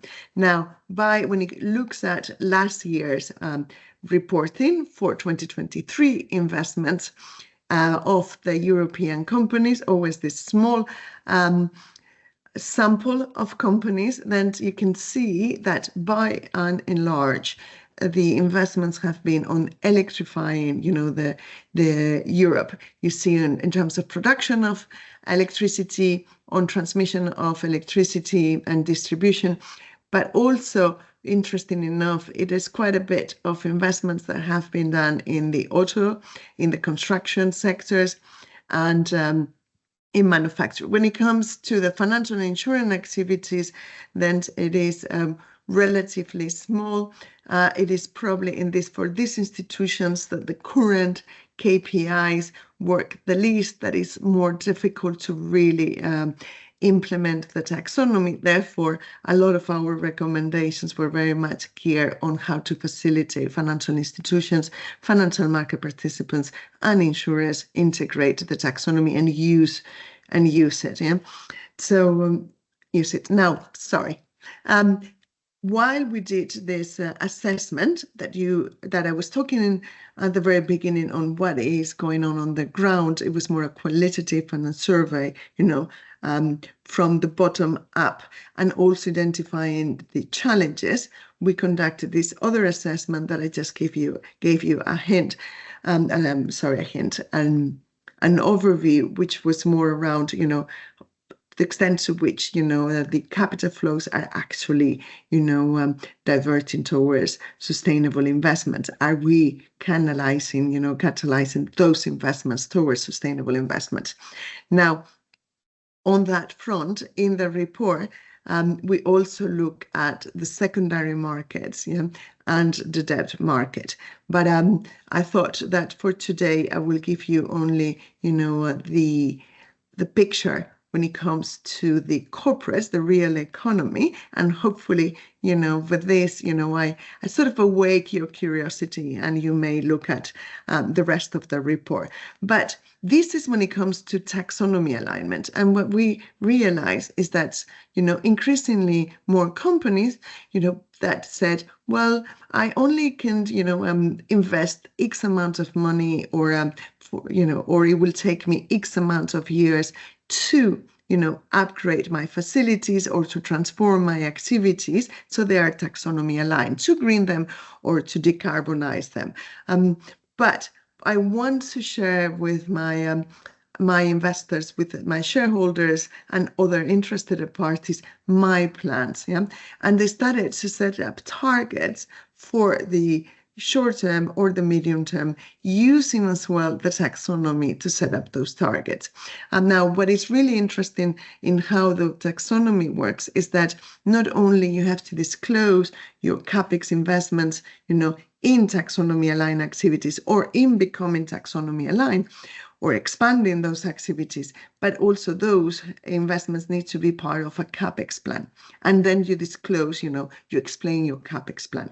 And what is a transition plan if it's not the sum up of multiple CapEx plans? And as we have seen, in the past few months, as important as transition plans are, they are what they say, a plan. So they are the expression of an intention. But we've seen, and that was what I was referring to, how companies have changed overnight their plans and their targets without apparent, or like without a solid reason for that. So my message is here is to say transition plans are really, really important, but what investors need at the same time, it's some teeth, something that it's sort of like the proof that companies are really committed to implement and to deliver in the plans. And what better proof you can have than those investments made, towards achieving those plans and the CapEx plans that go, attached to them. Moreover, it's really interesting to see how those plans, are aligned with their financial reporting. So what we did this report on transition plans, where basically starting point was the transition finance definition recommendation from the European Commission, where it says that while sustainable finance includes green and transition, and green it is, those investments made to achieve that ideal performance level, environmental performance level, such as, the one that defines the taxonomy. Transition is those investments that contribute, to get to those performance levels. But there is one caveat that they cannot imply carbon lock-in. And then the Commission in its recommendation then explained that, for example, those investments could be those made in portfolios that replicate the climate transition benchmarks, or taxonomy-related investments, particularly when it is transitional, or through CapEx to become taxonomy aligned. And the third case is, in entities that have credible transition plans. So what we did is to say, okay, let's see what it is a credible transition plan, and particularly how financial market participants can assess the credibility and robustness of a transition plan. And for that, we look at the framework, just seen a FRAC in the previous panel. FRAC was a key member of the work. We used the ESRS framework, also the due diligence, but we look at the entire EU, if you wish, policy framework when it comes to transition, and then we extract 4 core elements that you have in front of you. And then for the monitoring of capital flows, what we did is, using the same framework of our report on transition plans, we sort of created a 4-tier categorization of the levels of where are companies in their achievement of, or in their development of, credible transition plans. And we use proxies to say, okay, if we're going to use the data that we have and through these proxies, we're going to also capture the investments, the CapEx made by those companies that they are in the first tier, that, at least apparently, they have credible, robust plans. It ought to be said that, in order really to qualify them as robust, you should do, anyone should do a proper assessment. But using those proxies, and then what we did is that we calculated those investments, and what we found out is that the same NFRD investments, scope of companies, in addition to taxonomy-aligned CapEx, had all invested 206 billion extra. That is only in 2023. So if a total of taxonomy investments have been 530, 250 were last in 2023. That is a 34% increase from the previous year. Very good news. And in addition, 206. And then when we looked at, the actual sector, it was really interesting to see the difference, right? So here you have a sample in the power sector. We can see how, the majority of the CapEx goes already directly to become taxonomy aligned. So that reflects the investments in renewables mainly. But in the car manufacturing, the investments on taxonomy alignment are, they are important, but they're still half of what they are in terms of those transition, right? The rest of what we call the additional CapEx. I'm going to leave this report here because we could talk for hours and I'm conscious of time, but please take a look at the report. It's really interesting. And I think that the main message of that report is that how important is both, or important are both the taxonomy on one hand, particularly the CapEx, to allocate, to guide investments in transitioning and in greening the activities, but also transition plans, and the link between both, which is very much explained in the transition plans report, but also how by all this information that now we have, and if the ESRS, the transition plans of the ESRS are maintained, which we hope so, then we can really start monitoring how much money is going to each specific economic activity through which financial means, and we can contrast that with the investment gap, and that can inform policy measures. And this is really important because at a time with so much pressure on public funding, and at a time where we're thinking, well, where shall we put our incentives? We need to encourage those investments. This information can really help to customize the policy making and policy measures. Now, again, starting to wrap up, I was mentioning at the beginning that we had work on the key challenges to the implementation and the use of the taxonomy, despite, as I was saying, despite the very fact that it is working on the ground. Now we need to make it work much, much more. So we made in our report 4 key recommendations to the European Commission. The first one was around the corporate KPIs, and our recommendations, signify more than 1/3 reduction in corporate reporting burden.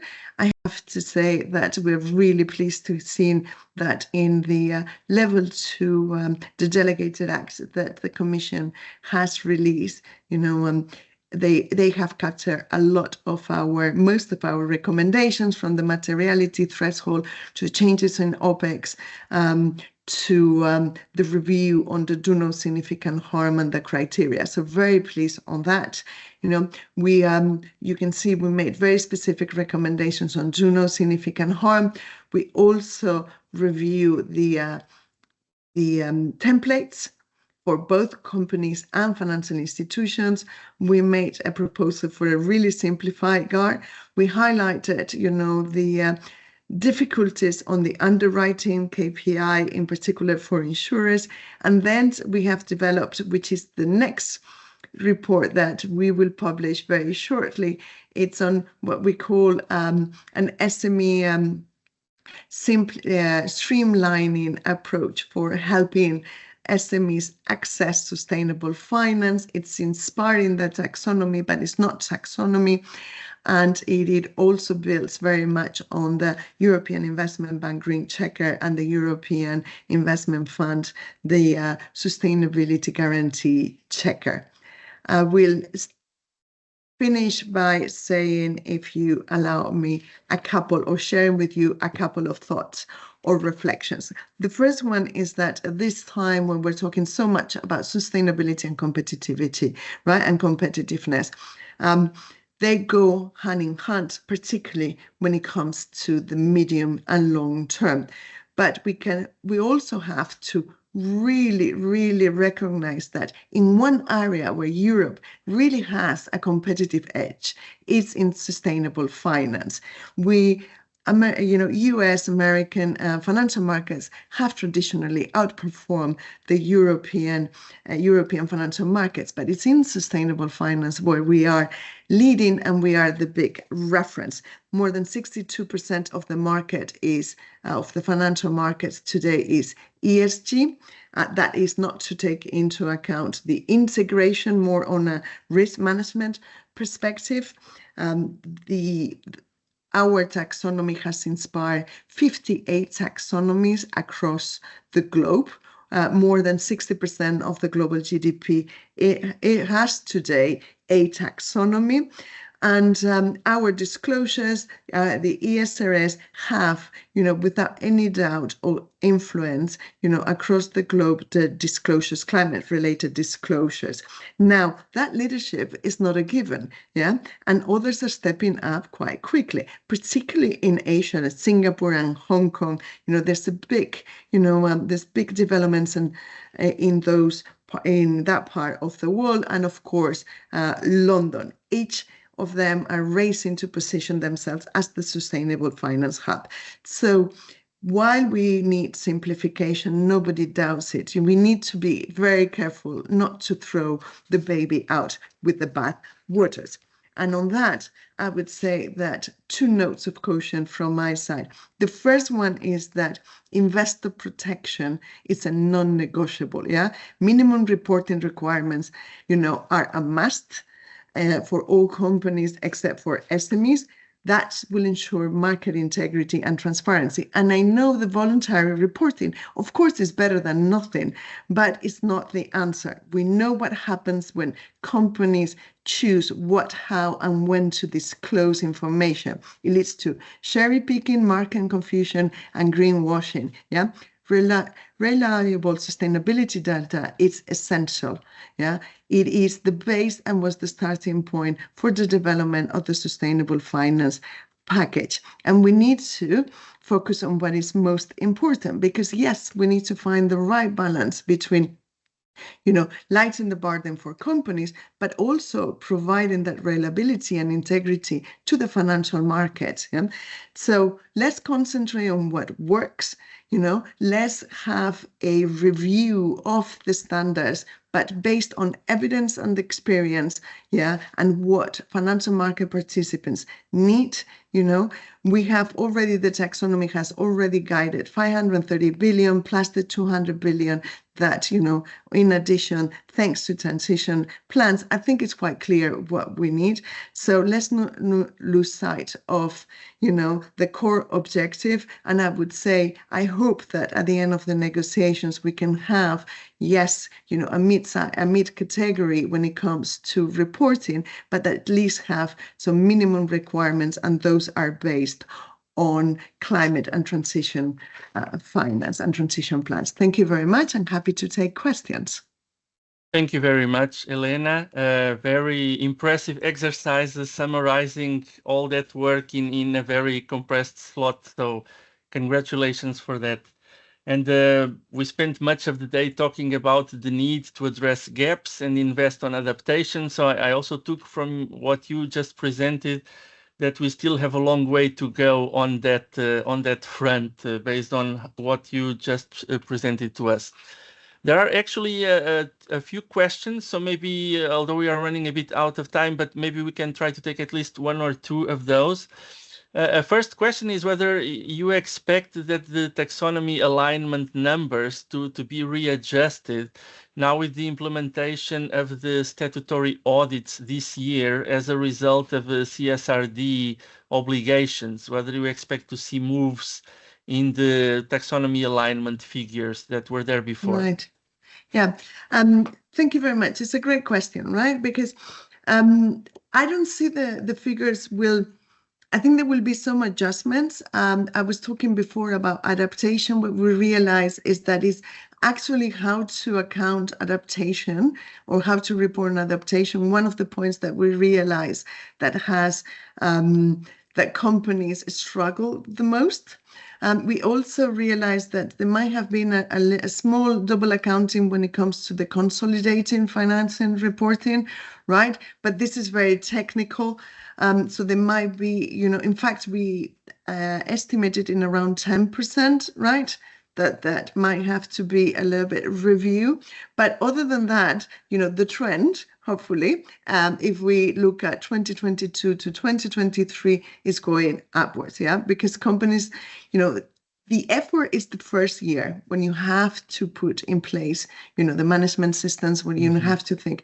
But afterwards, it becomes easier, and companies are starting to realize that it's really a great tool to help them access cheaper capital. As I was saying, the markets that are starting to, to realize or to use the taxonomy, not so much yet to construct the portfolios, but yes, in terms of engagement and also in terms of assessing the solidity or the robustness of companies transitioning. So we hope that it continues to increase.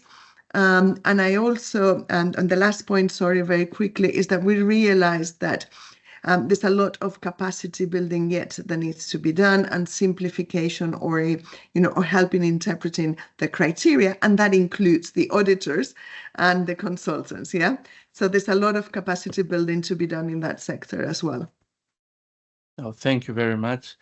And there are a couple of questions more specifically targeting insurance aspects. Maybe I can merge them a bit, the two, and would ask you then for a very quick reaction if you think that would be possible. One is thanking you for the insights you shared and asking whether we can expect similar assessments to what you present for insurance liabilities, maybe for a future platform. I take note. And then there was maybe also another concrete question, whether you have any plans to simplify the technical screening criteria for insurers and reinsurers going forward. And do you think they're all going to be applicable as expected when the initial regulation was drafted? Yeah, great questions. I should start with a disclaimer. I'm not an expert on insurance per se, so please take it with a pinch of salt. But what we realized were two things. One is that we really need to review the criteria for insurance products regarding adaptation. I think that the input of the industry has been well noted, and it will not, it will be for the next platform to look at that. And of course, it is in the hands of the European Commission. We only provide advice. The final decision is made by the European Commission. But what we do know is that the Climate Delegated Act will be reviewed, and that we have compiled the challenges that insurance found in terms of applying the criteria, exactly what it is, and we have handed over that to the Commission. In terms of the other point is that there's been a part of the insurance industry in Europe is saying, well, actually, we think that the contribution of the insurance is much bigger and much broader than adaptation products. So we're adaptation in terms of the risk, what it is today in the taxonomy. So we would like, they said to us, we would like to explore how it could look like, through our insurance products in property, in particular, through the lenses of the taxonomy. And that's something that we also took good note. I think first the priority will be to review and simplify the criteria, particularly do no significant harm of both the Climate and Environmental Delegated Act. And then I think that there might be a good opportunity to explore broader the contributions of the insurance industry.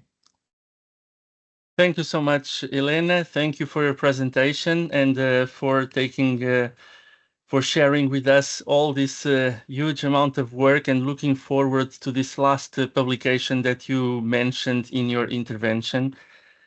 And with this, we come to the end. Thank you. And with this, we come to the end of our agenda. So first of all, let me thank, of course, all the speakers, all the panelists that participated today throughout the day. We had a very rich agenda, I hope you found very interesting and inspiring discussions. We heard about impacts on climate and sustainability in the insurance and occupational pension sectors. We heard about the increase of losses, of let's say, insured and economic losses that we have been experiencing over the last years in Europe and globally. And we spoke about the challenges, the economic challenges, geopolitical challenges. But I think there were also some very positive messages coming forward, because it was not only about challenges and issues. We also spent a lot of time discussing solutions and looking beyond what can we do and how can we contribute. And we clearly concluded, I think it came just now in Elena's intervention again, that sustainability and competitiveness and economic resilience, in a sense, are all compatible. It's not a competition between being competitive and let's say, promoting a sustainable economy. And actually, this can be seen also, as just mentioned by Elena, actually as a competitive factor for Europe and each individual company. In terms of themes, we spent much of our time discussing protection gaps, different perspectives about the need for raising awareness, the need for potentially a layer approach with the prevention, reduction of losses. We spoke a bit about the benefits of insurance also towards the wider economy and the other sectors, but that insurance should also not be seen as the palliative that comes in the end compensating a bit for lack of action in other potential policy areas. And then we also spent quite some time focusing on risk management from different perspectives. Stress testing, we heard about the results of the Fit for 55 exercise, which show sizable, but still we understand manageable losses for the economy, for the financial sector. And we spent also some time looking at the risk management, the fact that Solvency II already includes quite some requirements in this area. But in light of the work we have been doing and the mandate that we have in Solvency II for an RTS on sustainability risk management, how can we deliver on that in light of the need for consistency, for coherence, but also let's say, to promote convergence in the way the assessments are performed and supervised. And finally, from Elena, we heard just now about the work of the platform and the importance of CapEx plans linked to transition plans, but also the long way we still have to do in terms of adaptation investments and also some thoughts about the role insurance can play. So all in all, I think we have a significant challenge ahead of us. It's quite a sizable one, but we see the impacts are increasing. And I think we all agree that we cannot avoid but to address these challenges. Also, there is a significant uncertainty in the current environment. We spoke about several elements of this uncertainty today. And this really means that it's fundamental for all stakeholders to collaborate and to take joint and coordinated actions to promote sustainable finance and the resilience of our societies. From EIOPA's side, today we presented to you a part of our work, and we are, of course, continuing to progress with our initiatives beyond what was discussed today. And we, of course, will continue to work on concrete actions and initiatives that can contribute to increase the resilience of our financial system and of our society in the EU for the benefit of policyholders and financial stability altogether. So allow me just to conclude also by thanking you, our participants. With this, again, thanks to all of you, and I wish you a good rest of the day and a good rest of the week, and looking forward for the next opportunity to discuss these very important topics. Thank you so much, and have a good rest of the day.